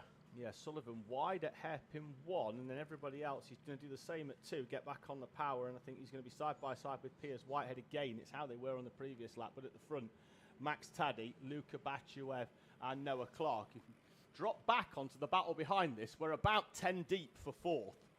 Yeah, it's been a surprising day for last year's champion in Joshua Sullivan as well. Struggling so far, isn't he, with these Vega tyres in the wet. We've and that's Aaron Berridge round. Tried to go down the inside, and Aaron Berridge spins, and he's dropping all the way down the order. Hugo McCluskey now is going to try and take up the mantle on Joshua Sullivan. And Berridge is just waiting for the whole field to come through. He's going to drop to last, almost on track. That's a really annoying kind of spin. I've been in a few of those myself, and it's where you're trying to avoid the karts who were doing the cutback. We've got a contact warning for Hugo McCluskey actually in the number 4, but you're trying to avoid the other ones in front of you and around you. I don't know if that was to do with Aaron Berridge going round, but I think Berridge just went into a gap. And have a quick look. Just tap the brakes a little bit too back hard. Here, and McCluskey did. There was a little bit of a help, but I think the field just concertinaed together. McCluskey's through then on Sullivan into hairpin number 3, and he's going to get it completed through hairpin 4. Didn't allow Sullivan to get the cutback and the good drive between 3 and 4, and has completed that move and up into 4th place. So it's Sullivan then from McCluskey from Sullivan, Whitehead, Carter, Geraghty, Nichols and Petty still all nose to tail, with Crumpton there as well in 11th. Sullivan's back down the inside of Hugo McCluskey at the National Loop. It's a train from 5th all the way down to 11th. At the front, Batuev is still, as we just picked them up as well, thank you for that, that was perfect timing. Batuev still right on the tail of Max Taddy and not able to find a way through. No, was 2/10 quicker on the previous lap, has caught up. Thought Noah Clark might have gone with these two, but he's been unable to do so. It has been Max Taddy and Luka Batuev throughout this race day so far. I really expected Batuev to straight line it there between 3 and 4, much in the way that we've just seen there on camera, and take that position away from Max Taddy, but elected to just follow in the wheel tracks. I feel a move could have been done there by Luka Batuev and a missed opportunity. Yeah, caught the puddle going round the National Loop there, did Luka Batuev. Just keeping the tyres cool. Yeah, why not? As the rain continues to fall once again here at Teesside. Still drizzling, isn't it? Certainly is. Clark is now dropping off the back of these two by the tune of half a second that lap. Hugo McCluskey another 1.1 seconds back. So these two at the front are the best part of 2 seconds a lap faster than anybody else on circuit at the moment. Yeah, traffic for this massive battle, Tom, for 4th, 5th, 6th, 7th, 8th, 9th, 10th, 11th, all the field, to find their way through at the moment. 30 seconds to go, so 2 laps. Sullivan and Pierce Whitehead have come together at the National Loop. So at the chicane, Sullivan stationary on the racing line between the two of them. They were side by side in there. I think it was more of a racing incident. They both went in at the same corner. Sullivan drops all the way down. Ollie Carter's up on the curb as well. I think he's beached on the inside. I think Carter got caught up in that one because he was P7 at the time. So it was Sullivan, Whitehead, then Carter as they came over the line. And he's still there, is Ollie Carter. Yeah, still waiting to be cleared. Time is down to 0, though. Max Taddy has been overtaken, Tom, by Luka Batuev on the previous lap, and Batuev now leads from Max Taddy through over the start-finish line as Ollie Carter rejoins, as the yellow is in over start-finish.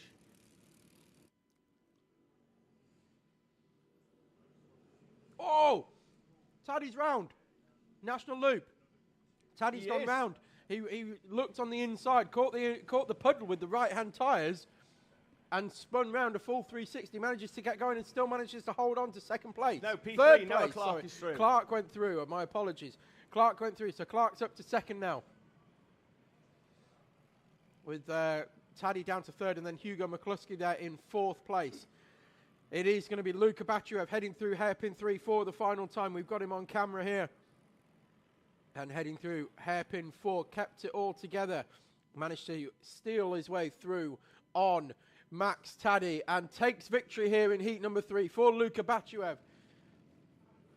Coming across the line in second place is Noah Clark with a brilliant recovery drive that he's performing today. Max Taddy goes through in 3rd. Then it's Hugo McCluskey. Rocco Geraghty takes 5th place with a personal best on the final lap. Pierce Whitehead, Tom Nichols, Henry Colborne, Dexter Petty and Ollie Crumpton, your top 10. And Joshua Sullivan, last year's champion, coming across the line in 17th place with, I'm having a look down, Ollie Carter is going to come across the line in 25th, it looks like. as well. So tough race for Ollie Carter in that one. Yeah, Florence Walkington across the line in 24th, and then it is going to be Ollie Carter in 25th, I think. There he goes, in fact, and then it'll be Andrew McCrossan. So, Batchev, Clark, Taddy, McCluskey, Geraghty, Whitehead, Nichols, Colborne, Petty, Crumpton, your 10. Then it was McCarthy, Scarlett, Whittaker, Dunn, Whitehead, Welburn, Webster, Gibbon, and Sullivan, Berridge, Swift, and Dixon, your top 20. Then Pearson, Gilfillan, Cooney, Walkington, Carter, and McCrossan. Well, that I didn't see coming.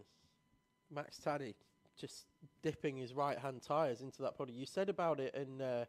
well, Luca Batchev had done it the previous lap prior, and was cutting it tight, just trying to get... I think Taddy just took too much. Yeah, I think it was the lap that Batchev got past Taddy. He just sort of clipped the water, just trying to get as tight as they could to the inside as they made their way through. And then it was Taddy a few laps later. Drops him down into third place. May well give Luca Batchev the pole position for the final. They'll score the same amount of points from the heat. But if they take it from qualifying, then Batchev was in front of Taddy. If they take it from Heat 1, Taddy was in front of Batchev. We'll just have to wait, Tom. I'm sure it's off qualifying, so we'll see. I think it will be Luca Batchev on pole position then for the final with Max Taddy alongside. Yeah, we'll wait to find that out. So, heat number 3 for Honda Cadet is done.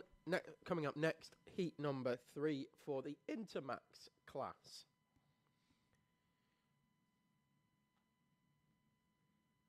Just awaiting the grid to be cleared. And here they come. David, have we got a grid for the Intermax? We do. It'll be off the finishing results. It's Joey Swan taking pole position. Oh, I'm just trying to find it. It hadn't been published. I need a little bit of a refresh. I've refreshed. Joey Swan and Thomas Harper then will go off the front row with Red Lind and Freddie Ellingham on row number 2. Then it's going to be William Collinson, Ava Reynolds, Grayson Crawford and River Bell will go off the back. So they just need to sort themselves out into an order. A lot of these drivers fairly new to rolling starts, and we saw that in the previous race. So they just need to sort themselves into order as they were previously. The top 2 are sorted. Red Lind and Freddie Ellingham are... Freddie Ellingham went round at hairpin 1, so he's just taking his position back. They're in the positions, and then it's William Collinson and Ava Reynolds. They're where they need to be as well. So it looks like we're good to go this time. Green will drop, and we are indeed away in racing. Thomas Harper up towards the first corner. Joey Swan on the inside. Harper's going to try the long route round the outside on Joey Swan and then cuts back to the inside, and Thomas Harper's through. Superb move. Wide to start with, then grabs the cut back tight to the inside for Thomas Harper, and what a great start. And then he's nudged into the back by Joey Swan. Swan impatient, but Harper's going to get the run out of hairpin number 2 down the back straight with Joey Swan up to second place. Red Lind in P4. That's Ellingham just behind Ava Reynolds in P5. Yeah, heading into hairpin 3 for the first time. Joey Swan with full send up the inside of Harper. Harper getting the cutback, but he's going to find Red Lind on the inside. Can't get the second switch back, and Joey Swan's going to drive out, and Harper went into that complex in P1 and comes out of it in P3.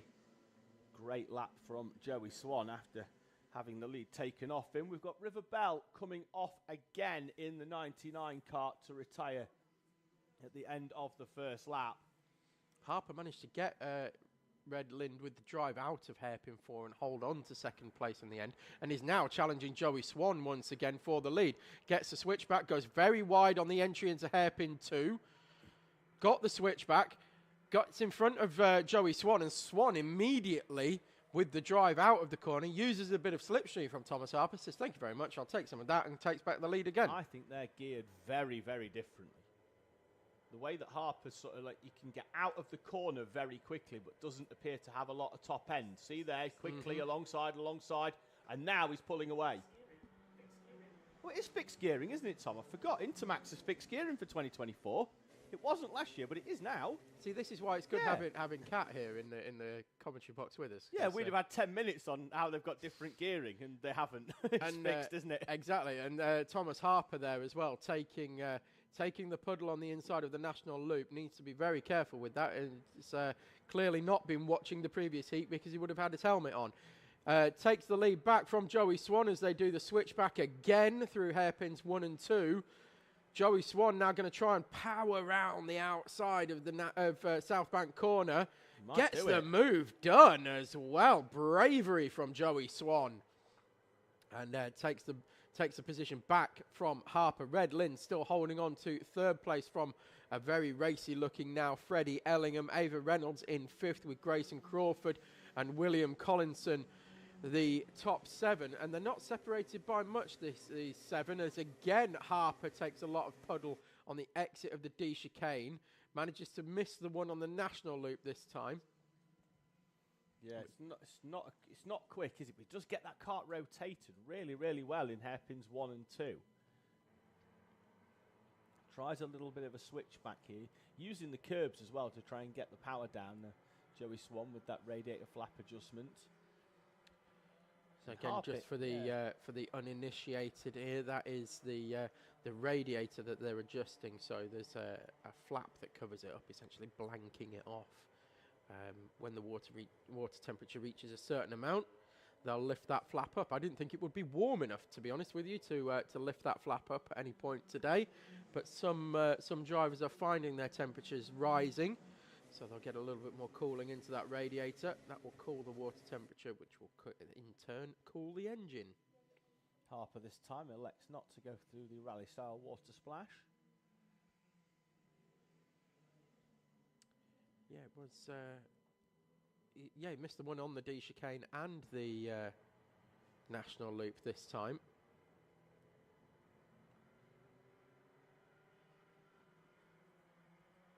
It looks like Swan is now moving away from Harper in this one. Red Lind as well, dropping off the back of the front 2.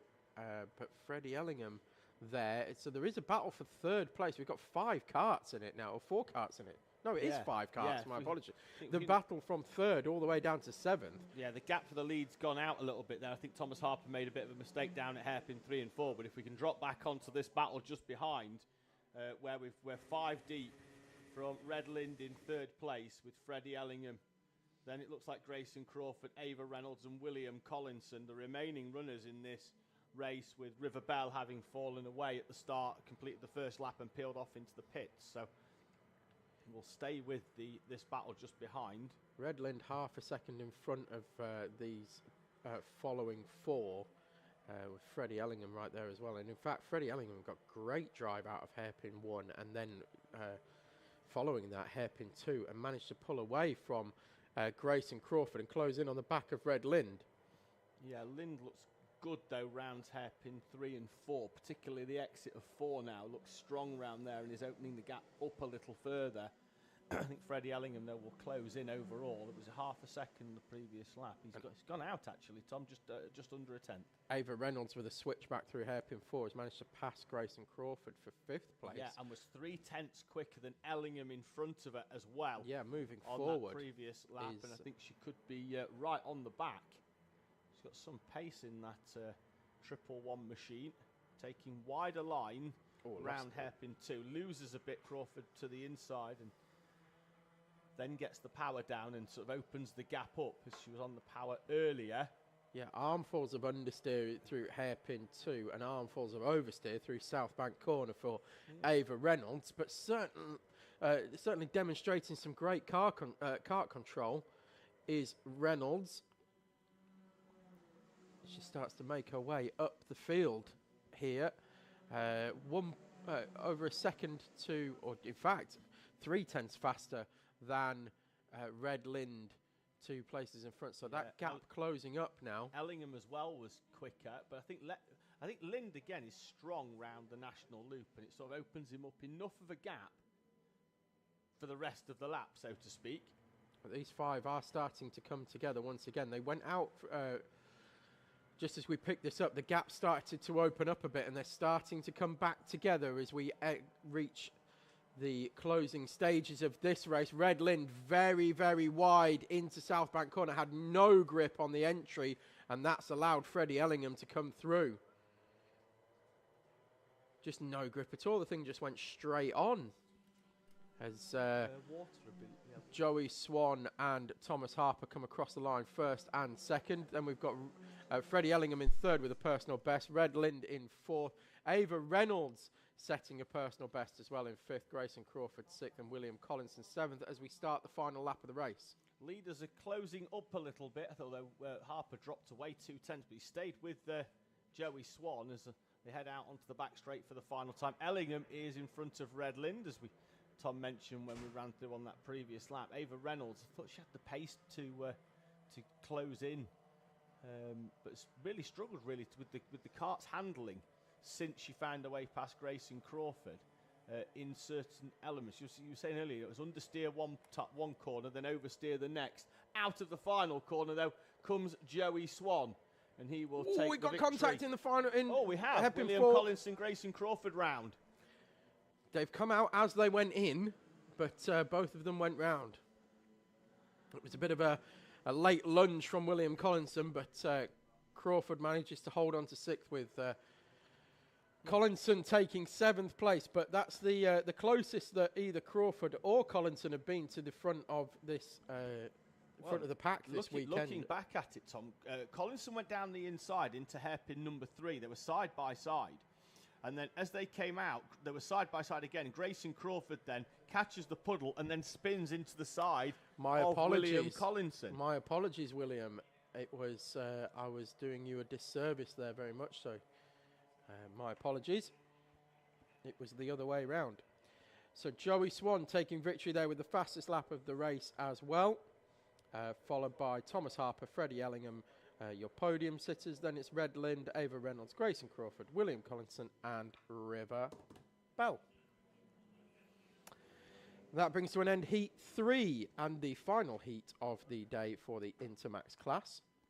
Yes. Coming up next, our amalgamated class of Senior and Junior Rotax. Random grid as well, of course. Oscar Waugh will go off pole position this time with Ben Adrian alongside. Melissa Adrian and Isabella Stansmore-Wilson on the second row, with Freddie Witherington and Alex Lynn on row 3.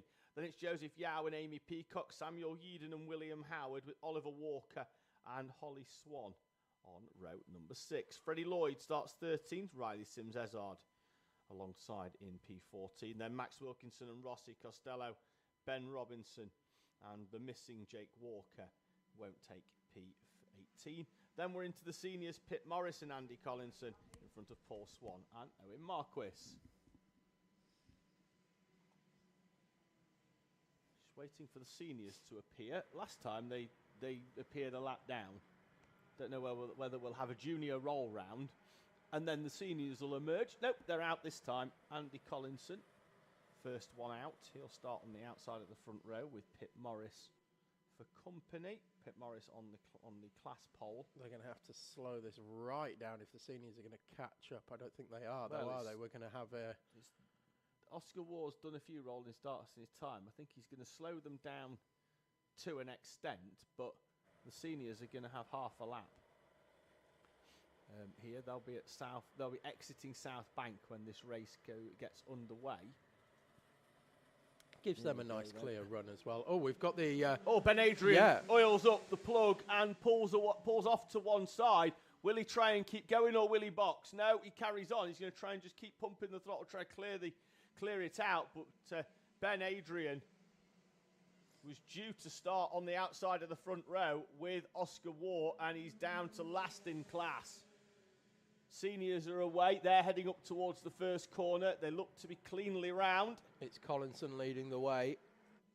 It is Collinson from the 44 of Pitt Morris. Then it's Owen Marquis and Paul Swan.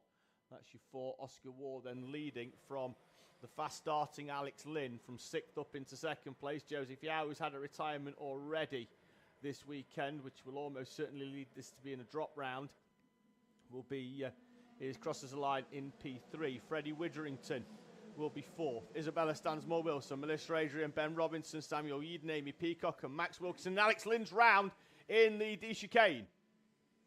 From second place, Alex Lynn. Don't know if there was any contact with Yao, who was in third right on his tail, or whether it was by himself, but Alex Lynn is round. And we've had a change for the lead in seniors as well, as Pip Morris has managed to get past Andy Collinson. And we've got the 32 of... That's Owen Marquis, showing us 111 on time. Oh, of course, yes. 32. Keep forgetting that, don't I? Owen Marquis has pulled into the pit lane, so that leaves us 3 runners. They don't make it easy for us, do they, Tom? Certainly don't. But they, so that's Owen Marcus pulling into the pits and into retirement. We've got Alex Lynn, of course, dropping down the order as well due to that spin in the D chicane.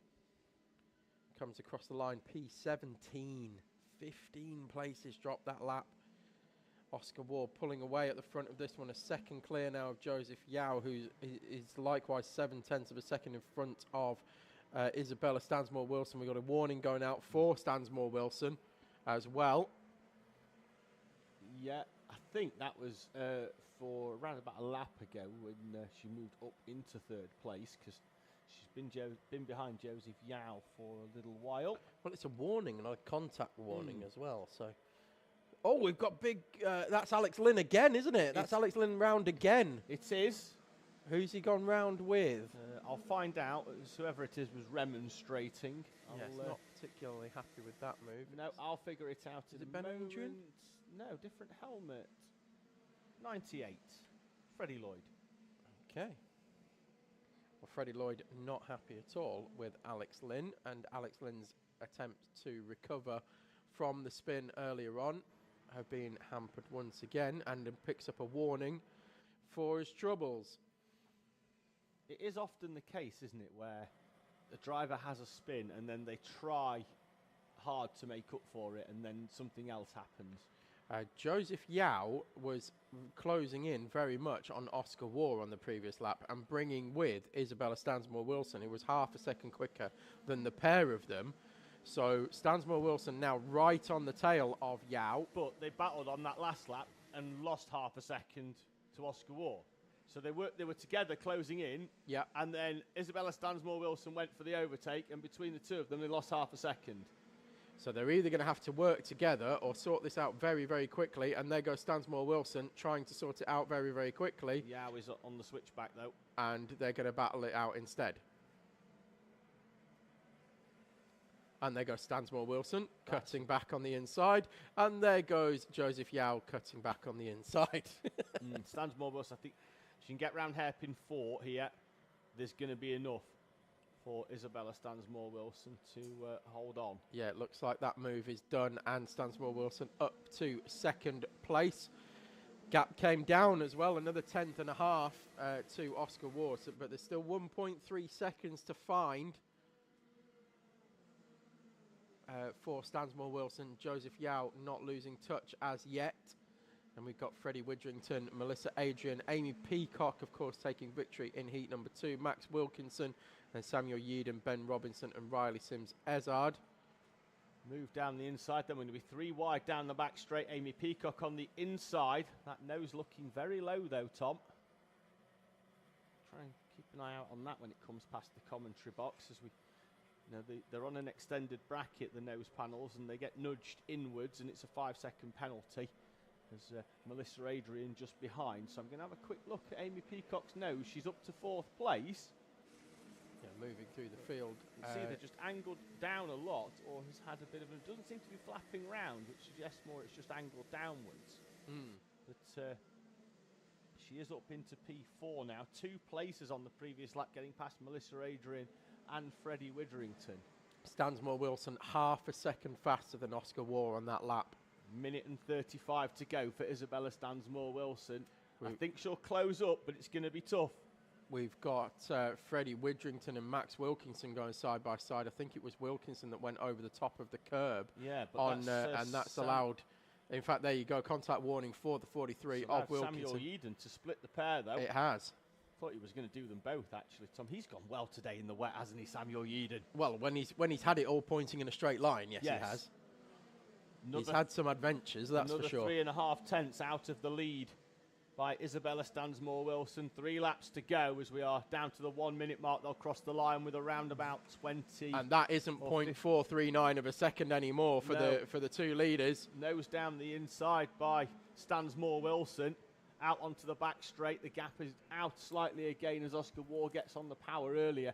It's going to be a tight one this, Tom. I say 2.5 laps. Stansmore-Wilson's going to have to find a way through. Caught up at a fair rate of knots, but now we get into that difficult sort of changing of lines in these wet weather conditions. And Oscar Waugh, I think he's just going to park that number 2 where he needs to. As Stansmore-Wilson crosses the line. 20 seconds to go. 2 laps in Junior Rotax. Joseph Yao with a personal best that time round. Likewise for Melissa Rager and Max Wilkinson, Samuel Yeadon as well. So the tyres really starting to come to the 4th, 5th, 6th and 7th place drivers. They start to move onto the back of Joseph Yao. They're still in a bit of a pack together. Stansmore-Wilson nose down the inside of Oscar Waugh. Waugh on the power earlier. Stansmore-Wilson, though, edging closer, corner by corner. Lap and a half to go, round South Bank. What will be the penultimate time? Could we see a straight line into 4? Don't think Stansmore-Wilson's close enough, but she's opened it up to try and get on the power, and she's going to be right on the back of Oscar Waugh. I know she wants to win this, but second's going to put her on pole, Tom. She just needs, for me, just tuck in behind, take the heat points, and start the final on pole position, where she's clearly got the pace to drive off into the distance. Yeah, but, you know, racing driver. Yes, they don't do logic all the time, do they? They just don't. They want to win every single race. Every single corner, every single straight, every single inch of tarmac, they want to be winning it. And Stansmore-Wilson is no different. However, the battling pair has brought Joseph Yao back into this. He's not out of this yet. No. Either. If these two start fighting through hairpin 3 and 4, and they do, Waugh going very defensive.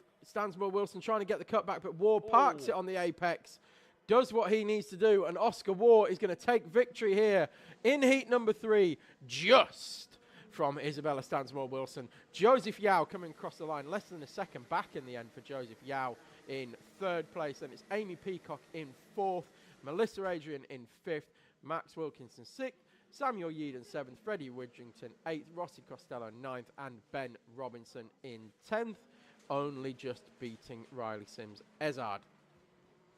So that was quite exciting in the end for the Junior Rotax. In the Senior Rotax class, 16th overall on the road, but first in Senior Rotax was Pip Morris.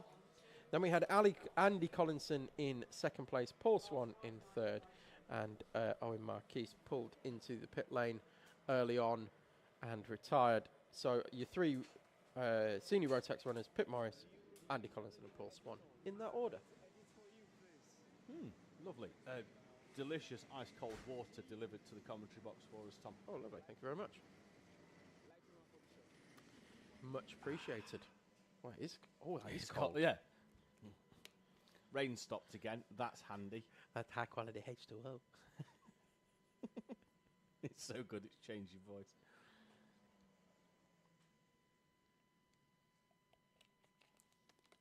Right, Junior Pro Kart is next, and we're back to some more random grid action. This time it's the 28 of Alana Howard going off pole position, Max House to go alongside, Reese Cranston and Joseph Williamson on row 2.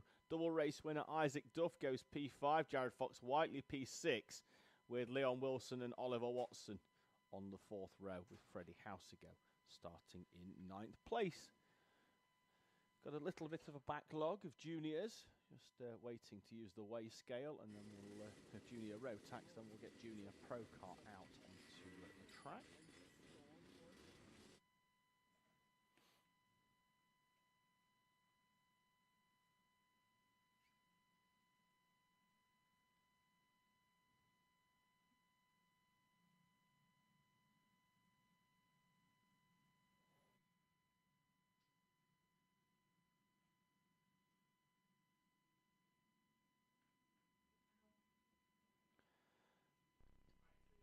out they go then onto the track, led by the 28 of Alana Howard. Will be the 77 of Max Housego alongside on that front row. Reece Cranston and Joseph Williamson then on row 2. And then the double race winner Isaac Duff going off P5. A lot less puddles now on this track, and whilst we don't have a dry line, there is definitely a line, particularly if you look at hairpin number 1. There's shiny on the outside where there's no rubber, and then a bit more rubbered in on the inside where the drivers have been cutting into hairpin number 1. Field will come through then for the start. Alana Howard will lead them up towards the start-finish line. Powers down, and we're away and racing as they run up towards the national loop for the first time.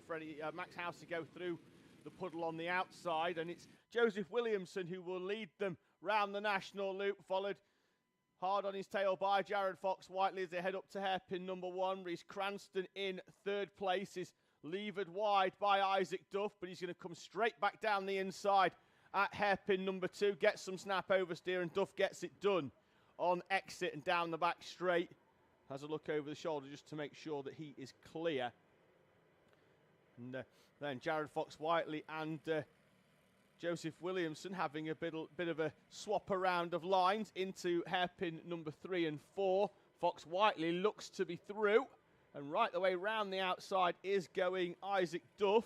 22 gets a warning, that's Jared Fox-Whiteley, and he'll see it from P1 as he crosses the line. Duff down the inside of Williamson. Williamson not too pleased really with Isaac Duff there as they come up and over start finish. Duff ran him wide to the outside of the track. Williamson with a head shake slots back into P3.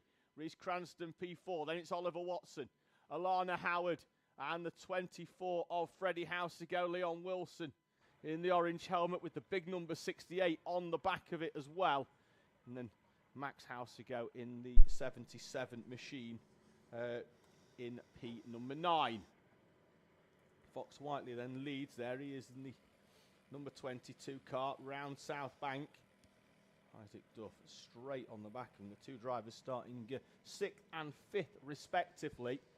Fox-Whiteley leading at the moment. Gap on the previous lap, 0.4 of a second. I think it's going to be out ever so slightly as they cross the line. And we're out to nearly 0.9 this time, with Duff losing some time. Change for 6th place though. Freddie Housego has found the way past Alana Howard. He's up to 6. She's down into P7. And fastest lap of the race set immediately by Fox-Whiteley, and in 0.4 of a second quicker than anybody else on the circuit that time around. The 55.3, closest being Isaac Duff with a 55.7. So really putting the hammer down early is Fox-Whiteley. Oliver Watson and trying Freddie to break the spirit, I would say, of Isaac Duff here. Yes, but Duff only needs 2nd place to start the final on pole. 2 race victories so far. Jared Fox-Whiteley with a 2nd, and was it a 3rd in Heat 2 after the contact with the tyres. Good battle going on here though, Tom, between Oliver Watson and Freddie Housego for 6th place. Just catching it off the back there. We'll pick it up again in a few moments' time, I feel, as they're having a great battle over P5 and 6. Personal best for Cranston and Alana Howard as well, but 0.2 between that battle between the 5 in the all-black machine of Oliver Watson and Freddie Housego in the white helmet again just behind him as they head towards hairpin number 1. Just see them there. There they are on screen, Oliver Watson and Freddie Housego. Housego got past Alana Howard a few laps ago, and now will draw alongside Oliver Watson down the back straight. Not quite close enough to complete the work, but I get the feeling it could only be a matter of time here for Freddie Housego. I'm having a look out at on the circuit, and it does help. There is at the entrance to the D chicane. There's tram lines. Yes, side by side out of the final corner there from the battle that we're watching between Freddie Housego and Oliver Watson. By tram lines, I mean dry lines appearing. But I think by the time we're going to have 30 odd senior Pro Kart runners in the next heat going over this, that section of the track could actually be a bit of a dry dry, line. actually Yeah. dry. I don't think we're going to see any drivers that have an option going on slicks. Well, Bambinos obviously don't have that option. No, but I think Honda Cadet, I don't think they're going to have an option. I think they're going to be South wet. Bank's going to be too slippy. Yes. I mean, they're still struggling now, Tom, on the wets in the juniors. Yes, where it's single file, I think there's a bit of a line. But where you've got options to go, I think they're going to struggle. Where I'm getting to is by the time we get around to, we've got a contact warning out for Freddie Houseago in the 24 Cup, but by the time we get around to the Junior Pro Karts coming round again, I think there's a decision going to need to be made. I think you could be right. I just get the feeling South Bank... Perhaps even Junior and Senior Rotax. It's whether you lose too much time in one corner. And we've seen that before. One corner can... If that's wet, then you have to stay wet. And normally, it's South Bank into hairpin 3 because the water runs off South Bank towards that hairpin 3. And the entry to hairpin 3 is tricky enough in the dry, never mind in the in the wet. Houseago hasn't been able to find the way past Oliver Watson yet. It's been quite an intriguing battle this with 2 minutes to go on the clock. Fox Whiteley's disappeared off into the distance at the front. He's continuing to push. And we'll start the final, I think, from P2. Isaac Duff, 2 victories and a second place is going to be enough for him. Yeah, it seems to have just backed it down a bit here, Isaac Duff. Perhaps knowing the situation. Set a personal best on the last lap though, Tom. Yeah, I mean, you know.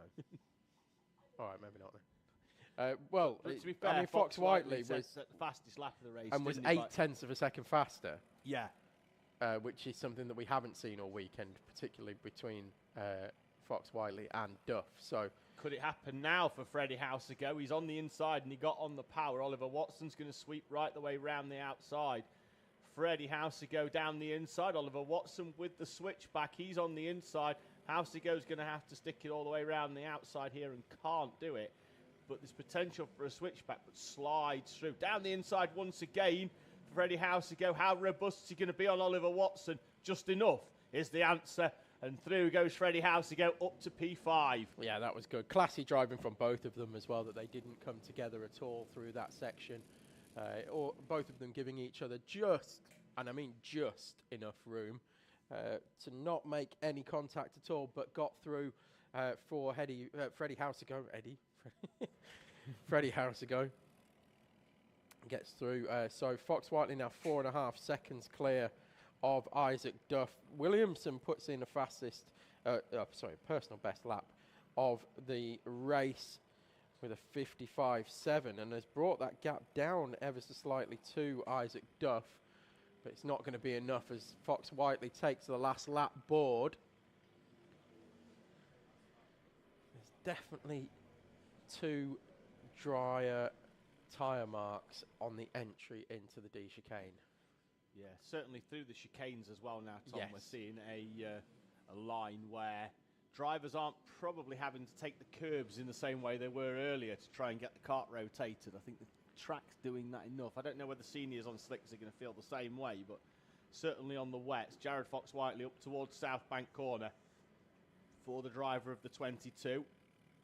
Comfortable gap of 4.2 seconds. Personal best on the last lap for Isaac Duff. Took 0.2 out of the lead, but I think Fox Whiteley had eased up because he was nearly a second off his fastest lap. You can tell by the way he comes out hairpin 4 rather nonchalantly that he's just coming through and then celebrates in style over the start-finish line after the easing round the final corner for Jared.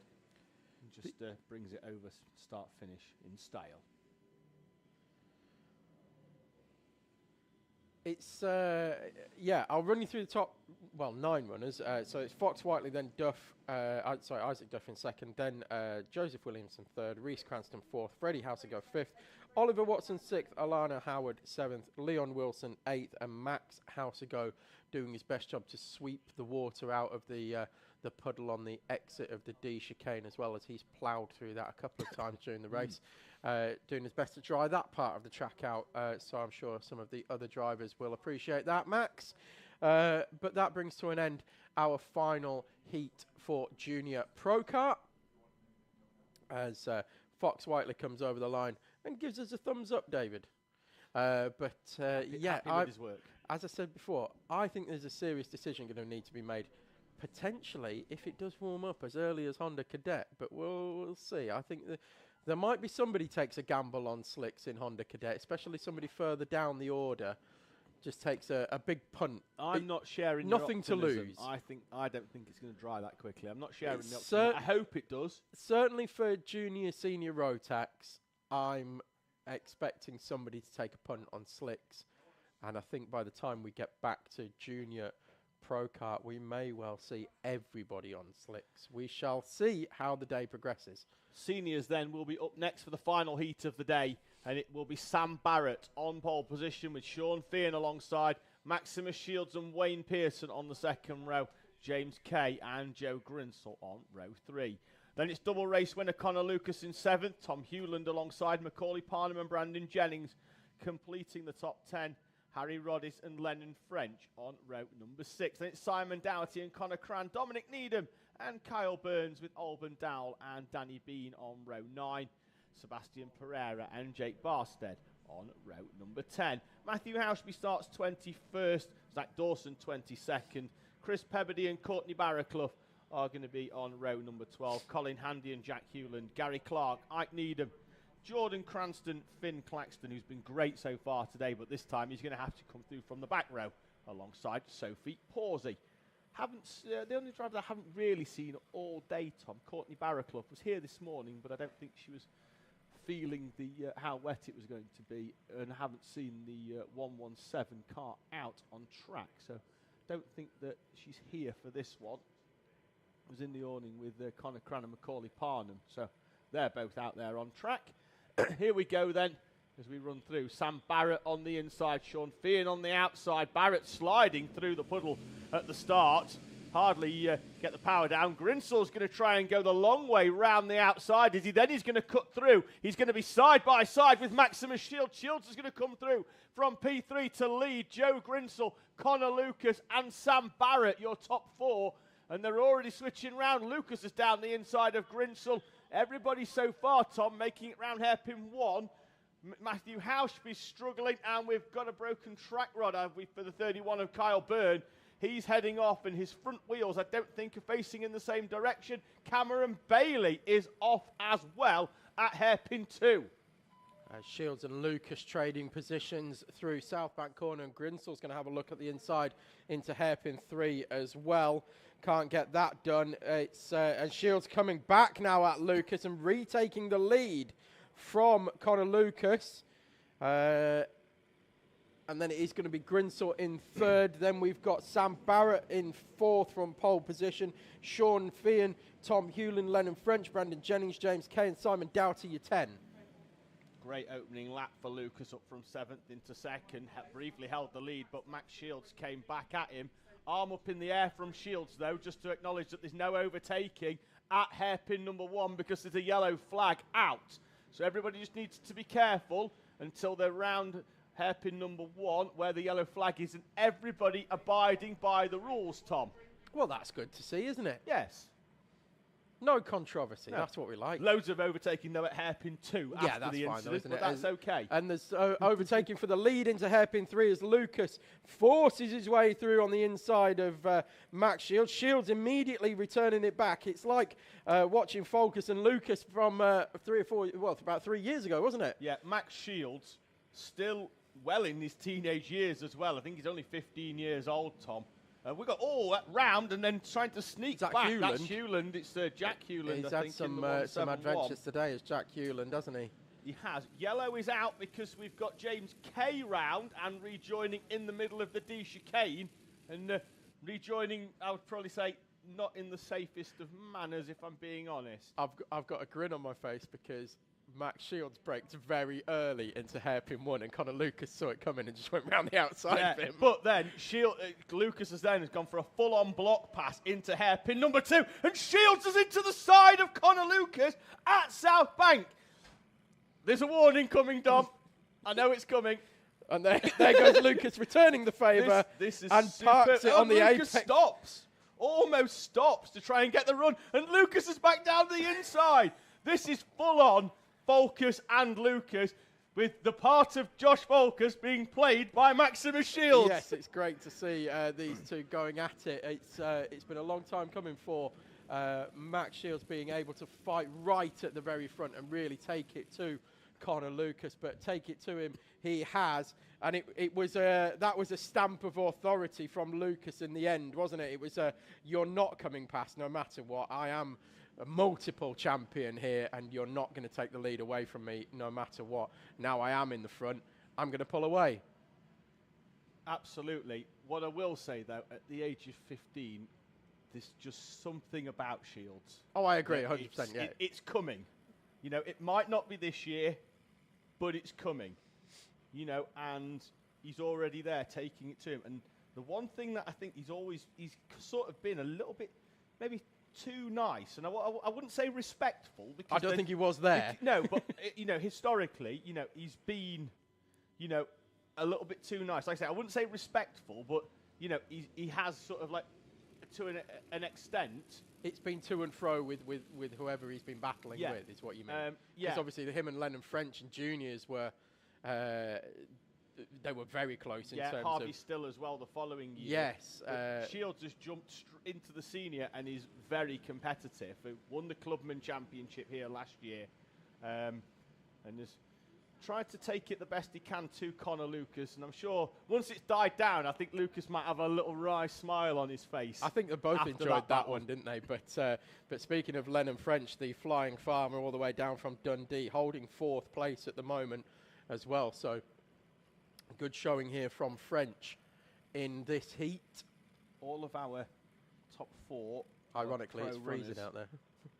Yes.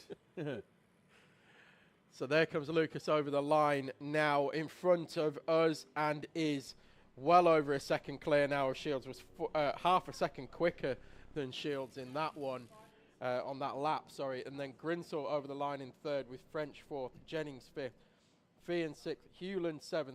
Doughty, who's had some adventures today, is having a good race in 8th place, with Roddis and Barrett the top 10. Barrett, the pole sitter, dropping down. 77 of Sophie Pawsey's chain guard is flapping. Yes, it's up in the air, isn't it? Left rear chain guard. It's lost the R clip. Yes. Goes over the top of the. Basically, there's a bit off the side of the engine. They just pop it down and stick an R clip through it, and it holds it in. But it's currently up in the air, off the back. Waving around like it just don't care. Yes, that. Out at the front, though, Lucas is extending the gap. It was 1.4 seconds on the previous lap. I think it's going to be way nearer 2 seconds, if not more, this time round. And he sets the fastest lap of the race. A full second clear of anybody else, as Sophie Pawsey is given a technical defect, Tom, for that chain guard. Simon Doughty and Harry Roddis going toe-to-toe over start-finish, as in front of them, the 8 of Tom Hewland understeers wide, and Harry Roddis and Simon Doughty are going to go side by side. Here they are on screen at the moment. Harry Roddis clipped the water and then ducked out of the way when he saw it coming at him. Well, the cone's gone flying as well on the inside of the National Loop. That's well on the inside. Somebody round there. Yes, it is. On the exit of the D chicane. It's Dominic Needham in the 69 car, as I think the 15 of Gary Clark goes through the water and gets some steam. But yeah, great humour there from Harry Roddis, who clipped the water himself and then ducked out of the way of it when he saw it was coming at his face. Sebastian Pereira is that in the background. He's going to try and nose down the inside. It is, and then almost comes to a halt as the door is closed on him by the 8 of Tom Hewland. So we've got Lucas leading now by 3 seconds, who's from Shields, who is in turn 5 seconds clear of Joe Grinsell. And then Lennon French in 4th, Jennings in 5th, and Doughty 6th. So you're all but Jack Hewland in your pro class are inside the top 6. Leading novice Sean Fearn in P14, Connor Cran and Zach Dawson complete the top 3 in 17th and 18th respectively in that class. So yellow backgrounds there are pro runners, then you've got club runners in blue with novice in red down your left side. That's Sebastian Pereira trying to go round the outside. Final lap for our runners as Pereira is going round the outside of Tom Hewland as Hewland tries to slide through, and then that's Sebastian Pereira as we've got one round in the middle. And pick out a number as we come through. That's Jordan Cranston in the 94. Final lap then for Connor Lucas. He leads by 4 seconds from Max Shields after the early do-si-do between the two of them. Lucas will make it 3 from 3 so far in the heats with Shields and Grinsell as it stands. But Grinsell under pressure from Lennon French and Brandon Jennings. Out onto the back straight they go. We're going to follow this battle as we see the field going round the national loop. But the leader already out of hairpin number 4 and heading towards start-finish. There he is taking the wide line with all the grip. And Connor Lucas will come through to take the checkered flag and victory in heat number 3. And pole position for the final as well.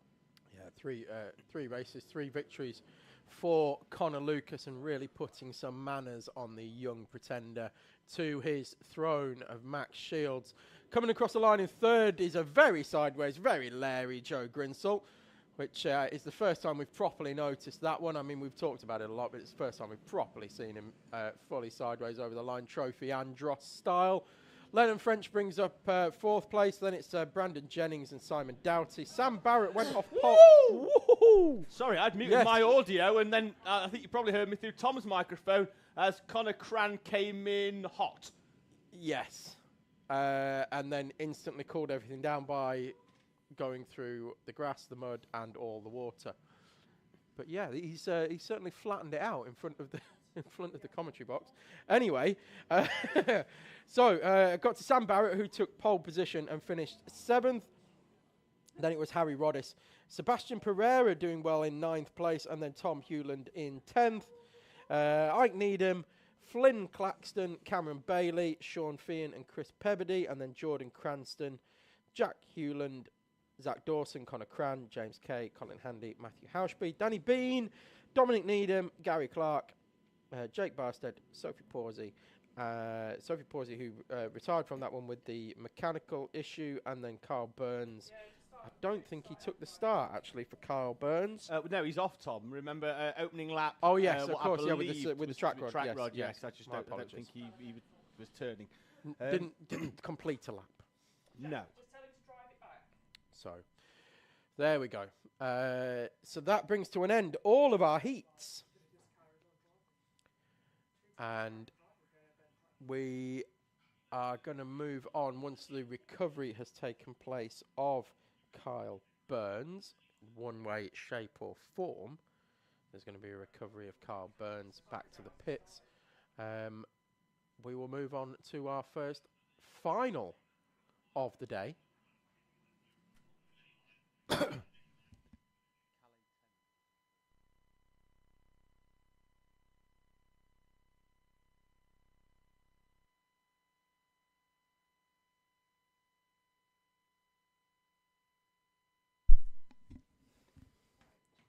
So our first final of the day will be our Coma C50 Bambinos.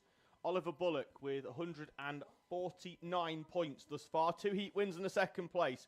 Will go off pole position. Calais Tennant alongside with 1 point less. 2 2nd places and a victory. Tommy Burgoyne will go off P3, and we'll see with great interest whether he can hold on to that place at the start this time round. Sullivan Crawford alongside on the 2nd row.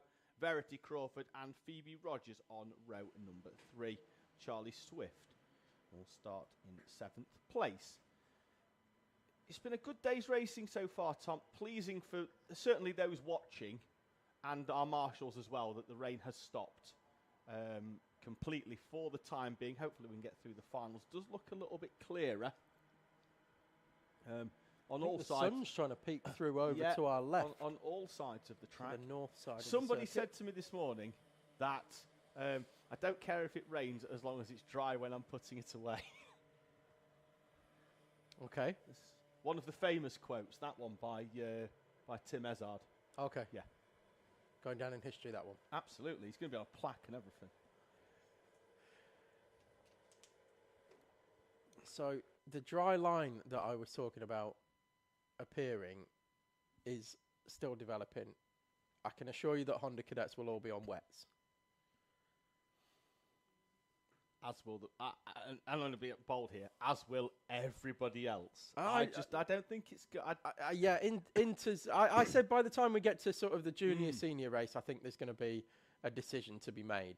I personally think that South Bank might be a little bit too wet. We've seen them sliding around there for most of it, but we'll see. What we need is one of those big, like NASCAR style blowers on the side of the car. That would be fantastic. I've seen them going as well. When I don't know if you remember, a long time ago when they had IndyCar at Rockingham. Yes, I went to that race, and they had the blowers out for that, and we were sat quite a way up in that one, and you could feel the heat coming off it. Was it full, or was it fairly empty? It was fairly empty. Yeah, because I mean, like, it's a great track, but a bit of a white elephant, so to speak, as a racetrack, because they only had the IndyCar there once. Yeah, exactly. Didn't they? It's like, you know, let's build a huge facility. But I don't know why it only happened there once. It there should have been there a lot more. But yeah, they should have done, shouldn't they? But no, it was a great facility. It just never got used to its full potential. Green is up then in the first final of round 2. We're away, and it is another slow start for Burgoyne. Let's see whether he holds on to third this time and gets up to pace. Don't think he's going to. Looks like it's the 20 of Verity Crawford sneaking through up into third place, and Burgoyne's going to have to work hard again to try and wrestle back that final podium place. In his defence, that's his best start of the day. Yes. Seems to be struggling to get away, but again, it's a shame because I think the race pace is there. And he's going to come through, I think, here. I think there's potential for a switchback. And there is the switchback. We've got a spin at hairpin number 1. Charlie Swift is round. No. Again for Charlie Swift, very, very difficult conditions for in which to make your debut race weekend here at Teesside Autodrome. But valiantly plugging away, and as we've seen throughout most of the races, just getting quicker and quicker. Yes, indeed. Although driving through the puddle down the back straight won't have helped things much as he just did. Big puddle though. Big puddle. Oliver Bullock. It's hard to see it. Will lead over the line for the first time with Calais Tennant in P2. Tommy Burgoyne back up to third place, having overtaken Verity Crawford at hairpin number 2 with a lovely little switchback for Burgoyne. Crawford then in P4, Sullivan Crawford P5, Phoebe Rogers and Charlie Swift. And Swift, I think, is he going to pull off into the pit lane? He put his arm up to say he was going to, and then carries back on. Great to see through the D chicane for the 65 of Charlie Swift. Yep, another shout out to Phoebe Rogers as well, down in 6th place. But another one who's been plugging away all day and getting quicker and quicker by the looks of things throughout the day. And Charlie Swift on debut. Let's put it another way. We've seen a lot worse performances on debut. Yeah, and like I say, the wet weather conditions not easy. I'm absolutely loving the valiance of the 65 of Charlie Swift. And at the front though, Tom, Oliver Bullock is disappearing, and Tommy Burgoyne is reeling in Calais Tennant. Fastest lap of the race from Burgoyne. Yeah, he matched Oliver Bullock at the front of that one as well. In fact, the fastest lap by 0.008 of a second, in fact, from Oliver Bullock. But Calais Tennant, best part of 1.3 seconds slower than both Bullock and Burgoyne in that one. Oh, Tennant's round at hairpin 2, Tom. Spins out, and Burgoyne's gone as well. He's gone in sympathy. No contact between the two of them. And Burgoyne obviously went from a standing start. We know he's going to struggle to get that kart going. He could drop down to 5th here. He's got to hold on at least towards South Bank. Right the way round the outside, though, from 5th place has gone Sullivan Crawford. 5th into 3rd. And Tommy Burgoyne round there at hairpin number 2. Tennant went in the middle of the corner. There was no contact other than the fact that Burgoyne had to go tighter in evasive action. And they both rejoin. And now Tommy Burgoyne is going to get squeezed as through comes Sullivan Crawford up into 3rd place. 4th then will be Tommy Burgoyne, Verity Crawford 5th, Phoebe Rogers, Charlie Swift. Your runners at the front though now. Oliver Bullock's got a gap of 6.5 seconds. Well, it's with that synchronised spinning almost from Tennant and Burgoyne. That's just handed Bullock the overall win here. Just got to keep it all pointing in the right direction for Bullock. Don't be driving through any puddles. Burgoyne is alongside Sullivan Crawford out of hairpin number 2. And through. Through he goes up towards South Bank. It is drying on the inside there, but looks so shiny. Is it, David?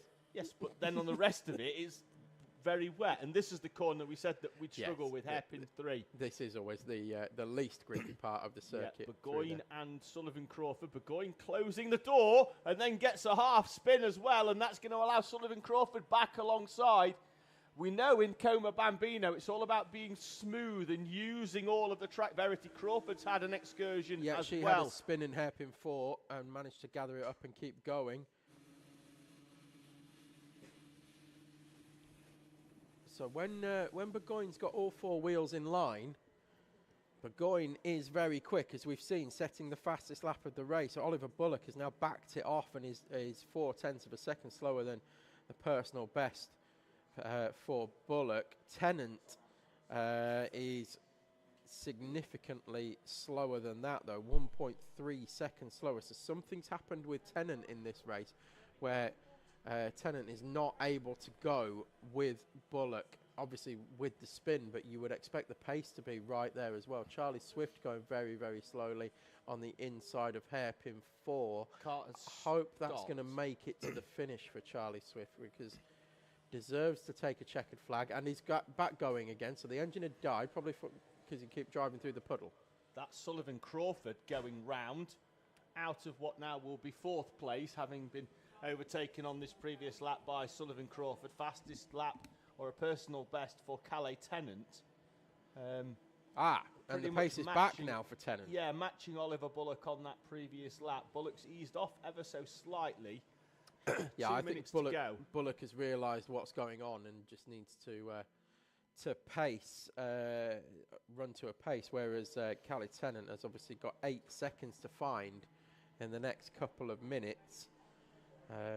And then Burgoyne is another 3 seconds back from Tennant now. So Burgoyne starting to possibly reel in Tennant now that Burgoyne is back onto the podium steps. Yeah, got 3 seconds to close though. That's quite a lot in the remaining couple of laps. We've got a yellow flag out at hairpin number 2. That's back in already. Oliver Bullock being willed on from the bank by what I can see is a very giddy Paul Rye and a slightly more nervous Mr. Bullock.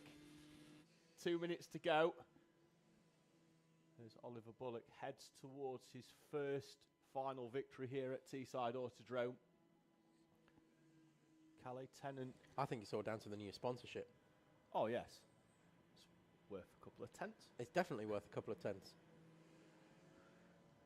So Infratech, we've tried to explain earlier, but Infratech sponsoring the series now as well, as you can see at the bottom of your screen. It's almost what I do whenever we have a higher transponder. I always say, can I have a fast one? And I've just been informed as well that it's thanks to Infratech as well that we can actually bring you these pictures, because they put all the fibre in for all the fibre optic cables for the live stream. There is the race leader, Oliver Bullock, out of hairpin number 4 and heading towards start finish. Will he beat the timer? to the last lap. I think he will. He's going to cross the line with 4 to go. And that's going to give Tommy Burgoyne an extra time, Tom, to attack Calais Tennant. And Burgoyne is through into second place already. Out of hairpin number 4, Tommy Burgoyne, who I did say at the start had the race pace. 1:06.7 is the fastest lap by 0.3 of a second. Yeah, very, very quick pace from Tommy Burgoyne. He was 1.3 seconds faster. My apologies, maths is terrible. He was 0.7 of a second faster than Oliver Bullock that time around. Obviously, there's still 10 seconds to find. But very quick time from Tommy Burgoyne there. Has that given Calais Tennant a bit of a wake-up? And is Tennant going to have anything to respond with? Are there any tools left in the arsenal for Calais Tennant to respond? It doesn't look like it at the moment. Burgoyne is driving away. And it's going to be a case of what could have been nothing for Burgoyne based on what happened in that spin. Yeah, well, slow start, probably lost him 3 or 4 seconds. The spin, I think, maybe lost him another few as well. I still think, in all honesty, Oliver Bullock would have had this one, Tom. He's looked very, very assured as he commences his final lap here at Teesside Autodrome in the 18 machine. Gap for second place is down ever so slightly once again. Tommy Burgoyne taking a few tenths out of Oliver Bullock. Calais Tennant still in third place then as it stands. Struggling for pace now, Tennant. Dropping back from Burgoyne. Sullivan Crawford comes across the line in 4th. We're about to get Verity Crawford across the line in 5th. He set a personal best on the previous lap and then went 2/10 slower this time around. Phoebe Rogers is in 6th place at the moment and Charlie Swift in 7th. The sun has come out, Tom, to welcome our first winner, as he has to go round the outside of a very recovering Charlie Swift. But the sun welcomes a maiden final victory for the 18 of Oliver Bullock. Round the dog leg, celebrating already, and Oliver Bullock takes his first victory here at Teesside Autodrome. Second, improving from his 3rd place at round number 1, is Tommy Burgoyne. He takes 2nd place, and Calais Tennant will stand on the podium for the first time here at Teesside in 3rd place in the 52 machine. That rounds out your podium. Bullock, Burgoyne and Tennant, the top 3. Tennant with a personal best on the final lap as well. We then await Sullivan and Verity Crawford in 4th and 5th respectively. Phoebe Rogers will be classified in P6. Charlie Swift already taking the checkered flag in P7. And that brings to an end Bambinos for the day, for the weekend. And congratulations once again from us in the commentary box to Oliver Bullock, to Tommy Burgoyne and to Calais Tennant on your podium places. Coming up next is the all-action Honda Cadet final, and it's going to be, bear with me, Max Taddy going off pole position. Oliver Bullock very, very pleased with himself coming over the line.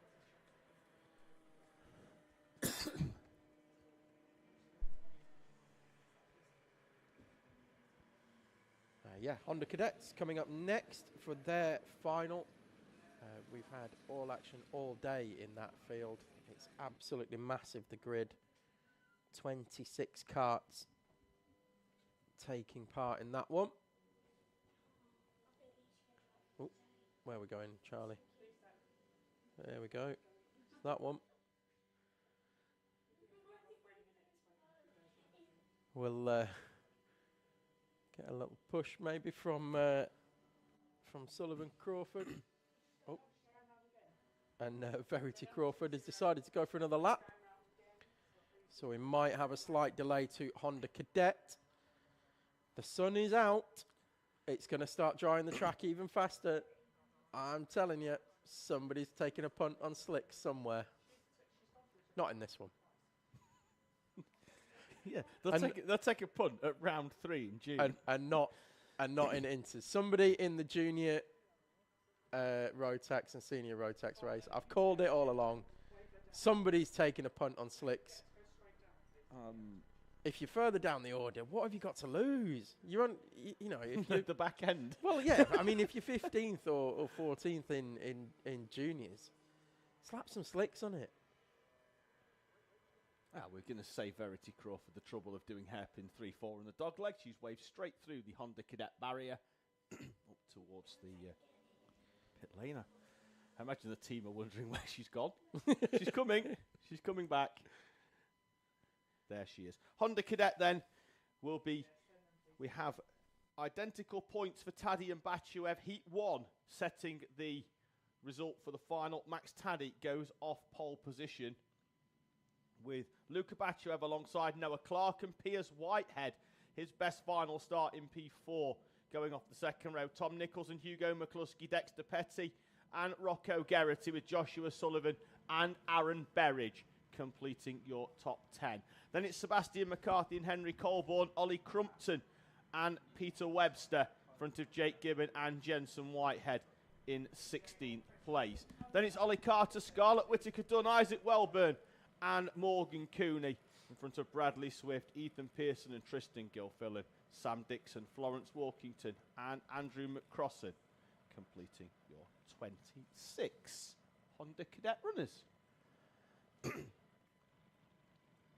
There is a dry line, Tom. It's just unfortunately it's not on the part of the track that we're using.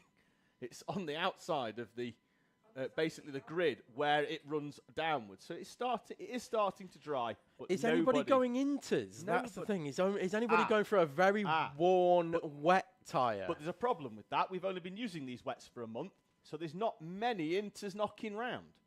That's the thing. There's not. It's not like anybody used any at the last round. No. That's what I mean. So they've only been used today? 90% of this field had brand new wets on for Heat 1. Okay. Because they didn't have... So it's who's burned them out the best? Yes, basically. It's going to have the most grip in this one. Whoever did Heat 3 at 60 PSI.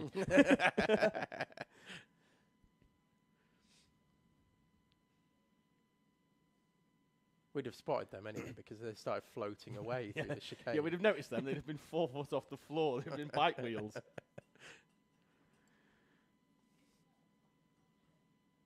Last couple of runners just moving into position at the back of the field. The barrier is being replaced and the start line marshal is making his way towards the front. We shall get ready to go here in the final for Honda Cadet.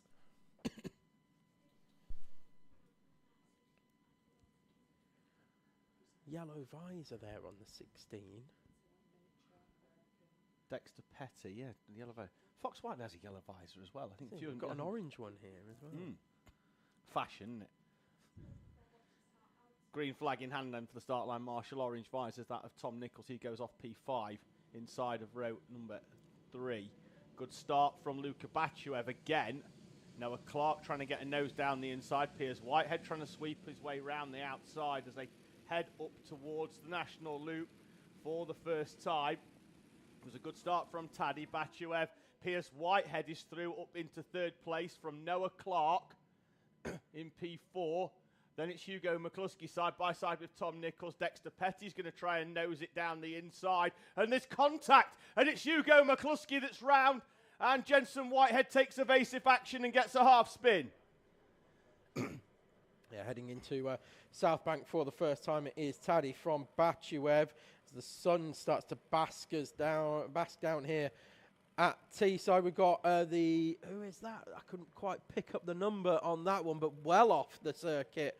Up the could be Jake Gibbon, right up onto the into the barrier at the top of South Bank. So that's gone a long way. So it's Taddy from Bachuev from Piers Whitehead. Then it's Clark, Nichols, Petty, Sullivan in 7th, Berridge, Geraghty, and Webster. The top 10 as they come over the line for the first time. Bachuev looking very racy all of a sudden and has a look down the inside into hairpin 1 but can't get it completed. Piers Whitehead and Noah Clark they're in a race of 2, so we've got 2 by 2 until we get back to Tom Nichols in 5th, and then it's a train pretty much all the way back to about 11th or 12th, I think. Yeah, good start from Piers Whitehead up into 3rd place, Tom, and going very, very well. Seems to like these wet weather conditions because he's never been anywhere near this far forward, Tom, here at Teesside, and here in the wet weather conditions is basking in it. Contact warning for the 13 of Joshua Sullivan. Well, he took 5th place away from Tom Nichols on that lap, but also Dexter Petty went down a position as well. So it could have been the move on Petty, because the one on Nichols looked fairly clean. Did a switchback on Petty at hairpin number 2. I think it was for the, I think they're looking at it for contact on the opening lap with Hugo McCluskey, the spin at hairpin number 2. Ah, right, okay. Lead, though, is Max Taddy. Luka Bachuev was very racy in the opening lap. And then then we see the second place as Noah Clark tries to edge down the inside of Piers Whitehead. And then we'll try again into hairpin number 4. We're going to stick with this one because this is going to be very entertaining, I feel, between Piers Whitehead and Noah Clark. Have a look at the times, though, Tom, when they come through. Bachuev with the fastest lap of the race. And Whitehead and Clark battling over 3rd place has allowed Sullivan to take 4/10 out of them. And Clark, I think he is probably a little bit quicker, but can't find a way past just yet. Yeah, Sullivan is sort of on his own now in 5th. He's going to try and close in on the back of these two, especially if they start battling. So he's managed to gap Tom Nichols now, and that train is all action as they head through hairpin 2. Clark's alongside of Piers Whitehead on the way out of hairpin number 3, and Clark slides down the inside. I thought Whitehead might have had enough to go by getting on the power early there, but Noah Clark is through. Whitehead tries to get back down the inside for 3rd place. Can't find a way back through as they head out of hairpin number 3. So it is still Taddy from Bachuev, but they are still very much nose to tail. That gap has been less than a 1/10 of a second for the last few laps. Clark and then Whitehead, but they have been backed themselves into Sullivan now, who is right on the tail of Piers Whitehead. Since Clark's got through, though, he has actually been able to gap the 27 of Whitehead.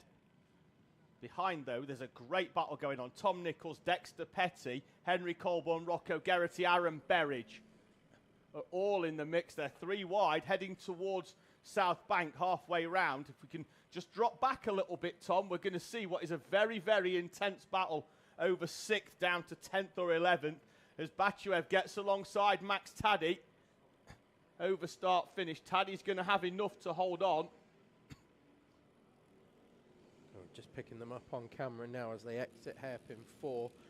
Those are your 2 leaders. Still Taddy and Bachuev. Whitehead's just got a bit of a tank slapper, Tom. He's gone wide out onto the curb on the way out of the chicane, and it's allowed Sullivan to go through the gap that was created as he crossed it back up and got it back on track. Sullivan up to P4, Whitehead down to P5. Behind, though, I want to drop onto the battle that's just about going onto the back straight. The battle for the lead is raging, though, with Taddy just about holding off Bachuev. Here it is, Tom. It's Henry Colborne now in front of Tom Nichols, Aaron Berridge and Rocco Geraghty. Behind them, Dexter Petty. And just off the back of that is Peter Webster as well. Oh. And that's Rocco Geraghty round. And he's going to get beached. He's beached. Trying to bounce. I'm not sure. There was a lot of contact there. I'm going to have a quick look and see on the stream to see whether he went round on his own. I think it was just everybody closing up. Yeah. Just that. He tagged the back of Tom Nichols and it sent him round, Tom. Tagged the back of Tom Nichols. Meanwhile, Sullivan's got through on Whitehead as well. Yeah, that happened at the D chicane 2 laps ago. For 4th. Apologies, missed that one while I was trying to keep an eye on the lead battle. So now we've got Aaron Berridge and Henry Colborne side by side down the back straight. We've got side by side for the lead as well into hairpin 3. Luka Bachuev finally having a nose in front, but Taddy immediately returning the favour, and it's going to be a drag race side by side, and Bachuev has taken the lead over the line in front of the commentary box. Bachuev leads now for the first time and sets the fastest lap of the race in the process. Heading round the national loop. Has Taddy got anything in response for Luka Bachuev? Luka Bachuev definitely got some pace still within that kart while he was behind Taddy. Couldn't find a way through. Eventually found a way through hairpins 3 and 4, and looks to be moving away. Taddy doing well to hold on to the slipstream of Bachuev. Still 3 minutes to go here. We're going to get 5 more laps in this. They're going. Oh, and there's lap traffic as well, recovering from a spin, and that's going to bring the front two back together again. Yeah, it's going to be a little bit closer. Taddy, who'd fallen a few more kart lengths off the back, is now going to benefit from a huge amount of slipstream over start finish, and does so. And he's right there now, is Taddy. The gap went out slightly through the second half of the lap to Bachuev, and he's got all that work to do again now, has Luka Bachuev. Noah Clark still managing to hold off Joshua Sullivan in third. The gap's about half a second. Stationary kart just into the D chicane on the grass. Just can't quite pick out the number on the back of it, but driver is getting out of the kart and is being moved away. 36, is that? That's Andrew McCrossan, yeah. Oh, down the back straight, you've got Henry Colborne and Rocco Geraghty. And Aaron Berridge, sorry. Berridge was bouncing up and over the rumble strip on the outside. And they're going to come up towards this D chicane with the yellow flag still out. Kart being recovered now from the grass area, but it's line astern as it was for the front two. Sullivan closing in on the back of Noah Clark now. He was 3/10 quicker. Yeah, 3/10 quicker. Then it's Pierce Whitehead now, Henry Colborne, Aaron Berridge, Tom Nichols, Dexter Petty, and Peter Webster, the top 10. Minute and a half to go. Taddy still there with Luka Bachuev. As Bachuev has a look over the shoulder, and Bachuev starting to defend, coming to the inside, but I think he had enough, Tom. Now he's set himself up by being very, very tight into South Bank, and that's allowed Taddy right onto the back of him again. Minute and 20 to go. Luka Bachuev still to win a final here at Teesside, and he's going to desperately cling on to this one. Minute to go. That's 3 laps. Well, he had the pace at the start of the race to keep up with Taddy, hound him and get through. Hasn't then since been able to gap. There was a gap appearing. We've got a warning go out. That's Jake Gibbon in the 1-2-4. Pierce Whitehead's falling backwards, Tom. He's fell back into the battle for 5th place. Henry Colborne up to P5. Aaron Berridge, P6. Pierce Whitehead, Tom Nichols, Dexter Petty, and Peter Webster is in the mix as well. He's got Ollie Crumpton for company, Ollie Carter as well, and Sebastian McCarthy. Great battle going on. We'll see the first part here, then there's the second part behind. Yeah, there's 2 little trains here. I say little trains. There's one with 5 carts in it, another one with 4 carts in it. So we've essentially got 9 carts separated by around about 2.5 seconds. As we start the penultimate lap, they cross the line with 6 seconds to go. Luka Bachuev and Max Taddy still nose to tail. Clark holding firm in third, extends his lead for that final step on the podium by a 1/10 of a second. Bachuev has managed to gap Taddy a little bit through the first half of the lap. Taddy immediately responds and closes right back up through hairpin 2. Down the back straight, it goes out a little bit again to Bachuev. Here they are on screen. This is for the overall victory here in Honda Cadet. We've got a lap and a half to go now as they head through hairpin 4 for the penultimate time. They're going to cross the line this time and take the last lap board. Taddy closing up onto the back of Luka Bachuev this time as Bachuev defends, and then Bachuev gets a little bit squirrely through the D chicane. He gets a little bit of snap oversteer. Can Taddy be close enough to find a way through? Don't think he's going to be close enough, but again, hairpin 1's tighter than normal because of the puddle on the inside, and Bachuev is wide into that first corner. Taddy's got to get hairpin 2 right and get the run out onto the back straight. Bachuev, though, just opens up a gap of 2 or 3 kart lengths on the way out of the corner. Luka is looking very nervous at the front of this one. That's why Taddy was able to close up so much in that first half of the lap. He's got to hold it together for 2 more corners. There he goes. Luka Bachuev through hairpin 3, through hairpin 4, just manages to hold off Max Taddy, and he's going to exit well and come across the line and take victory here to Luka Bachuev. First time victor in a final for Luka Bachuev. Max Taddy, second place. Noah Clark holds off Joshua Sullivan. He goes to the podium in P3. Sullivan 9th to 4th in the final. Then it's going to be a great battle here. Where's it going to finish? It finishes with Henry Colborne in front of Pierce Whitehead, Aaron Berridge, Tom Nichols and Dexter Petty, with Ollie Carter in front of Sebastian McCarthy, Peter Webster, Ollie Crumpton, and then it's going to be a recovering Rocco Geraghty in front of Hugo McCluskey. In 15th place, Isaac Welburn, Scarlett Whittaker-Dunn, Jensen Whitehead and Morgan Cooney, Tristan Gilfillan, Jake Gibbon, Florence Walkington, Sam Dixon, Ethan Pearson, and then Bradley Swift and the retiree, Andrew McCrossan, who retired at half race distance. Well, that was exciting, wasn't it? It always is in Honda Cadet, isn't it? But Luka Bachuev for a minute takes victory for the first time here at Teesside. So your field comes in. Ooh. Ooh. A little bit of afters there, completely accidental, I think, from Ollie Crumpton as he got caught out by the braking carts in front of him. I mean, it's not like we do this every race, but you know, just got caught out ever so slightly there and went into the back of, I think it was Peter Webster. Yes, it was in the 25. He's definitely my accountant, Peter Webster. There's getting some camera time there for Andrew McCrossan. Missing a wheel. Is he missing a wheel? Yes, he is missing a wheel. That's why he retired. That'll be why. Yeah, it pulled off to the side of the track. Can't go very far with one-wheel drive. No, I think it's got to be in the seat, hasn't it? That wheel now. He's took his neck brace off. He's walking across the track back into pit lane. The car being recovered on a trolley. No point sending the quad for 30 metres, is there? So off he goes into the pit lane. And that brings to an end Honda Cadet, and very swiftly we're going to move on to our Intermax final.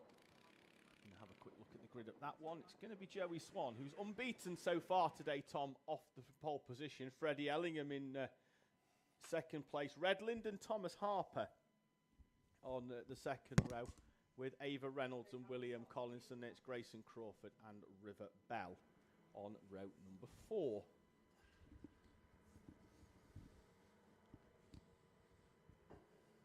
Can Joey Swan complete a clean sweep here this weekend?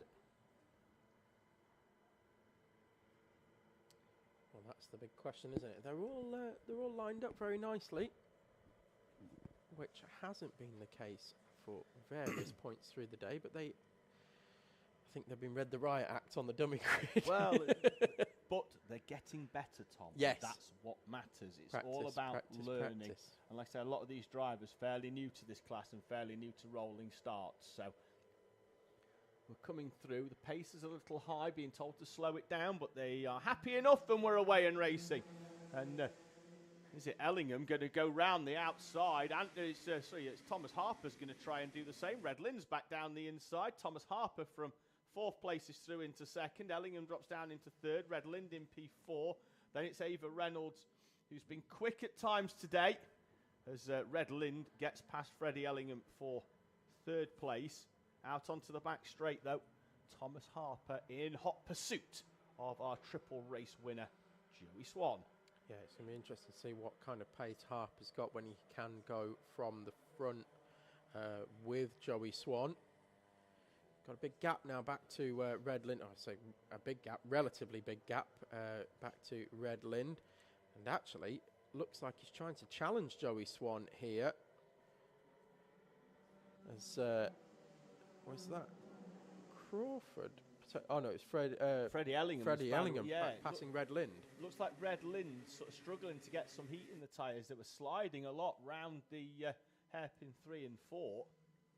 At the front, though, Thomas Harper's looking very racy, and he's just gone down the inside of Joey Swan. Swan's going to be tight. Is that going to allow Harper to get on the power earlier? It is, and Thomas Harper sides through on Joey Swan. It's like a different class. He got that much more grip. Yeah, Swan's going to come back at him, though, round South Bank, and then do the same into hairpin 3. Can Harper hold on? No, Joey Swan. That was nice from Joey Swan. Just eased off the brakes as he pulled alongside, and didn't allow Harper to get the cutback. Genuinely, that was really classy. I really liked that overtake. It was a superb move on it. Just went down the inside, but also just sort of eased off the steering as well. Didn't he? Just opened it up. Opened the brakes up. There was no chance of him getting crossed up. No chance of him losing the rear end. I mean, that in these conditions, that was textbook. Actual textbook. Tough lap for Red Lind. He drops 3 places down from 4th into 7th place. Still struggling really with a bit of rear end setup on that number 117 and the 17 machine. Just struggling to get the car to bite for him. We've moved away now significantly. Have these front 2. Freddie Ellingham still holding on to 3rd with Ava Reynolds. Around 0.6 of a second back, then it's another second back to Grayson Crawford. But there is William Collinson and Red Lind in close company as well, with Reynolds and Crawford setting personal bests on that lap. Ava Reynolds, in fact, closing in 0.3 of a second on Freddie Ellingham. So that's all coming together. Ava Reynolds looking very racy here. River Bell with a personal best as well. Some way detached from the group in front, but still setting personal best lap times. River Bell, it's been a difficult day, to say the least, for River Bell. A couple of retirements. I think barely starting 2 of the heats, if memory serves. We've had a lot of races, but Harper's closed back up here, Tom, on Joey Swan. Yeah, it went out to 0.6 of a second, and it's now been halved. Ava Reynolds has in fact taken 3rd place away from Freddie Ellingham. And is moving away as well as Ava Reynolds. Well, we mentioned earlier on, she's had some really, really good pace earlier on. And once again, Thomas Harper's alongside Joey Swan. Another switchback incoming, and they're side by side down the back straight as we switch to it. And it's a great move from Thomas Harper. He's going to try and hold on here off Joey Swan. This time he's on the inside.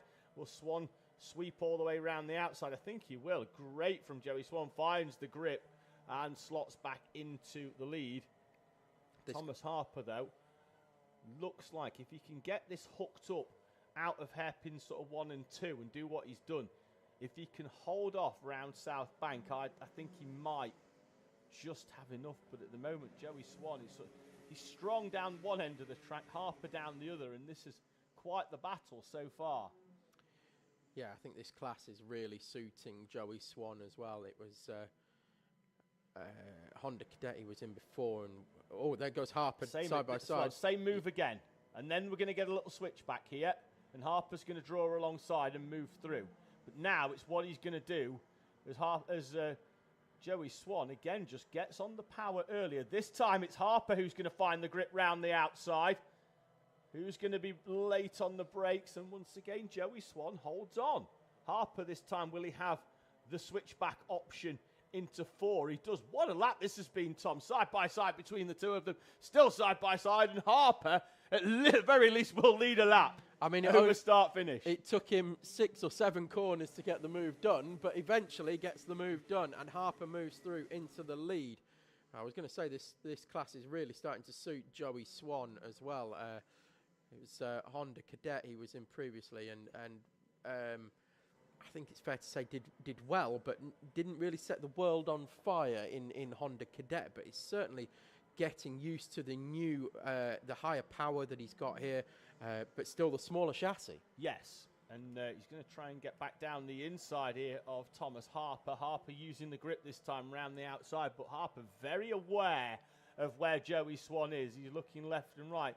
Bearing in mind, Harper's only tested one of these karts once when he borrowed Freddie Ellingham's kart at Elk Karting near Newark a few weeks ago, and is only racing in Inter Rotax because the championship that he wanted to race his R200 in have decided not to run the class, so he's gone and got himself an Intermax. He's here testing this weekend. Never sat in this kart before this morning. Wow. And could potentially win the final. Well, Joey Swan still holding on to the back of Harper here as well and showing very strongly. Again, Harper with of course, that three look heats for Swan. Yeah. Well, Harper has the look over the shoulder, and at the end of the straight, Joey Swan using the slipstream. Harper sliding round the outside again, and I think Swan's going to come back down the inside. Harper's going to do the little switcheroo. Wait for the gap to open down the inside. Through he goes, but he gets a little bit too much grip there, did he? And I think Swan could indeed hold on and does. Yeah, Swan. Back to the inside comes Harper. Sorry, Tom. I thought there was going to be another overtake into the D chicane, and they've swapped places again. Yeah, Swan got a lot of oversteer coming out of hairpin 4, and I didn't think he was going to get the move done, but somehow managed to hold on to it and actually use the extra width of the track. This is what happens and every here we single go again. lap, though. Let's see whether there's more of a switchback coming this time. Harper's down the inside and slides across, and he's gonna have to try and defend this because Swan's got more power again. Harper's gonna go round the outside and will stay on the outside rather than switching back through. I think he needs to be a little bit more robust there. He's going to go round and come back in and try and squeeze Swan tight to the inside. It's going to happen again here. Oh, that was Swan. It was almost Lucas and Shields. Yeah, Harper's too tight there out of hairpin 4 there, Tom. He's got to get that run down the inside and then almost, you know what we say, the slide job. Slide in front of Joey Swan. So that he can't get the power on. Yes, indeed. Or if he does get the power on, it'll just be straight into the rear bumper. But that's how you're going to get the move completed there. Meanwhile, off the front two, Ava Reynolds has moved away from Grayson Crawford by 2.5 seconds, but Grayson Crawford now has Freddie Ellingham very much in close company. I think Crawford passed a couple of laps ago, Freddie Ellingham, and then we've got William Collinson, Red Lind and River Bell. Yeah, Crawford and Ellingham are having a good battle over 4th place, and whilst we would love to drop back and show it you, this lead battle is continuing to rage on. And given the amount of changes in position we've had, Tom, I get the feeling we might just have to stay with this one till the end, unfortunately. I think for we others. should, but I'm going to say that unfortunately I think we're going to run out of time unless these two really start battling it out, because Ava Reynolds is starting to make her move towards the front as well. So that the gap is 2.5 seconds. To Thomas Harper. It was a little bit slower that time around, but was much quicker on the previous lap when they were fighting. So if they do start scrapping away again, Ava Reynolds is going to close in and possibly take the spoils from both of them. If? If. You say if, I say when. Okay. This isn't over yet for me. Thomas Harper just needs to be a little bit closer into hairpin 1. And I know Joey Swan, it looks like he's opening it up, but I think Harper's just sort of looking to get the drive out the corner. That's what he needs to do when he's in front. Sort of slide and use all of the track. 2 or 3 kart lengths. Swan is opening up a little bit more of a gap this time. Harper was a 10th quicker. 11 seconds, 2 laps to go. Personal best for Crawford and Ellingham that time around. Ava Reynolds dropped back a couple of tenths that time because the front two weren't battling. We've got 2 laps to go. Got yellow flag out over start finish. And Harper's back down the inside, Tom, for the lead on the back straight towards South Bank. I think William Collinson had a bit of an excursion at the D chicane, and they are side by side into South Bank. Forces Joey Swan slightly wide. Will Harper taken to the curb. Yeah, adventurous line. Gets good drive though. Last lap right board. on the tail of Joey Swan. Last lap then for Joey Swan and Thomas Harper. Both of them have led this final. Almost, it's going to be harsh for whichever one doesn't win this, Tom. But Joey Swan with 3 heat wins has certainly earned it if he does take it. Thomas Harper's grown into this race weekend and he goes down the inside into hairpin 1. That's going to mean that Swan's going to be tight. Harper tight down the inside and Harper with the switchback. Swan's going to have the more power. He's got on the power earlier.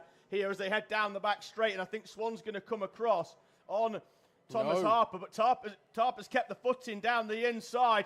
Swan all the way round the outside. 2 corners to go. Harper falls back, but I don't know whether there's a switchback coming. I don't think he's going to be close enough, Tom, out of the final corner. And Joey Swan will win his first final here at Teesside. 3 heats and a final. What a day for the 95. Thomas Harper runs him close. He'll stand on the podium in second place, with Ava Reynolds completing the top 3. Swan, Harper and Reynolds. 1, 2, 3. Crawford, Ellingham, Collinson, Redlind and River Bell. They're still battling it out. Oh, no, I think it's Redlind and William Collinson going toe-to-toe. And Redlind's down the inside. Collinson spins on the outside. No contact between the 2 of them. But Redlind will come through to take P6 here in Rotax. And good respect shown between the two, between the top 2 as they headed down the back straight and gave each other a big thumbs up. Heading down there. Congratulations to Joey Swan. 3 heat victories and the final victory to go with it. Yeah, Thomas Harper ran him really, really close, but this class really, really suiting Joey Swan. Congratulations to you, Joey. I was going to say no luck catching their swans, but there was some luck catching the swans. You just couldn't put it in the bag for Harper. Do you know, at home, I have a T-shirt, a Swan Motorsport T-shirt that says no luck catching them swans then, because Paul gave it me around about 2 years ago. There you go. And there's Grace and, Freddie Ellingham coming in. I keep getting those 2 mixed up. So Freddie Ellingham coming in now, and then we've got Red Lind coming over the line. And William Collinson as well. Last one will be River Bell coming in. And then we will move on to our amalgamated finals for Senior and Junior Rotax. Junior Rotax will go off first. I can see some blue sky. And they will be followed by the Senior Rotax grid. Yep, grid for juniors off the foot. It's an all-female front row. Isabella Stansmore-Wilson and Amy Peacock share the front row berths, with Max Wilkinson and Freddie Witherington in 3rd and 4th. Then it's Rossi Costello and Oscar Warren, Melissa Adrian and Samuel Yeadon, Alex Lynn and Joseph Yao completing the top 10. Riley Sims-Ezard and William Howard are 11th and 12th. Ben Robinson and Holly Swan, 13th and 14th. Ben Adrian and Freddie Lloyd in front of Oliver Walker in 17th. Jake Walker not with us. He scores 0 points. And then we've got Andy Collinson and Pitt Morris, Paul Swan and Owen Marquis, the final 4, our Senior Rotax runners, and they emerge from the dummy grid at the right time. And immediately put the hammer down as well, come straight out. So we're out to 12 minutes for the junior final. Seniors as well. Some extra time. Did we have 19 laps, did I hear you say, in the first round? Yes. In the dry? In the dry, I think it's going to be nearer 15, I think, this time, but we'll see. Here we go. Stansmore-Wilson on the inside, Peacock on the outside. The green drops were away in racing. It's a good start from Max Wilkinson right into the bumper of Isabella Stansmore-Wilson, but Amy Peacock rides it out all the way around the outside. And Oscar War's already into retirement. War is off already then on the opening lap. Is that a case of oiling up in the same way that Ben Adrian did? Wasn't a slow start, though, so it seems unlikely. Who's round at 1, Tom? The cone on the inside of hairpin 1 got clattered. Yeah, that's right in the middle of the in the drink at the moment. Right, here we go. Do you think the plan here is going to be Amy Peacock try and stay with and push Isabella Stansmore-Wilson away and turn it into a 2-kart race? Or do you think that Isabella Stansmore-Wilson, the pace that she's had so far today, Tom, might have too much for the field? If Peacock's going to get past, she's got to get past now and hold back Stansmore-Wilson rather than try and follow in the wheel tracks. Let's see how sharp Amy Peacock's elbows are going to be in this final. They've been pretty sharp throughout the day, which we've been congratulating her on. Yeah, good opening lap for She's Rossi got to Costello. send it here. Up from 5th into 4th place. Alex Lynn with a good start as well, Tom. 9th up to P5 at the moment. Melissa Adrian for company. She's gone 7th to 6th on that opening lap. Joseph Yao moves up from 10th into P7. So some big jumps. Fortunately, Freddie Witherington drops out of fourth place down into 8th. Yeah, for me, this is a case, Tom. Do they try and push? And they are opening the gap up at the moment. Isabella Stansmore to Amy Peacock. If they work together, they've got a good chance of a 1-2. If they back each other up, they might not stand on a podium at all. Well, the thing for Peacock is she hasn't got the time to find out whether she's got the pace to stay with Stansmore Wilson. It's got to be sent early and passed, and then she can find out if she's got the pace for Stansmore Wilson. It's got to be her in front to make it work. It's she's just sitting there in the slipstream at the moment of Stansmore Wilson. I could be very wrong. Don't tell them why. As they say, but I could be very wrong about the.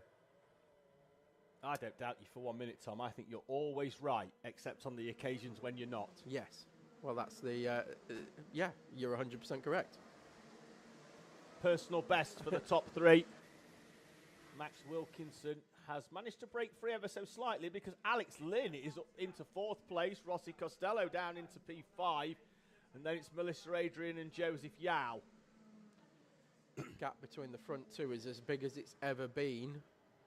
2/10. Yes. It's close, isn't it? It is, but Peacock is using the slipstream down the back straight to close back in. There's Max Wilkinson in 3rd, Alex Lynn 4th. Showing well, Alex Lynn in 4th, actually, after a difficult Heat 3, was it, or Heat 2? Had a few spins and things. Rossi Costello in 5th. Melissa Adrian 6th, Joseph Yao 7th, Riley Sims-Ezard 8th, Samuel Yeadon 9th, and Freddie Witherington in 10th. Samuel Yeadon, in fact, took 8th place away from Riley Sims-Ezard on that lap. Personal best for Lynn and Rossi Costello, 4th and 5th respectively. Lynn is right on the back of Max Wilkinson, and Melissa Adrian is off on the outside of the national loop.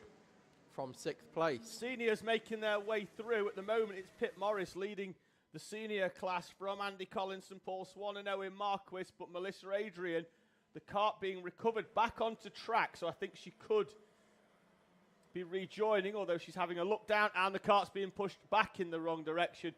Melissa Adrian's not going to go too far, Tom. That's where they're camped up there anyway, and she's going to head straight back to the van. I don't even think she's going to watch the end of this race, unfortunately for Melissa. Be sat in the van with the helmet on for quite a while, I think. Oh, well, yeah, I passed them on the A19 and she'll still have the lid on. Yeah. A1 on the way back to Lincolnshire. Holly Swan gaining a couple of places on that lap as well, of course, one of them being Melissa Adrian. Change for the final podium place as well. Now sees Alex Lynn in front of Max Wilkinson and up into 3rd place.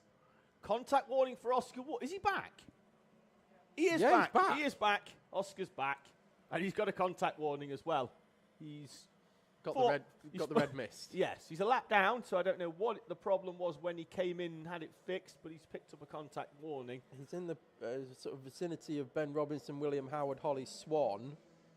Albeit a lap down. Yes. Has got some clear track in front of him now. He's going to just try and get some laps in here, but well, you never know, do you? There's a long way to go in this race. Very, very tough opening few rounds for Oscar Waugh. Arguably for me, given that he took it to Fox Whiteley and Addison Smith at times last year, was the pre-season favourite for this championship, and he's had tough opening 2 rounds. He's got to go perfect now from rounds 3 through to round 9 with the 7 of 9 to count.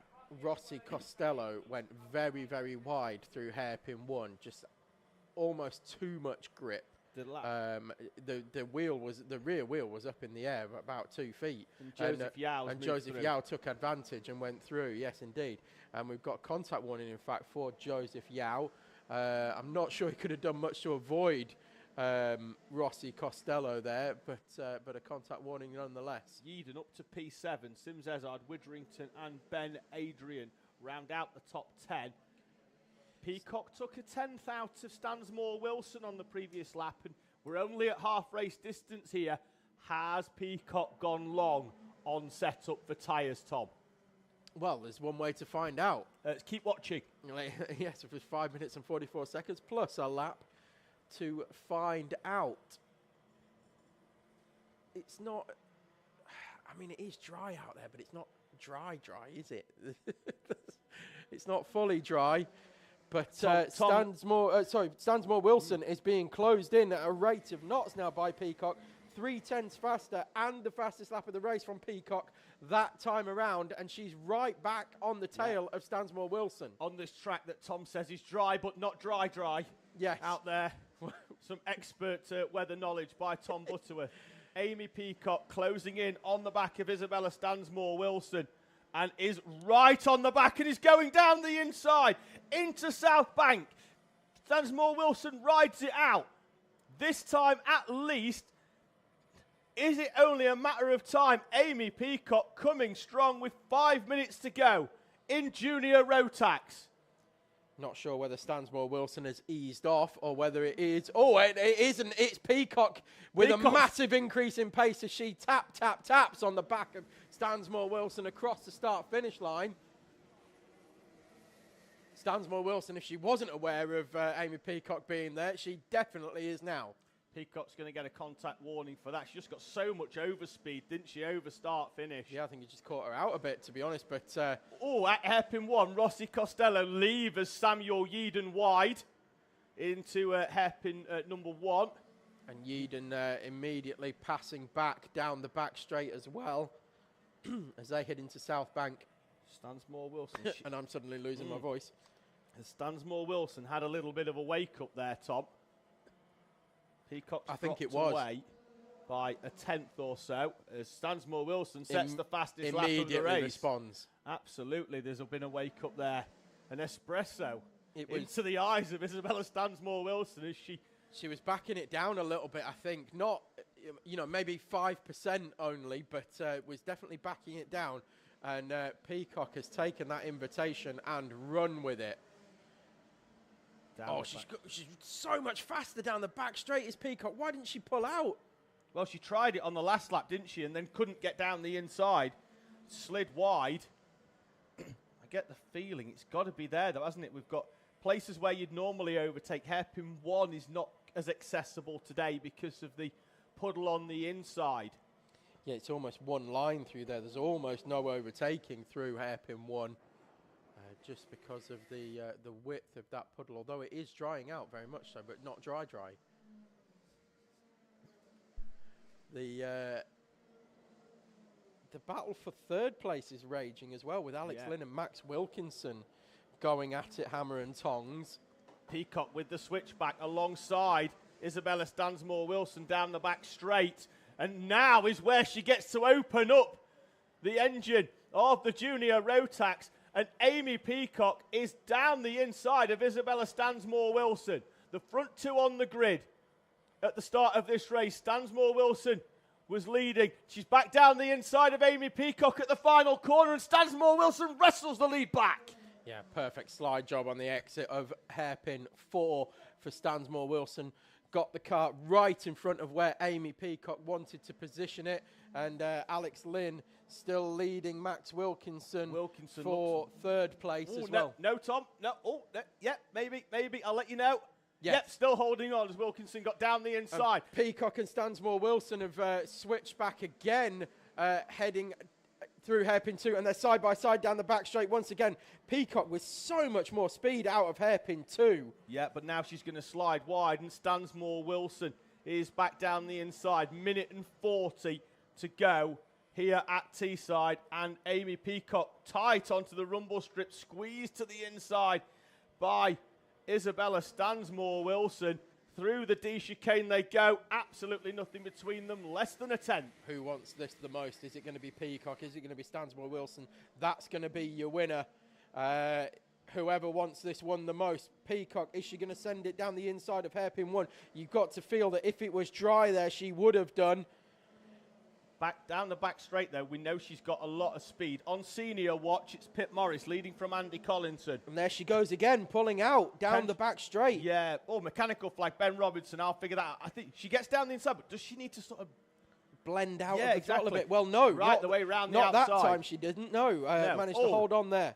Ben Robinson, rear bumper hanging off the right side, is going to bring his day to a premature end. He's in the middle of a battle at the moment, though, with Freddie Lloyd. at the front with 37 seconds and 2 laps to go. Amy Peacock in front of Isabella Stansmore-Wilson. Yeah, Peacock pulled away slightly through the final part of the lap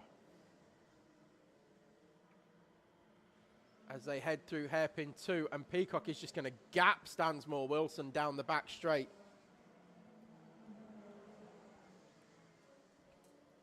Yeah, technical defect then for Ben Robinson. 5 seconds on the clock.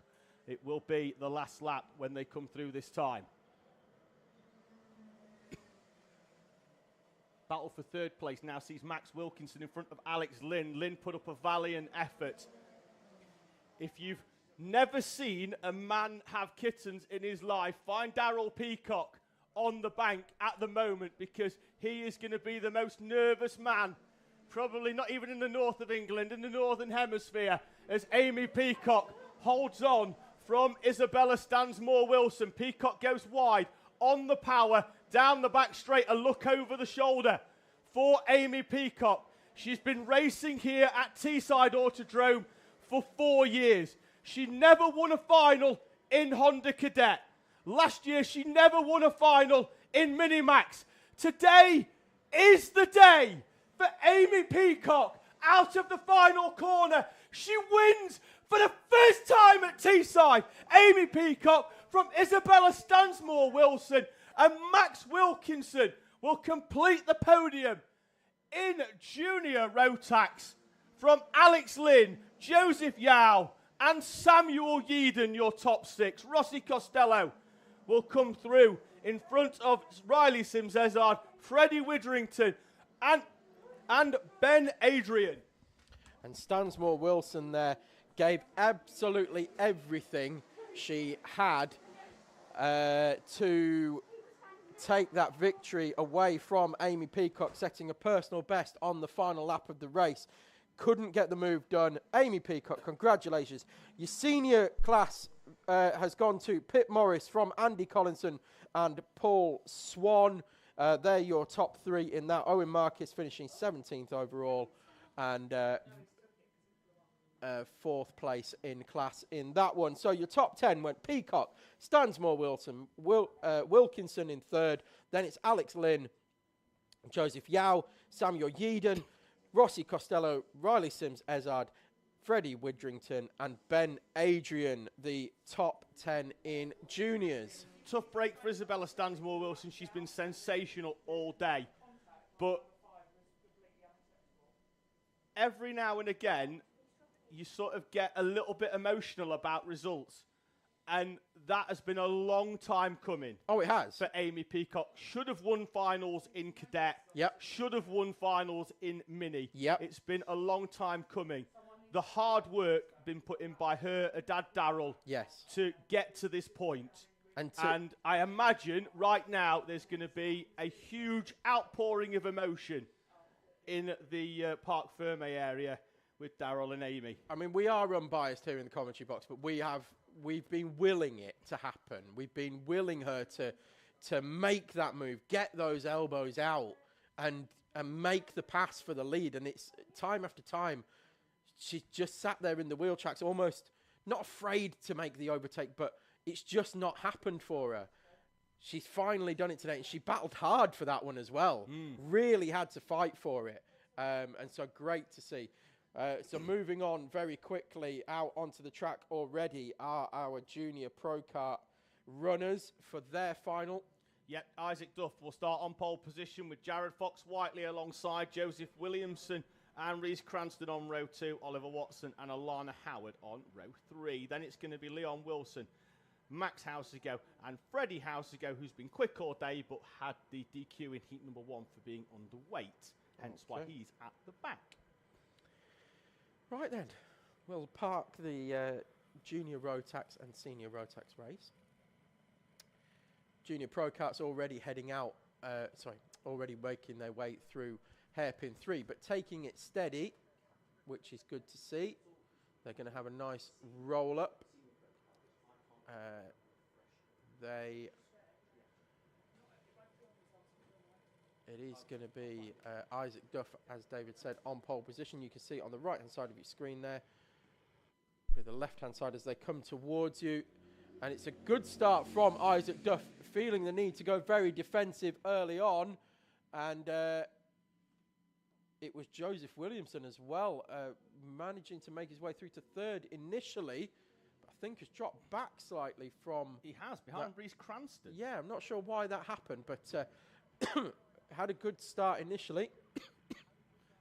Tom there is going to cough his way round lap number 1, and I'm going to tell you that Isaac Duff is leading from Jared Fox-Whiteley. It's Reece Cranston up into third place with Joseph Williamson P4. That's Oliver Watson in 5th place. Behind him, Alana Howard. Then I think it's Freddie House to go up into 7th, having started down. We've got in Duff P9. and Fox-Whiteley. There was contact there between the two of them through hairpin 3. Duff doesn't seem too happy with that one, but gets back past Fox-Whiteley, does he? They're side by side into the D chicane. That's not going to end well, but they do manage to come out of it all together and in one piece. And it's Fox-Whiteley that leads them out of it. As you said, David, if it's a 50-50, it's 51-49 for Fox-Whiteley.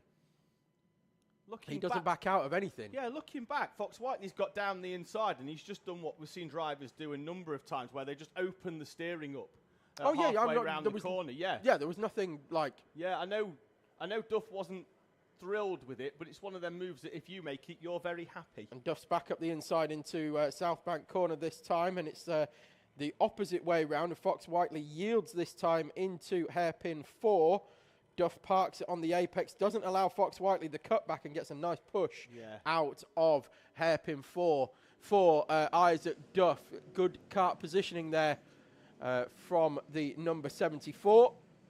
Needs to be careful into that hairpin 4, does Fox-Whiteley. He's already tagged that tyre wall once, and he just get very tight to the inside and using the concrete rumble strip, almost sort of like dropping a wheel down to rotate the kart, but it's risk and reward, and he's gone for a risk down the inside into hairpin 2. Isaac Duff with the switchback. Well, that's the standard Fox-Whiteley move, isn't it? Yes. Down the inside of hairpin 2, straight line it between the two. In the dry, yes, it works really well, but because you can effectively just hit the brakes and stop, and just rotate the kart, like Top Gun.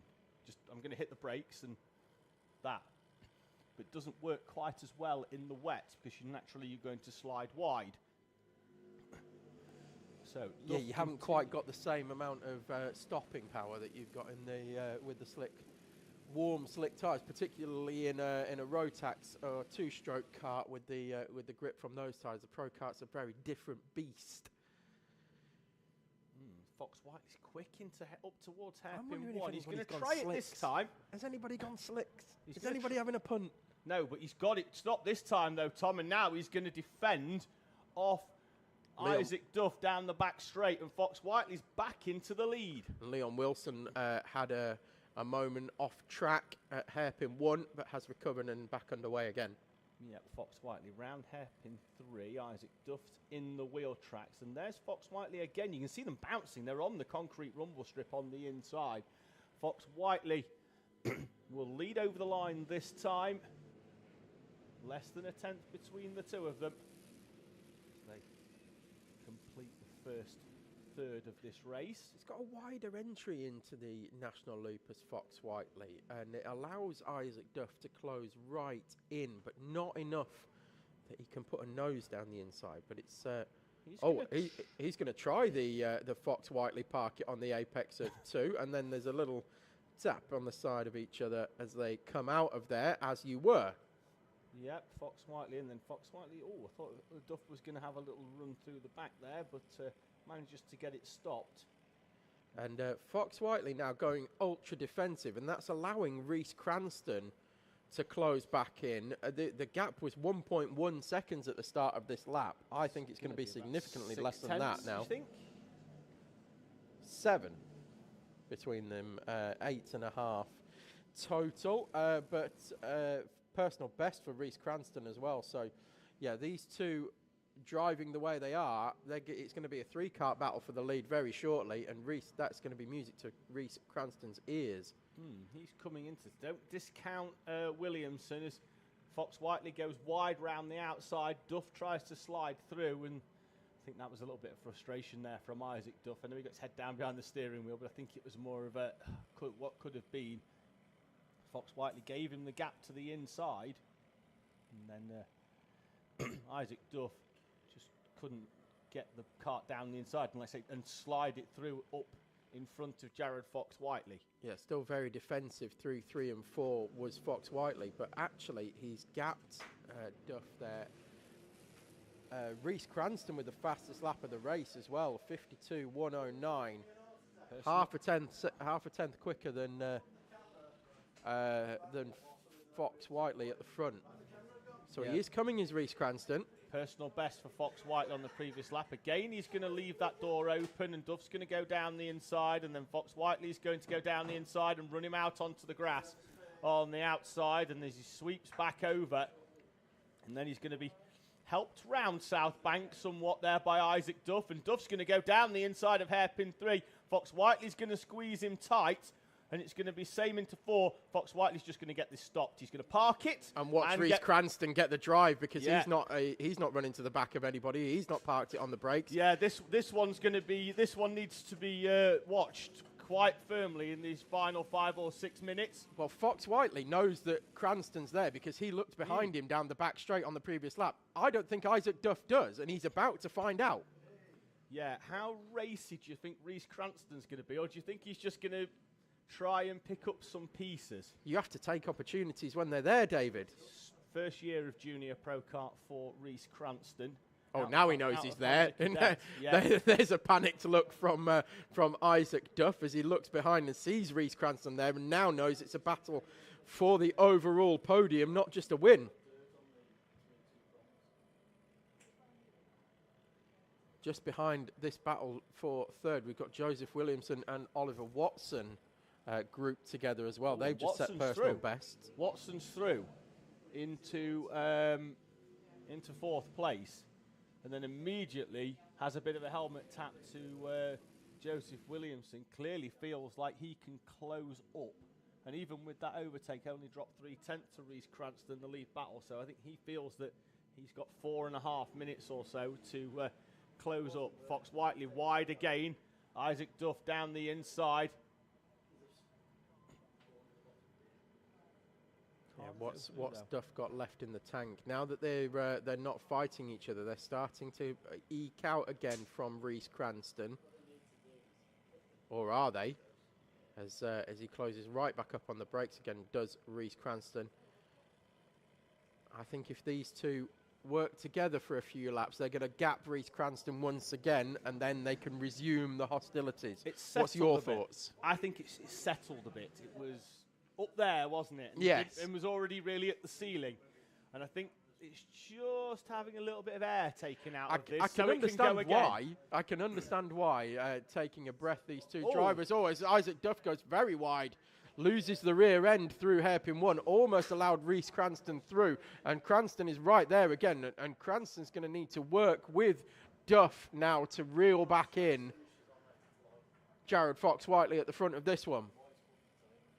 3.5 minutes to go on the clock over start finish. It did change slightly on the top of the screen, but we're down to 3:23, and I think that will update again as they come over start finish this time on the top of our screen here at Teesside. It does go back to where it was. It's 3:14.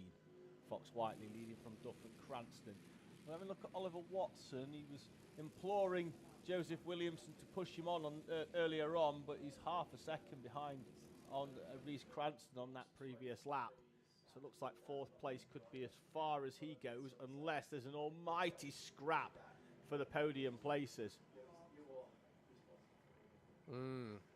It's Duff now really, really working hard, or having to work really hard to close back in on Fox Whiteley. They're on the full dry line around the circuit now as well. There's no wet lines being taken. So they are pushing hard.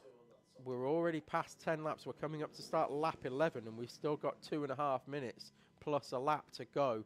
Fastest lap of the race for Fox Whiteley. 2/10 quicker that time, or just over a tenth, in fact, quicker than Isaac Duff that time around. As the gap goes out to half a second, Reese Cranston still there, using the slipstream from Isaac Duff to keep in contact with not just Duff, but also Fox Whiteley as well. Leon Wilson had an off on that previous lap. He's going to cross the line. He was 4 seconds off the back of Mac Housego, now crosses 8 seconds off the back, so had a little bit of an excursion. The yellow flag was out briefly, but nobody passed it. Currently down in 9th place. Minute 45 to go. Fox Whiteley, Duff and Cranston. The gap, it's sort of opened up a little bit. There's a few tenths between them to the point where Fox Whiteley doesn't need to defend anything just yet. Has he already sort of broken the spirit of Isaac Duff, or has Duff got a little bit in hand here to go again and attack Jared Fox Whiteley? That's Oliver Watson in 4th, sets a personal best lap of the race. Isaac Duff with the fastest lap overall of the race, as he now reeled in Jared Fox Whiteley to the tune of 2/10 that time around. So to answer the question, does he have a little bit left in the tank? Yes, I think he does, because I think Reese Cranston's falling away. He's comfortable though in 3rd place and heading towards the podium. May even get lucky here, Tom, because down the inside of Fox Whiteley goes Isaac Duff, and it only takes a little nudge, doesn't it? And Reese Cranston's going to win this one. But 40 Fox seconds Whiteley to go. slammed that door shut. 2 laps of the Teesside National Circuit. Jared Fox Whiteley, Isaac Duff, Reese Cranston. In what order? Cranston with a personal best. Fox Whiteley as well. Fastest lap of the race though. Isaac Duff, 51.7. There was a tenth between all three of them that time around. Isaac Duff now right there. Sends it up the inside of hairpin 2. Can he get it stopped on the apex? No. That's allowed Fox Whiteley again back up the inside. And again they start pushing each other down the back straight side by side. Oh, and Duff's going to go right round the outside. Is he going to be able to get back in front of Fox Whiteley? No, he isn't. Fox Whiteley's going to go back down the inside of hairpin 3. It's a cloud of tyre smoke as they came together on the exit of hairpin 2. And again, Fox Whiteley parks it.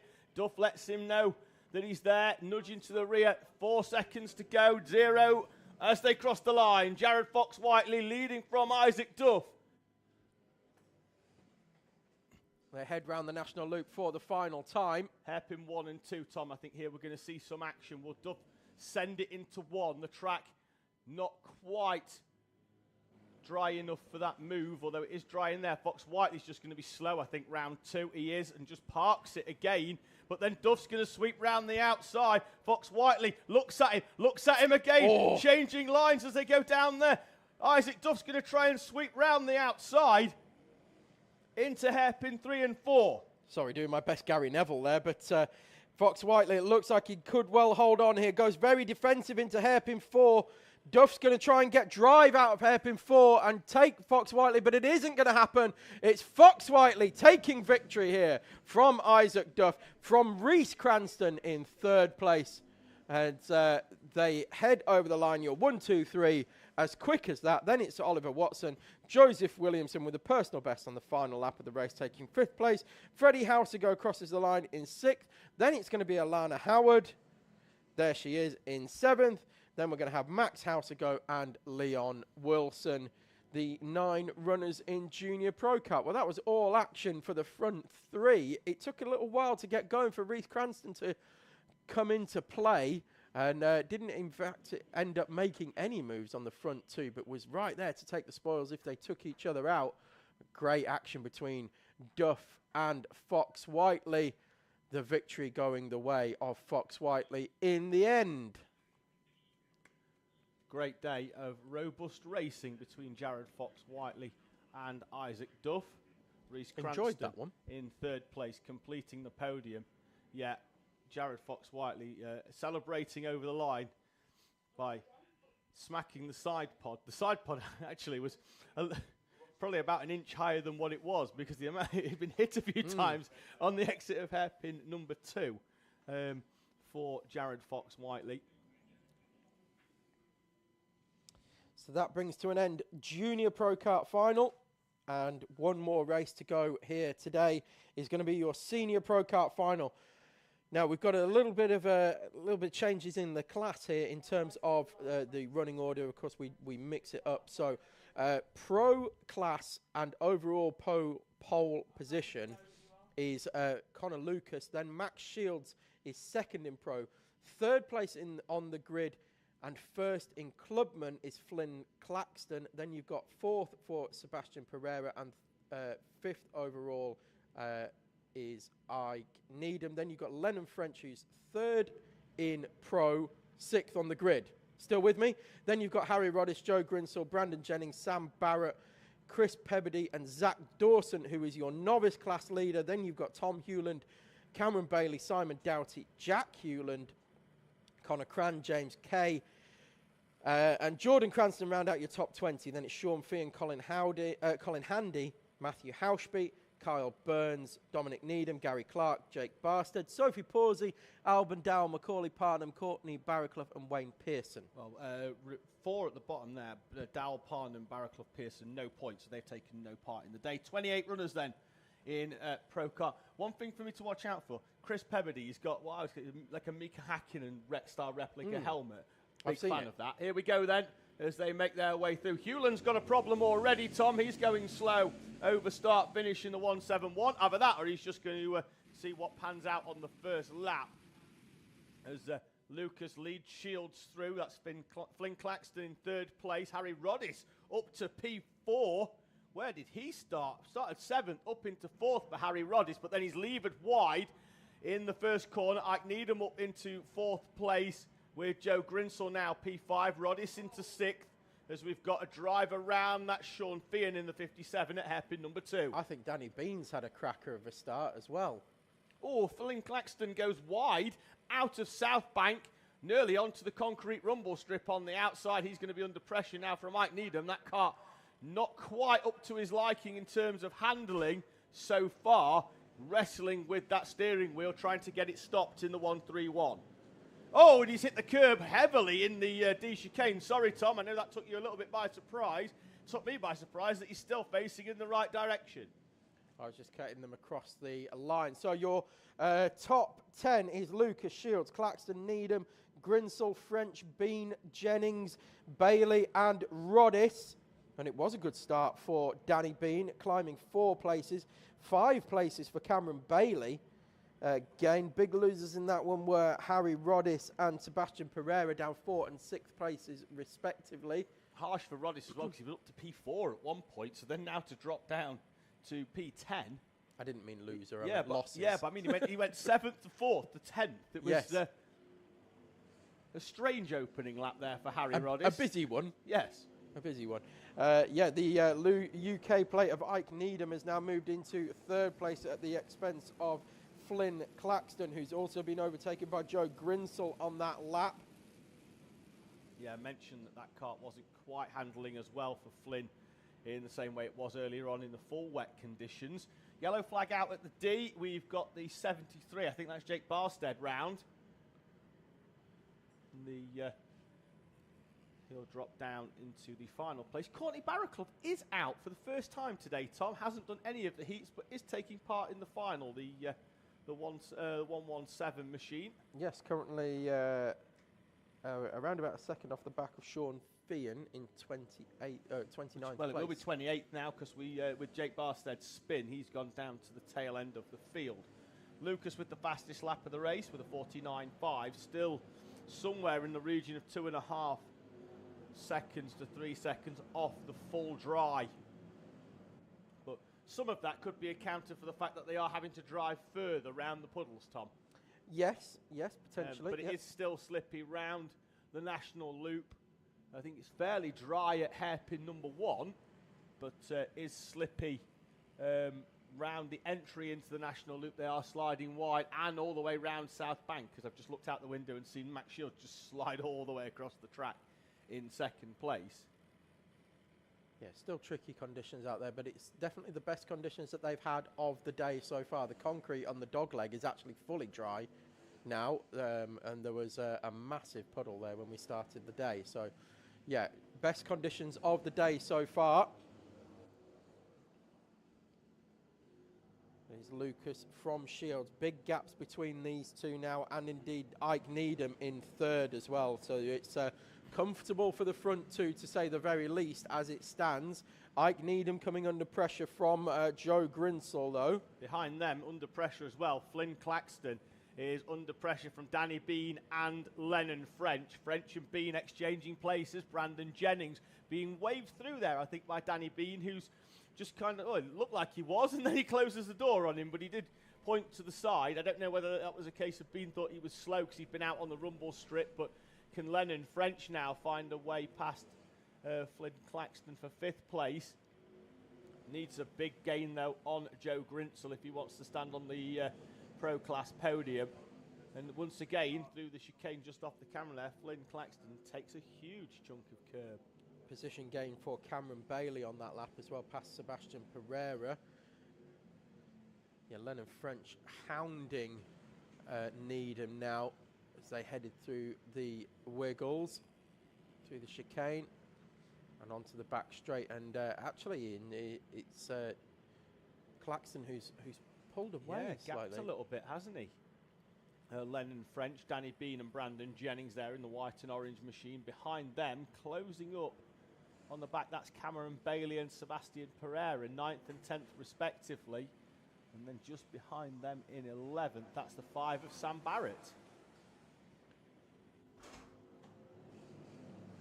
Barrett will close up on this, Tom, before the end of the race, I'm sure of it. What was his times like compared 10th or so off? Pretty much everybody setting personal bests out there. 49.2 for Connor Lucas, sets the fastest lap of the race, but all the way down the field, everybody setting personal bests. So they are finding more and more confidence and finding more and more grip out there as these conditions improve.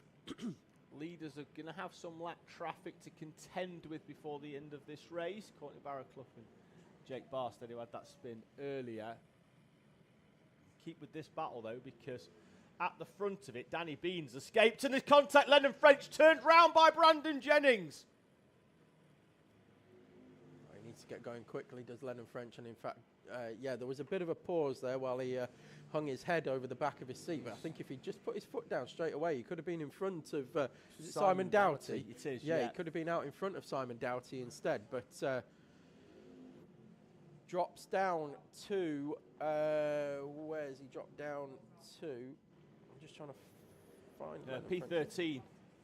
Yes, indeed. Yeah, well spotted, David. Yeah, P13 for Lennon French. Danny Bean is through on Flynn Claxton for 2nd place in the club class. Now Claxton's going to try and just push Bean away, because behind them, Cameron Bailey, Sebastian Pereira, Brandon Jennings, Sam Barrett, all club runners behind them.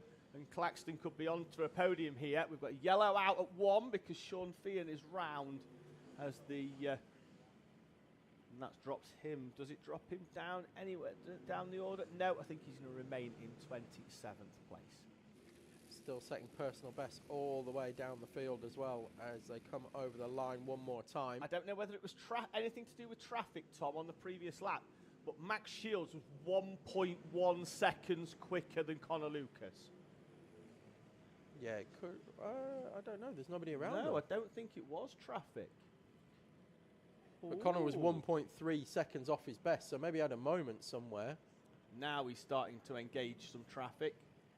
We'll see what the rub of the green is like this time round. 49.2 for Shields, 49.0. Sorry, 49.2 for Lucas, 49.2. A tenth quicker for Shields, but needs 2.6 seconds. He's got to find chunks. He has, but fastest lap of the race for Max Shields on that lap. Needham actually matched Lucas, and Grinsell was only half a tenth off that as well. Shields, if we can catch him round hairpin 2, he's the only one I've seen do it, but he's absolutely nailing the inside curve. Yeah, to 2nd place Max Shields. It's going to be interesting to see that different line there. He's coming through traffic now in the same way that Lucas already has done. Of course, both of these top two race in BPEC in the Endurance Championship, so they're well used to dealing with traffic as well. Yeah, 2.6 was the gap. It's out to 2.7 as Lucas sets the fastest lap of the race. First driver to dip into the 48s with a 48.937. 2 tenths quicker than Lucas. Lucas had traffic in that lap. But Shields. Yep, sorry, yeah, Shields had traffic. Yeah, I'm just looking a little bit down the order as they're side by side coming out of hairpin 4, and in fact they're going to be 3 wide, and it's Sophie Pawsey who's in the mix in that one as well. This is Shields on screen now, Tom. We want to see whether he can close up, but I think he may well run out of time. He's going to need about 6 or 7 tenths a lap. I think it's going to be too much unless he can find that 1.1 again like he did earlier on, but follow him round. See what sort of times Isaac Needham does, or Ike Needham, sorry, coming across the line this time. Oh, Lucas has opened it up again, Tom, sorry. Yeah, he's gone 48.6. Oh, and Shields has clipped the water and gone wide at the national loop. And Needham was only 2 tenths off Lucas that time around as well. So Needham really starting to come towards the back of Max Shields now. And that clip, as you say, of the water will not help Shields in that respect. Whether Needham has got enough time to move towards the front. Pulled away from Joe Grinsell on that lap as well. Comfortable in the club class lead though. Danny Bean, Flynn Claxton, Cameron Bailey, I think, starting to close in on the back of Claxton.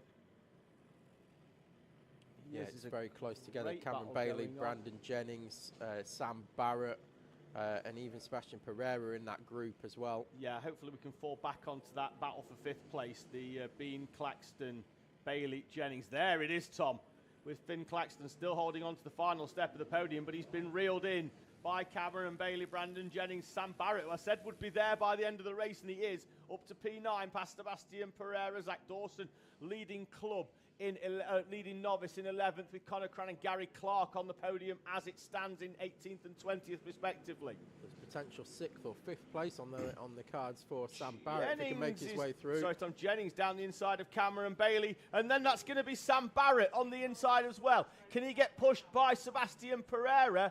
And down the inside, Jennings is going to get hung out here on the outside, I feel.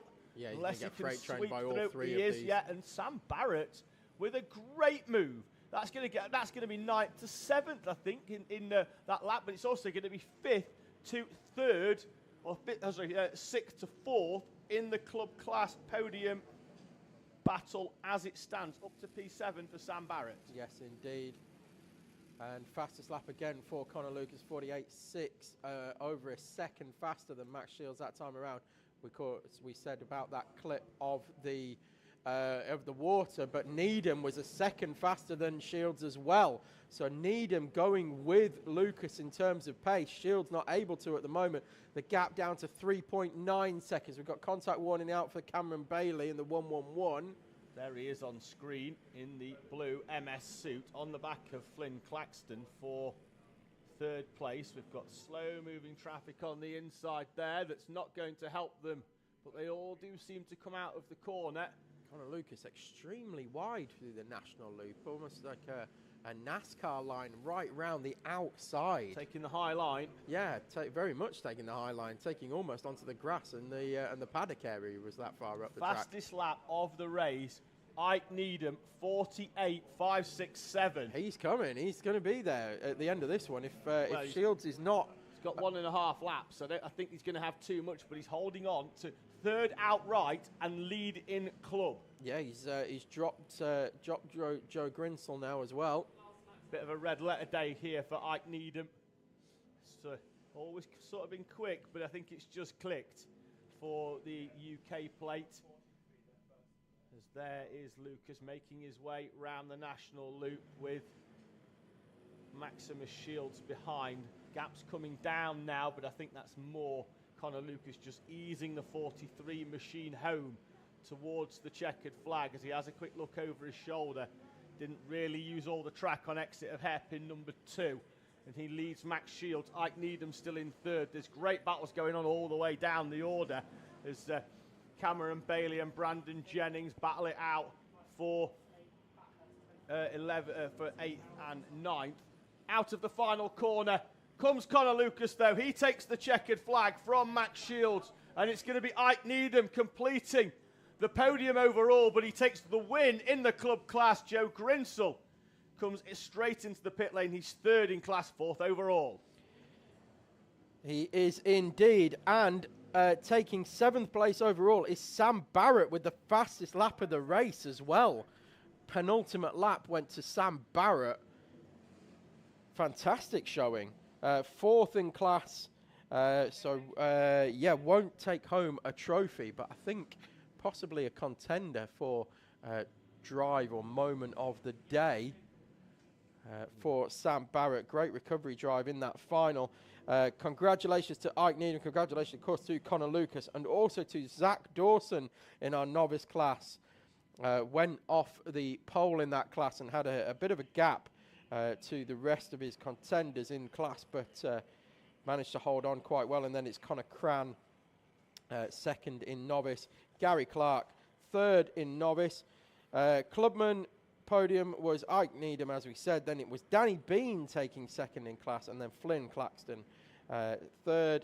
Your overall pro class went to Connor Lucas with Max Shields and then Joe Grinsell. And that brings to an end round 2 here at Teesside. Sure does, Tom. It's been a long day. It's 6:15. The marshals did a great job to allow us to get 3 heats and a final in here. Looking out the window now at the blue skies, you would not guess that we cleared most of the start-finish straight, the D chicane, the dog leg, and half the national loop around about 6.5 hours ago. The track now is dry, but not dry. Yes, it is dry. It is dry out there now. Slicks. Oh, definitely slicks. The times were down to within 2 seconds at the end. I think maybe wets for some of the smaller classes, but seniors would have definitely gone with the slick tyres. Great days racing once again, Tom. No meeting here in May. We're back in June before a double header in July. So we've got a few months off before we are back here at Teesside Autodrome. And we look forward to seeing everybody in a few months' time.